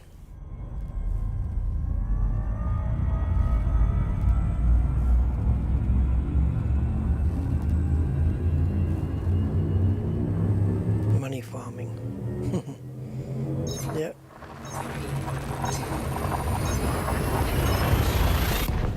We've got a colony next to the California now, but okay.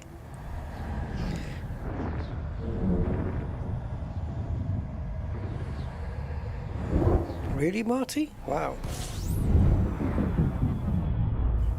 Might be time to do a flight from Scotland then, with some bad weather in a small aircraft. Or a big one, like a Phoenix.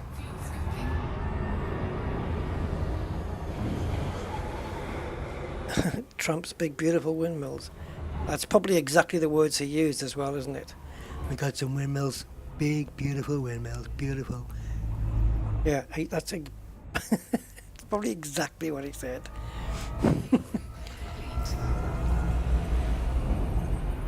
Best windmills in the world. Ask anybody, they'll tell you they're the best. Doesn't he just go golfing up there though? I think he's just more of a golfer.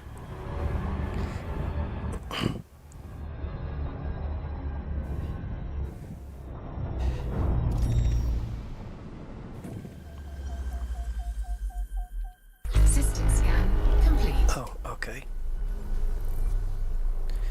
2 bodies. 2 bodies and 3 Doyles. There we go. Well, you don't need that. You don't need that. Just, it's such a habit pressing the boost button to get going. I press it to accelerate my speed up to the top of the thing, and it's become a habit. It was never a problem before, pressing it for no reason in Super Cruise, but now it triggers the overcharge. Yeah, he owns a Corsair, doesn't he? It's the greatest one in Scotland. This beautiful land.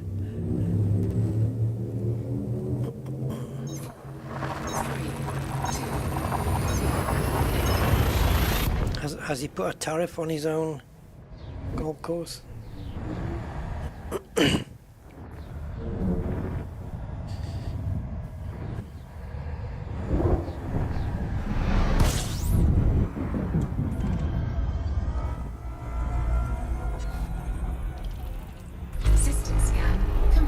Wow, we're making some headway here then. All we're getting is stars.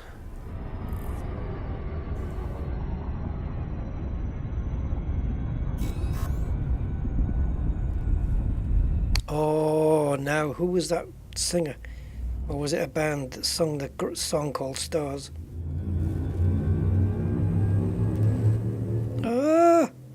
They also had a song called She, I think. Who sang Stars and She? Come on, AI. No! No, not Eros Ramazzotti. Although I know the song you mean. Fuel scooping.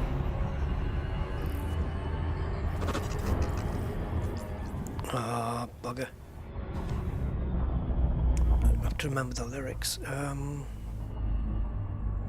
Mr. Budman. Back in off the road, went to my daughter's wedding reception this weekend. Oh, and you're back. Nice to see you, man. Greetings in 07 and stuff and all that.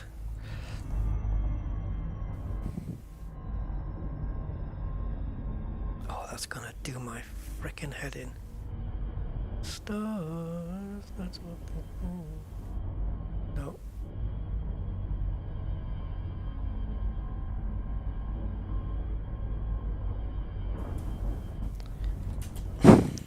Sorry.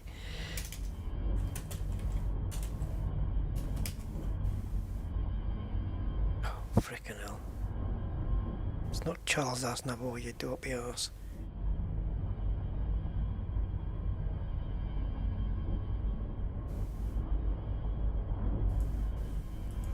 Oh well. I've got it as an MP3 somewhere. Oh, we need to scan this, right?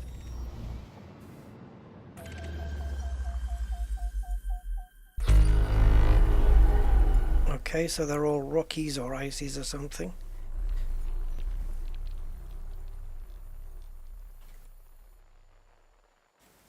Bear with me, guys.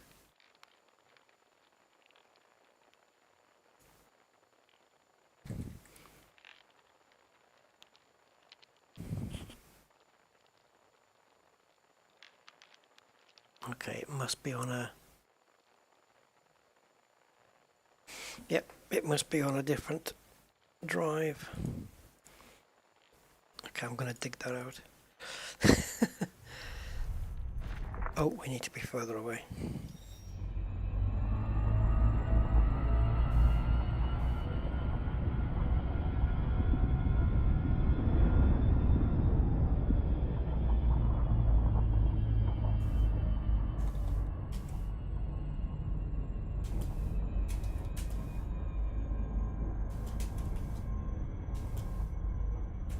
Give me a sec, I was just talking to my PC.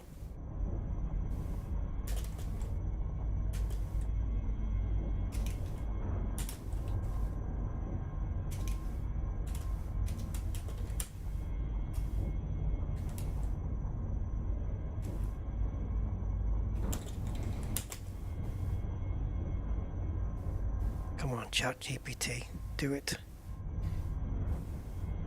Tell me who sang that song. No, it's none of those.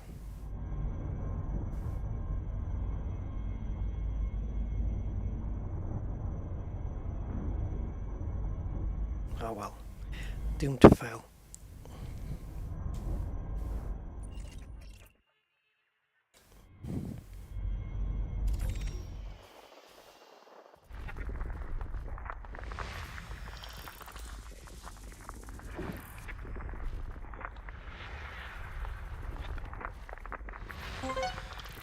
Two bios, nothing, vesicular and campestris.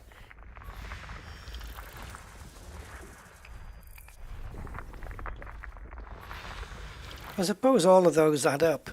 If they're worth $1 million each, right? So that'll be 5 million for each. So that'll be 10 million. And if you add them all up, instead of ignoring them, I guess You know, it comes to something, doesn't it? Every little helps, as they say.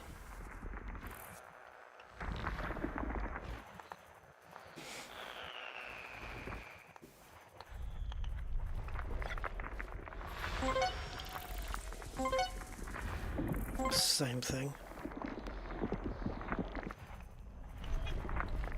System scan complete. Yeah, same thing, guys. Bacteria and fonticulia on each one. Low value stuff. Anything in Explorer? What system are we in here? 147. So it's basically all surface materials and all premium boost materials in system. That's pretty much it.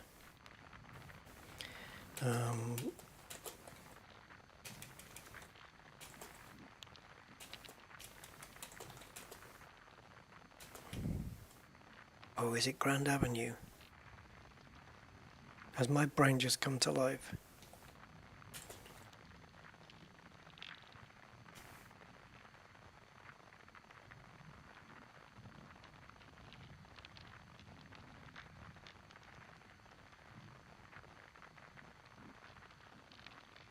Oh. Right, hold on, guys.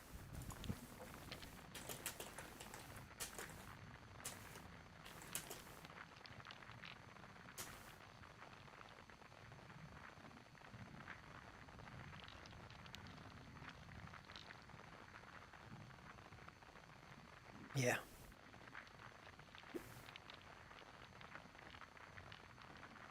I don't know whether the two songs are by the same artist. There's one called She by Grand Avenue. But doesn't matter. I'll do it later. Oh, I just wanted to let you guys know so you could listen to it.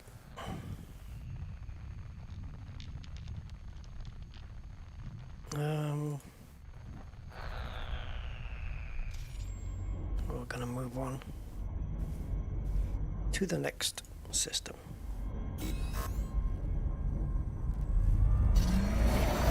See, it's me wanting to get maximum speed because it's a requirement when you go in normal speed. You can't super cruise unless you're full boost, and so it's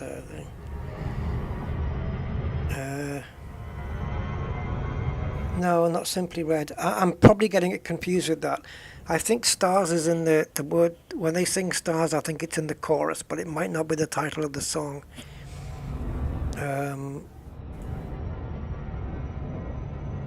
So which, it's all on the same album, so which album is She by Grand Avenue? I'm not sure if it's, because I had on my, I had it all in my car at one stage, and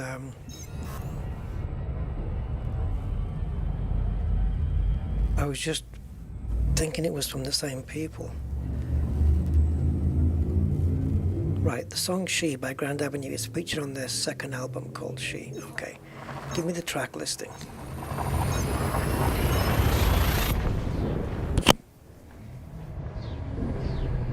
Ah, no, I'm getting mixed up then.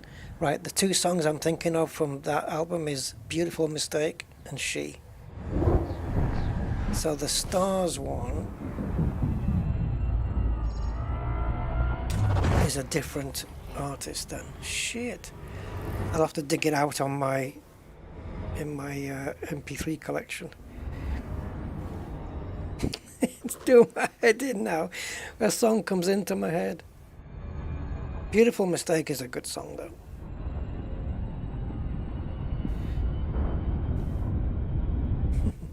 It might not be called Stars, in which case I won't even but if I find the MP3 that I've got of Grand Avenue, it's in that same location. That much I do know.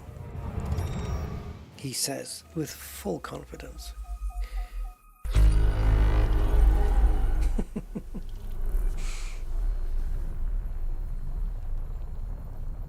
What if you guys give me 30 seconds to look? That's all it'll take me. I have a database. Give me a sec. I'm just going to do a search for Grand Avenue, and it's got to be on that. It's got to be on that disk.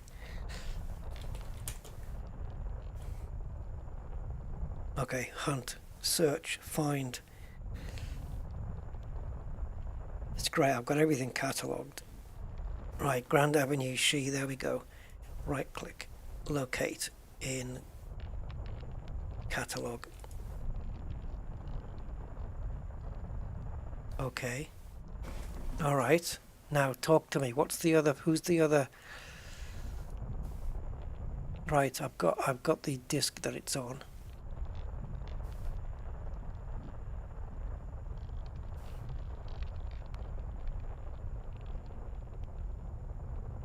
Oh, there's some good music there, man.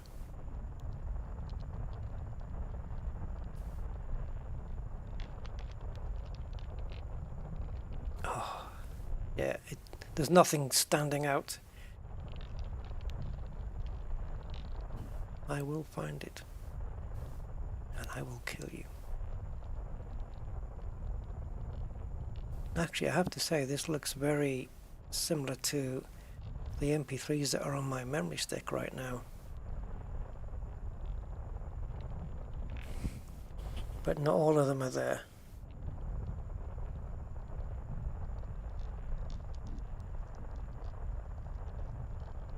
Okay, well, I looked. I'm going to leave that minimized so it'll remind me to look later. Okay, let's get on with this. Thank you for your patience, they said when transferring everybody out of the hospital. Right. I didn't even check whether this was already scanned. 7 bios. Yikes. There's one there worth 10.3 million, but what's the chance it's going to be there?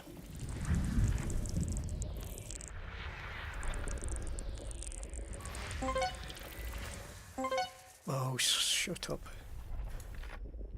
I don't mind it bleeping, but I just don't know why it stops coming up on the screen after a while.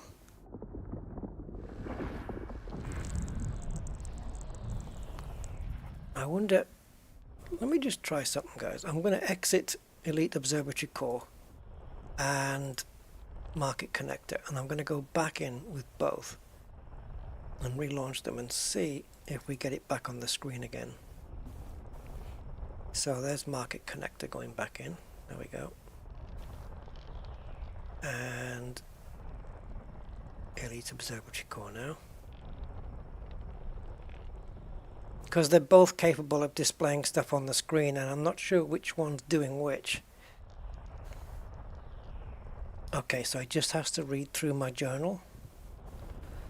Won't take it more than 12.3 seconds.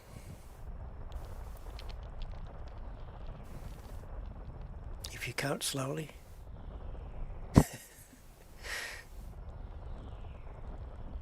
9. 10.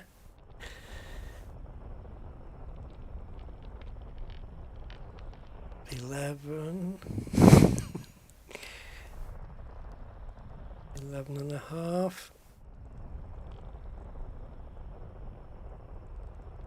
12.3. There you go. Done. Right.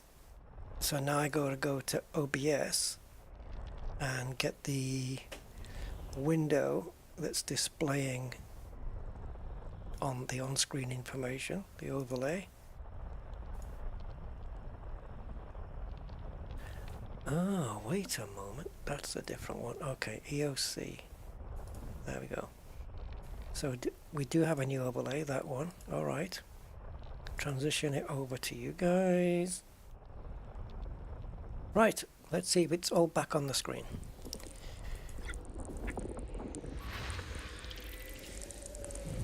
If it comes on the screen for me, it should work for you guys. But we won't know until we pick up this stuff. System scan complete. Hey, it's back. But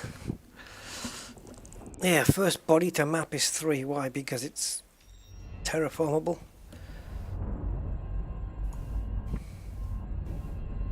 Right, so that's Explorer and the Bio Insights. So we've got... Oh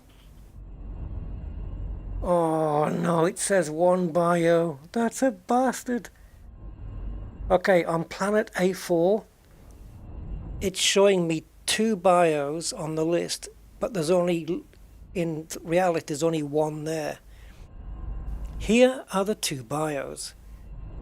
1. Bacterium orasus. Value 1 million. Option number 2. You guys knows what's coming. Stratum tectonicus. 19.01 million. We're not going to get that one. On planet 5A, the most lucrative one that could be there is Frutexa flammacis, which is worth 10.33 million. We're not getting that, are we, guys? We're not. Right, A4 then. It's cheap bacteria or lucrative stratum. I will say this. It has been the case in the past where we've had a choice between bacteria and stratum tectonicus, and it was actually stratum tectonicus that showed up. It has happened a couple of times, but that's it. So get out your rabbit's foot and your 4-leaf clovers and whatever else. Your lucky Heather. I'm sure Heather won't mind taking part.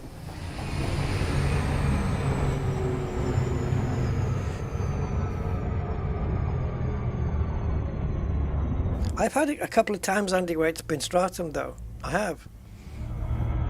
I think twice I remember.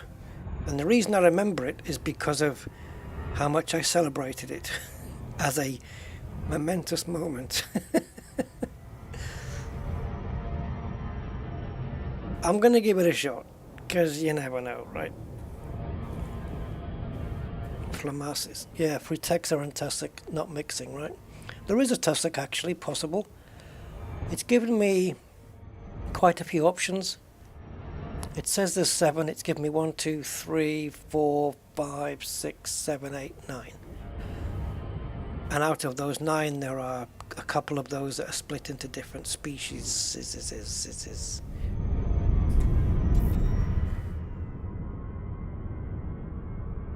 You're not slowing down, are you?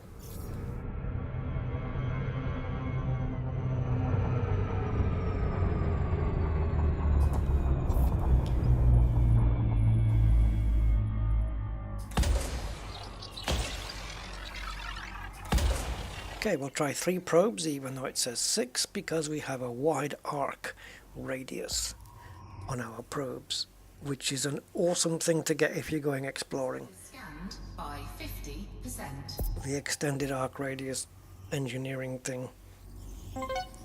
Surface scan complete. Well, it's bacteria, isn't it?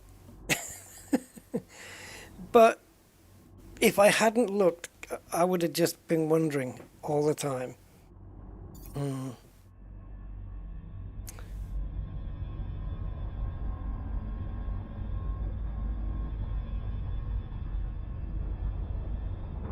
Yeah. Right, so let's okay, let's go check out 5A. And I think because of my need for sustenance and calm, after this will be my landing planet, I think, for today. So we're 21 jumps out. We started 36 jumps out. So yeah, we've done 15 systems. Oh, and we did go back the other way for a couple of jumps, so maybe 18 systems all in all, ish.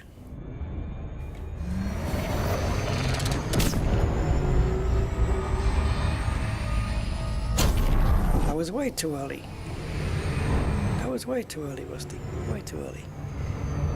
Alioida, Bacterium, Cactoida, Concha, Frutexa, Fungoida, Osseous, Stratum and Tussock. some of those are going to be removed.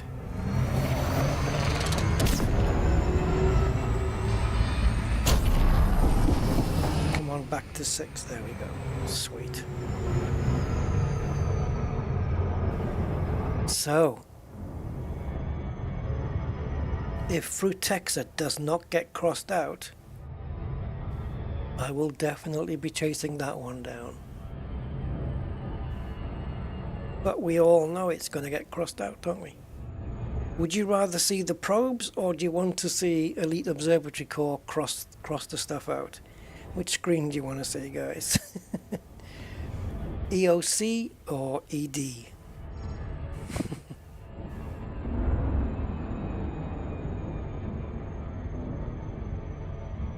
We've all seen probes, haven't we?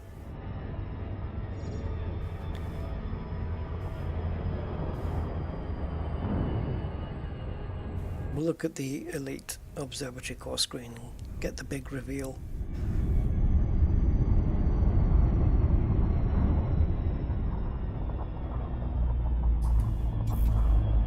Okay, 4 probes. I'm going to get away with 2, hopefully. Alright, let's do this. Oh no, where's my screen?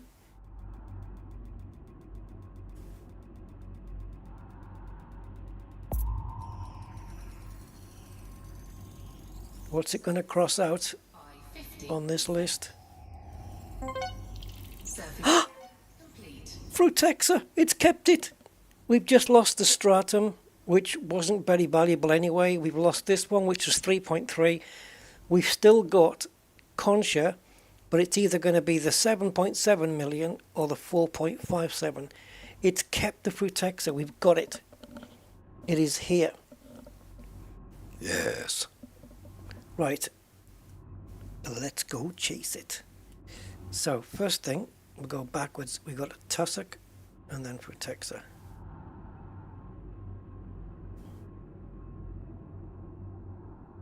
Okay, I know where I'm going.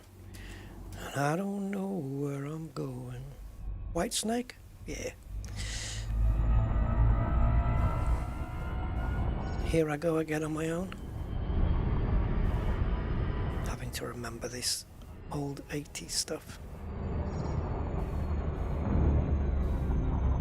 Right, so this batch in between the 2 white bits,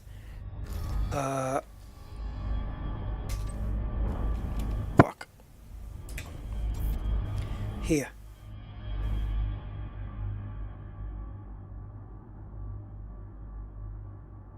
Go down there. I know there's a little patch there, but we could either go go up there as well. Maybe just land here in between there. Let's land there.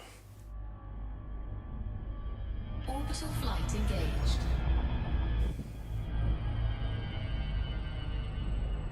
Yeah, I haven't even checked if it's first footfall, you know. Is it? Was this an undiscovered? I don't think I've even checked yet.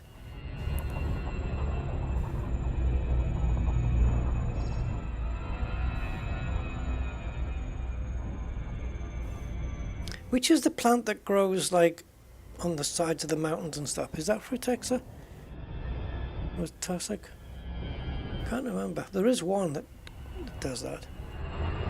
Oh, you're still on observatory course. Sorry. It's because I can't see my OBS screen. Apologies.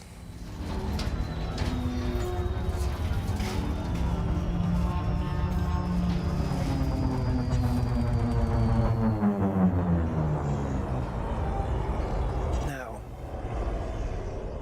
what was I just mentioning? Oh, yeah.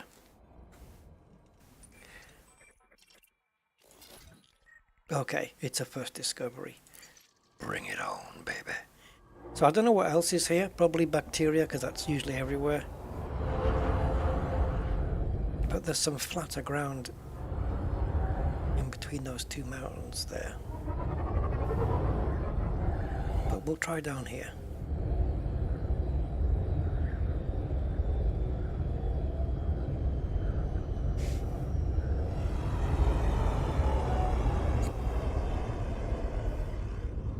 still too high. Okay, things should start popping in.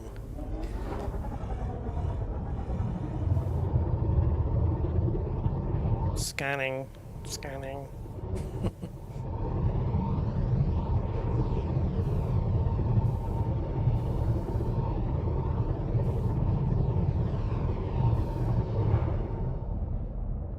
Result, fuck all. Right, let's go.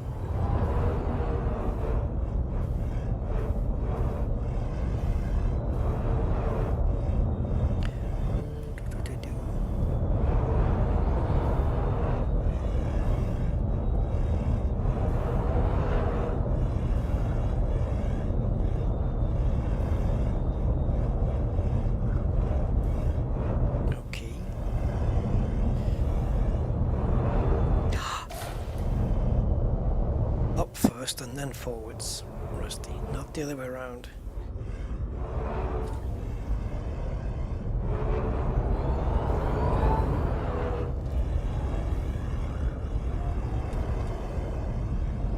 Well,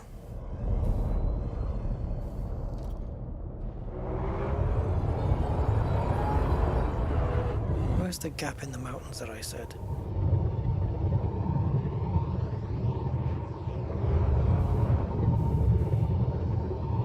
Yeah, external camera as well, that's true. Done that, yeah.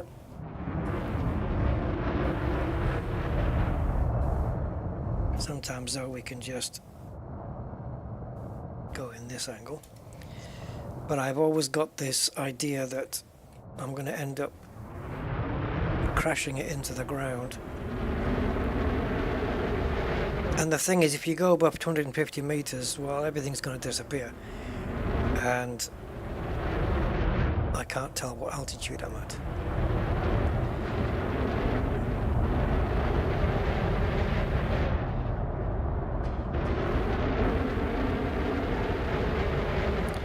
Let's boost over there.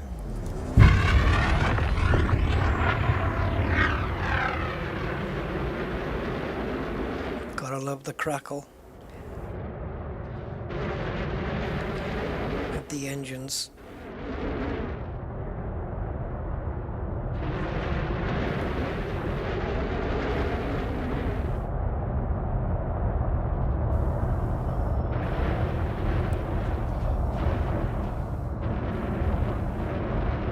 Well, let's put it this way, when a planet does have stratum tectonicas on it, it's easy to find. It's super easy to find because it's everywhere. Space cucumbers, they're all over the place. But for some reason, since Colonia to here, via Sagittarius A, we haven't really come across too many, if any. We've had possibility of some, reports of some, but they never turned out to be anything.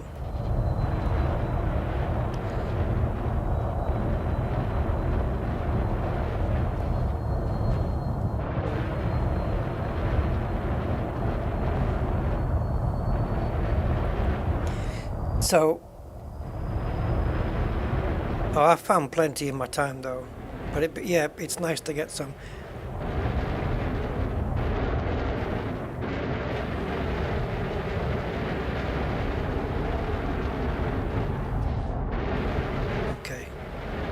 Go up here into the mountains because I don't know where the hell this stuff's growing. You've got no night vision outside though.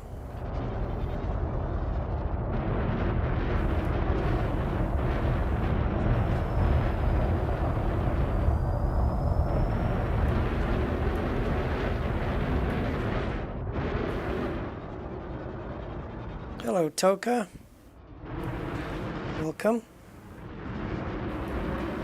And hello, elliptic zone.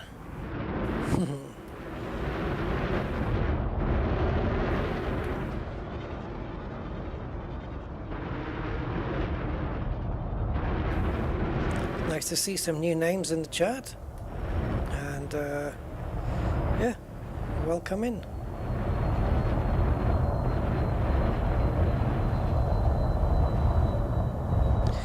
all frickin' rocks, aren't they?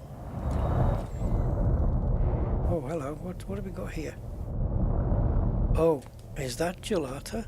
Wait a minute. No, it's not gelato. What do you call it? Oh.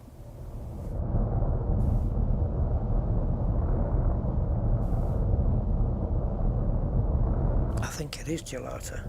Let me get closer.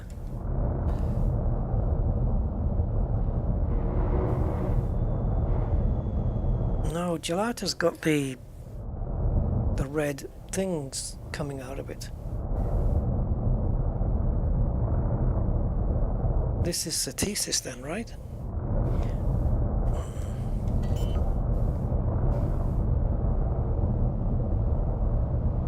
Well, in the absence of all else, I think I might need my docking computer here.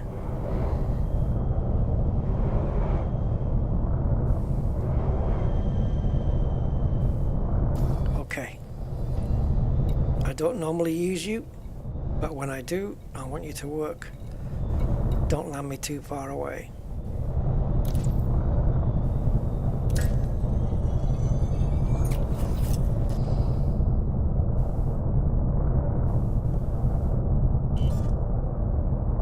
I know it's unsuitable terrain. That's why I want you to do it.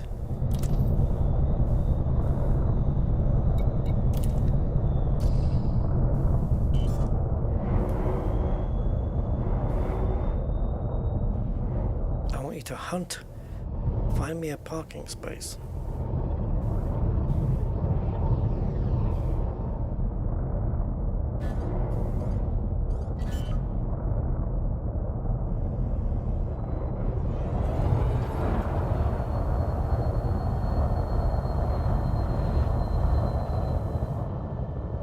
Go on, plunk it down in that space.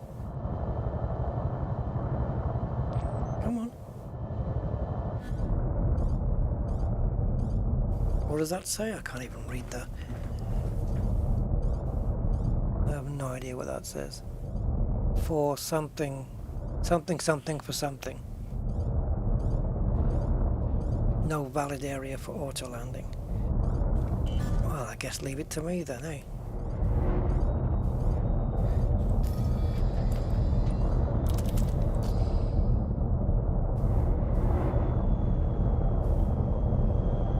Just give me a flicker of blue and I'm putting this thing down like a dog.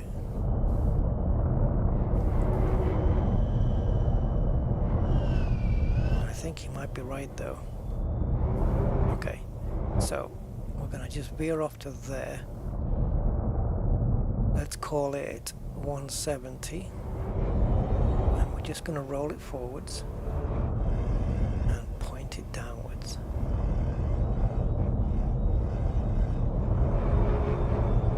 Sticking at the 170 heading.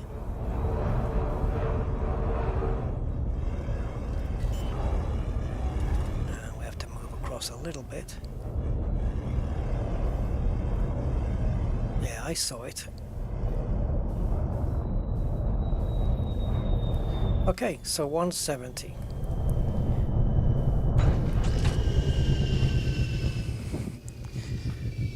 $170. That takes you back to 350. Okay, SRV, Scorpion. Degrees, 350. I'm getting it. Low gravity warning. Yeah, this is the advanced docking computer, Richard. It will land and take off for you now. On launch pads, in stations, and all of that good stuff. Right, so we need to be around 350 degrees. Oh, wait a moment. Yeah, I'm right. My calculations are correct. We will follow them to the letter. Right, let's go.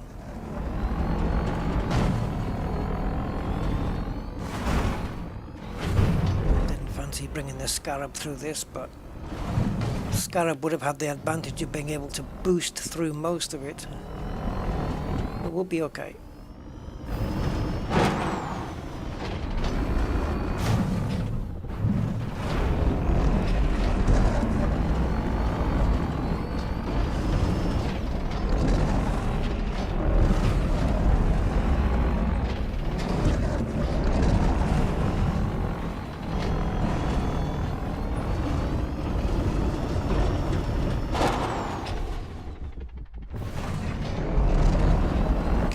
Just a few degrees out, but not too much.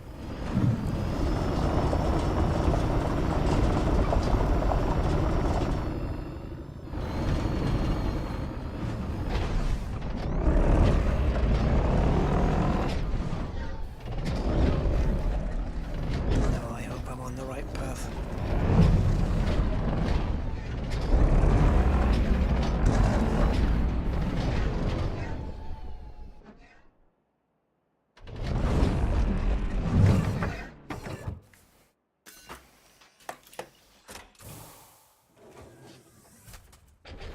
I should have checked it before I got out.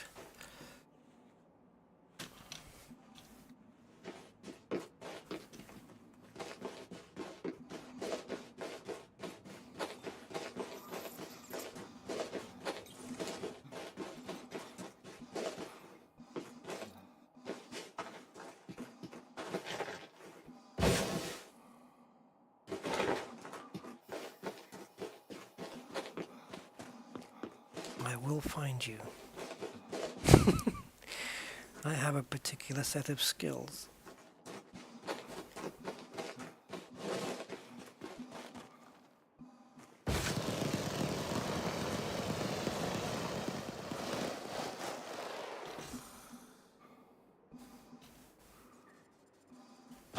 Okay, so there's the ship.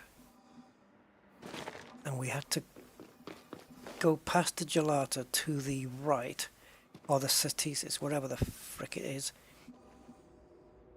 and then follow the hill down. That would have been, so I think it's probably over there. So I'm going to stick to the 350 heading. I will get this.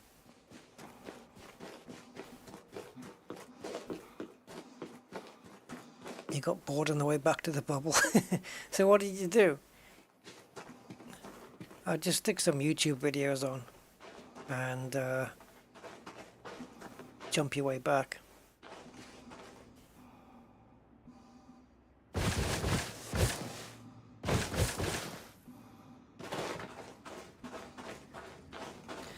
Trying to boost to the tune of the old ITN news. Dun, dun, dun, dun, dun. Oh, that's news at 10, isn't it? Dun, dun, dun, dun. Yeah, that's news at 10. Never mind. I'm wired differently. Don't worry. Right.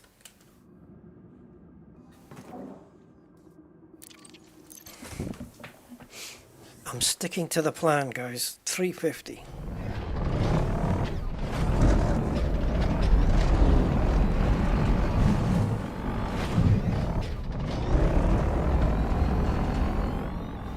Imagine bringing the Scarab over here. Oh, I wouldn't like to try it. I mean, even this thing's having a struggle.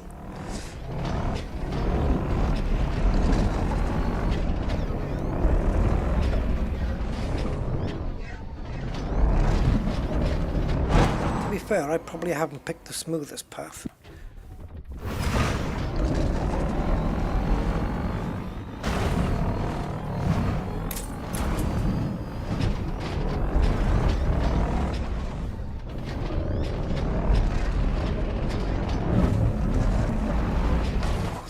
Thunderous sound of the wheels. Wow.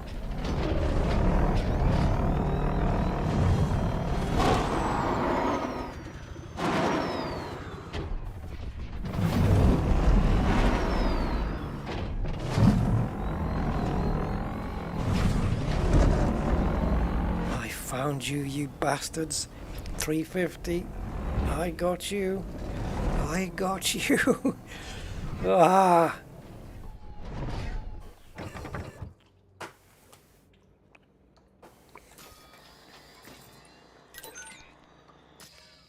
1.7 kilometers I had to cover. I could have just found some other ones, couldn't I? Because I've still got 2 more scans to do. But, yeah, I wasn't going to let you go. Yeah, I got you. Yeah. Yeah, it's tomatoes on sticks, basically.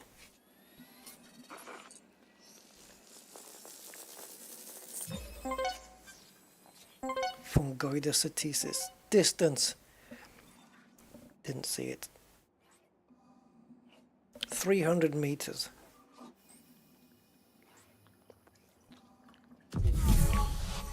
Well, this patch ain't big enough. Unless there's another one.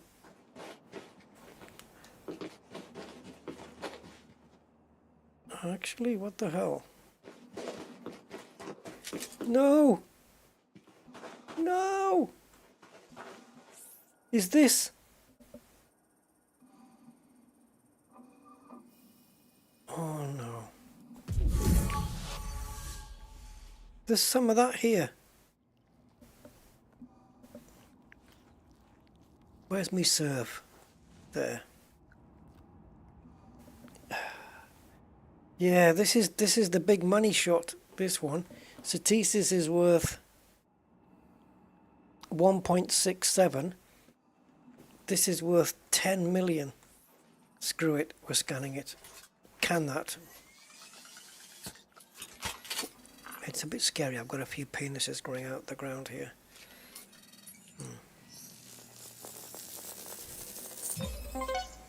Yes. Distance 150 meters. Well, let's have a scout around, because you never know. Oh yeah, baby.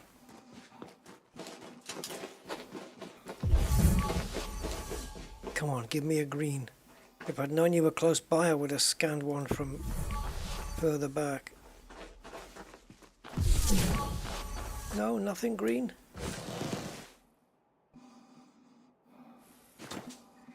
Ah, sweet Mary.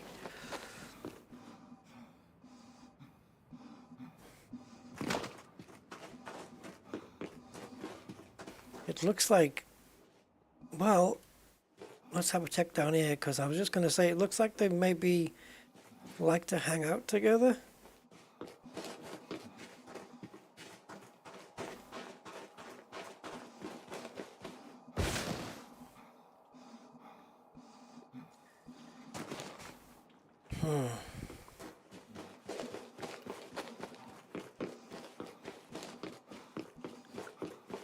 Oh, I've gone back.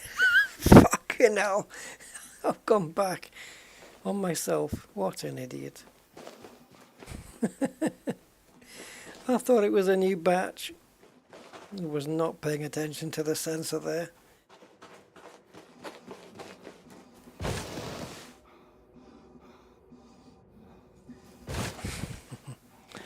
Okay. Yes, I've travelled 150 meters, but there's nothing here.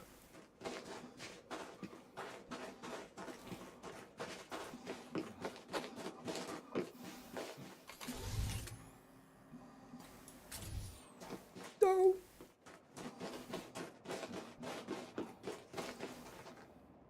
Give me a sec, because I want to see what you're seeing on the screen here.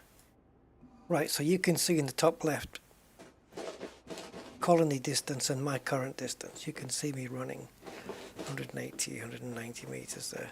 Okay, nice.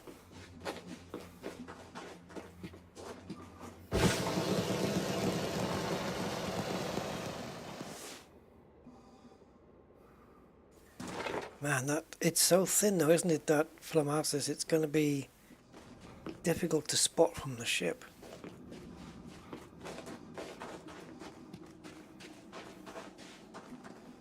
But it is growing in these rocky areas though.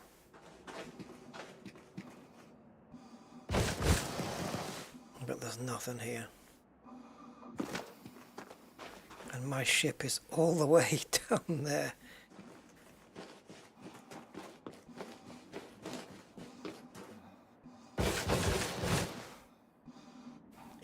nothing here.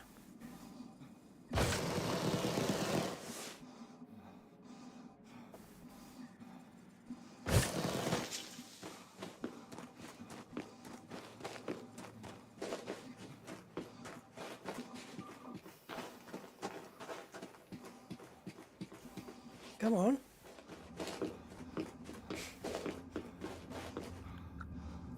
I can't remember whether this exploration suit has got the sprinting engineering mod to make me run twice the distance.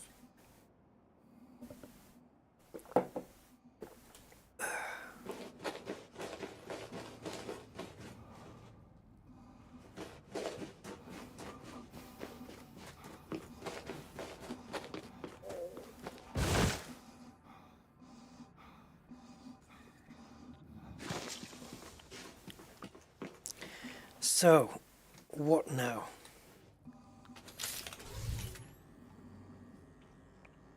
Do we explore more rocky areas with the SRV? Or do... yeah, we do with the ship, don't we?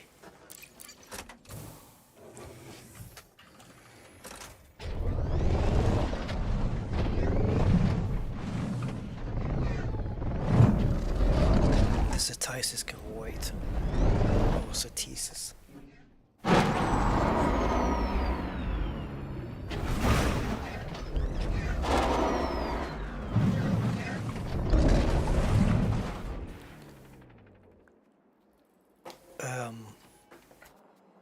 What have you just done to yourself? Yeah. How? How did you even do that? Right.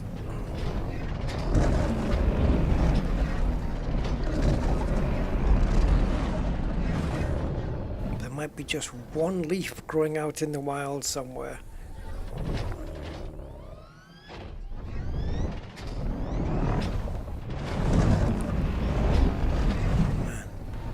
This thing gets up hills nicely, but down bumpy slopes, she's all over the place. That's all the boost you get.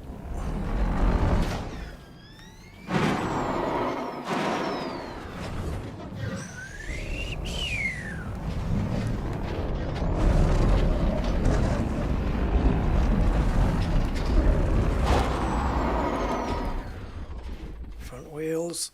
Ugh. Just about.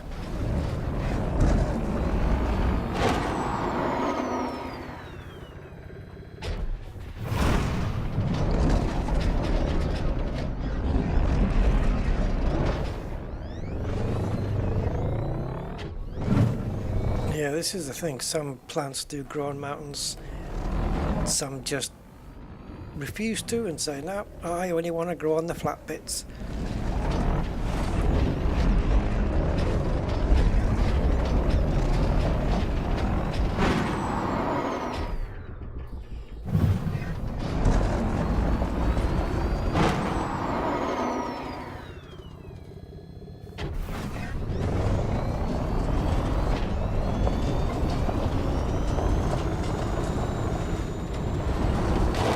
Oh, you swine, I forgot about this. It's got a pointy front.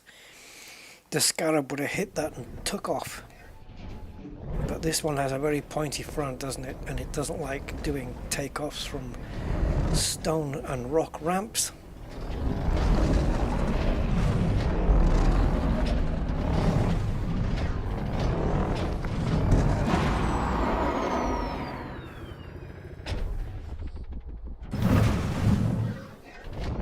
How does it do that? How does it land and then spin around while it's pointing downwards? Does that break any laws of physics?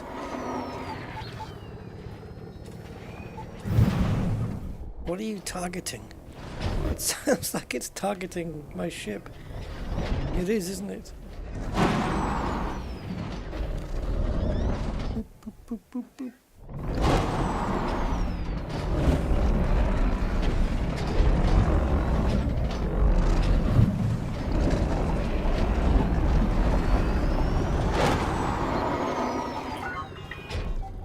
No, do not fire on my ship.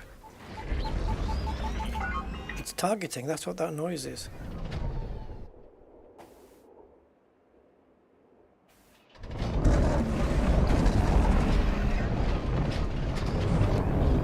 It's because my ship is actually targeted.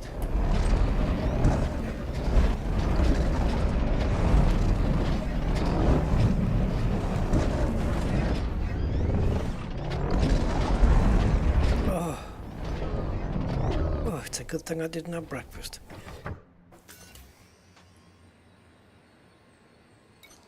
Right, once I've scanned this Flamasis, once I've got the other two, I think that'll be it. And the rest I'll consider on the next one. So let's go over to a different set of mountains. Or we can continue looking at these, but from the side here. So we'll continue this way, only in a very different location. Now, don't break anything.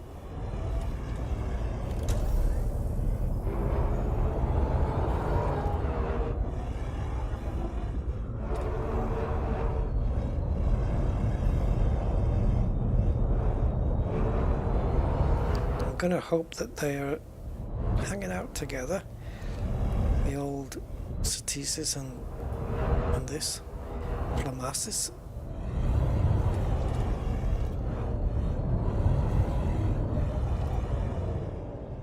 I think the Flamasis is going to be harder to spot. Is that it? No, but it is the other stuff. Land me here somewhere, please. I know it's unsuitable. It always is. Let's see. Is there any Flamasis here? I want to get an eyeball on it, because if there isn't, then we don't need to land.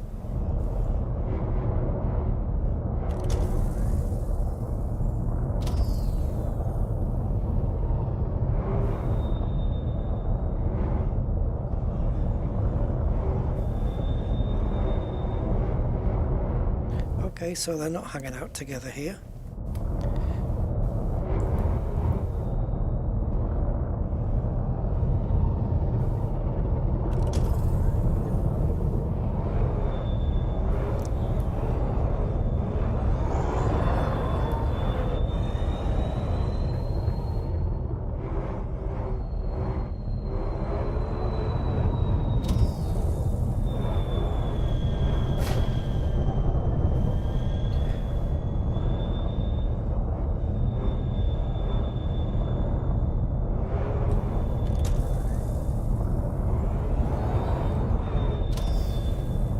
It's all rocks.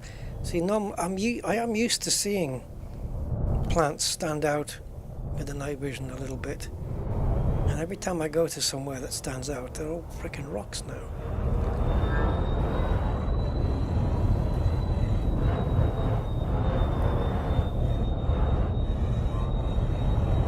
See? So, are you on your own?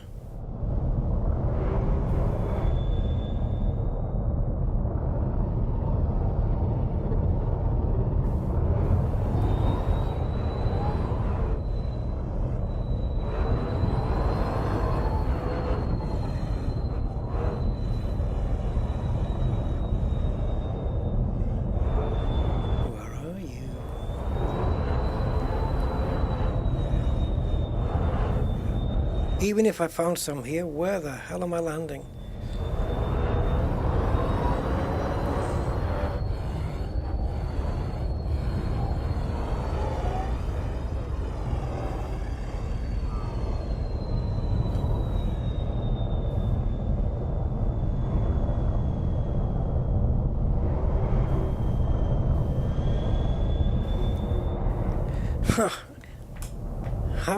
What kind of a thing is it that we just saw a patch of that Cetesis there, and it just happened to be Flamasis next to it,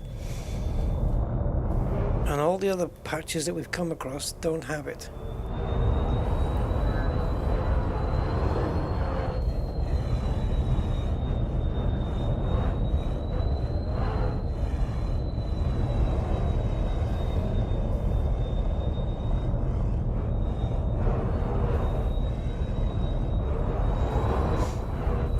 leaf. It's all, I just need one leaf, and I can take a sample from it.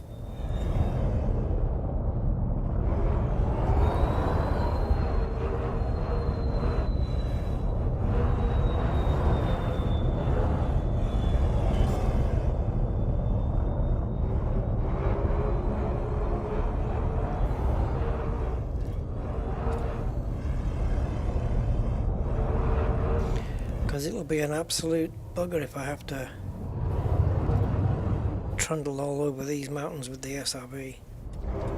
That will be a nightmare. So better to do it with a ship if we can.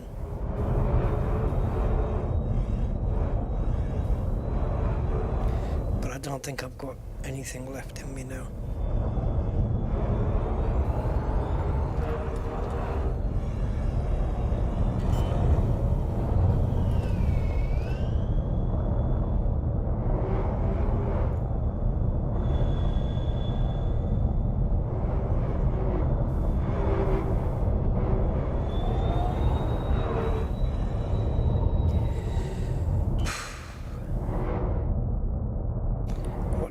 What to do.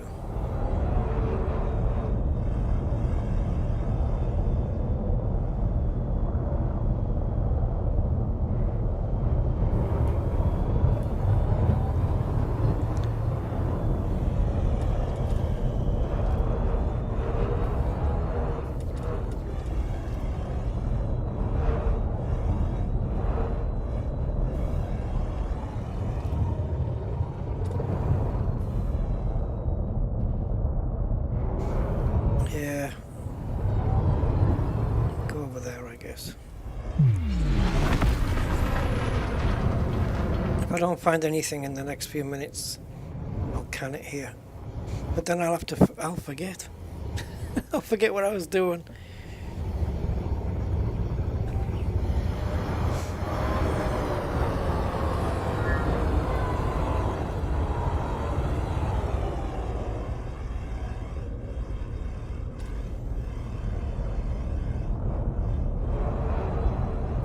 It's almost like those rocks just went, someone's here, hide. And they all jumped down. Did you see them? Every time I see shadow and shade, I'm thinking, Flamasis, Flamasis.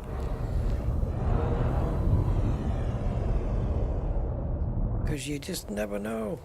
Because everything's dark, isn't it? It's not like the plant is like a light bright green or anything.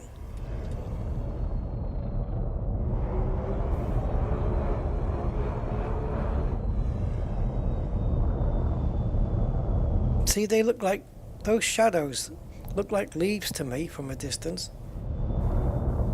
From there, they look like leaves, just waiting to be scanned.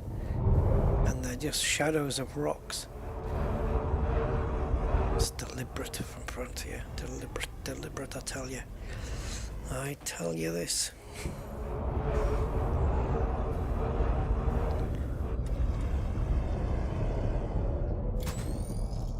And the frickin' lights on the ship are just, the headlights are just, well, useless.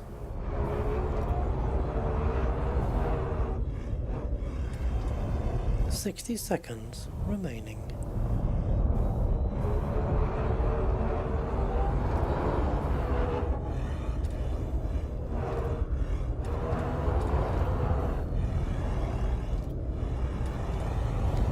My goodness. Way to encourage me.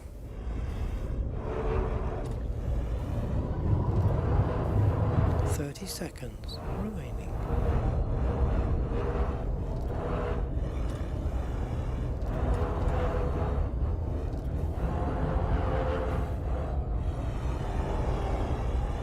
There's nothing on this one, is there?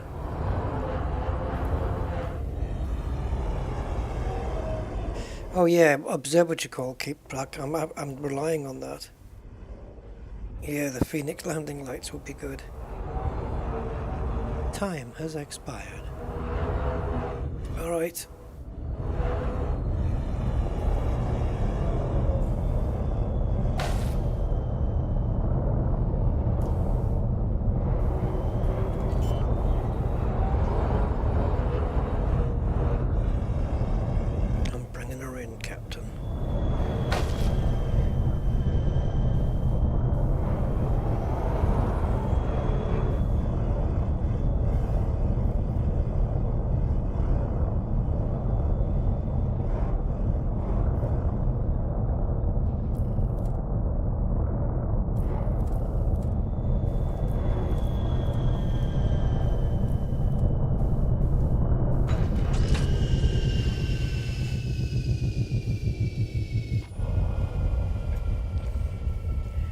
Wowza. It's nowhere.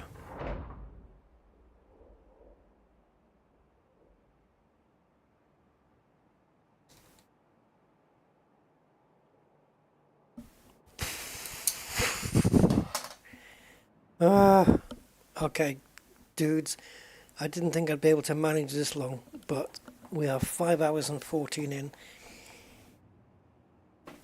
We'll pick this up next time we join this commander, and we'll get those other two protectors. But we'll camp here. Seems like a good place. Guys, thank you for watching. Appreciate your time and your company. And yeah, I'll be back with something else some other time. Hope you enjoyed. Hit a like if you did, and I'll catch you on the next one. I know you, Andy, yeah. Alright, take care. Here come the credits for all my patrons and members. Thank you so much. Bye bye.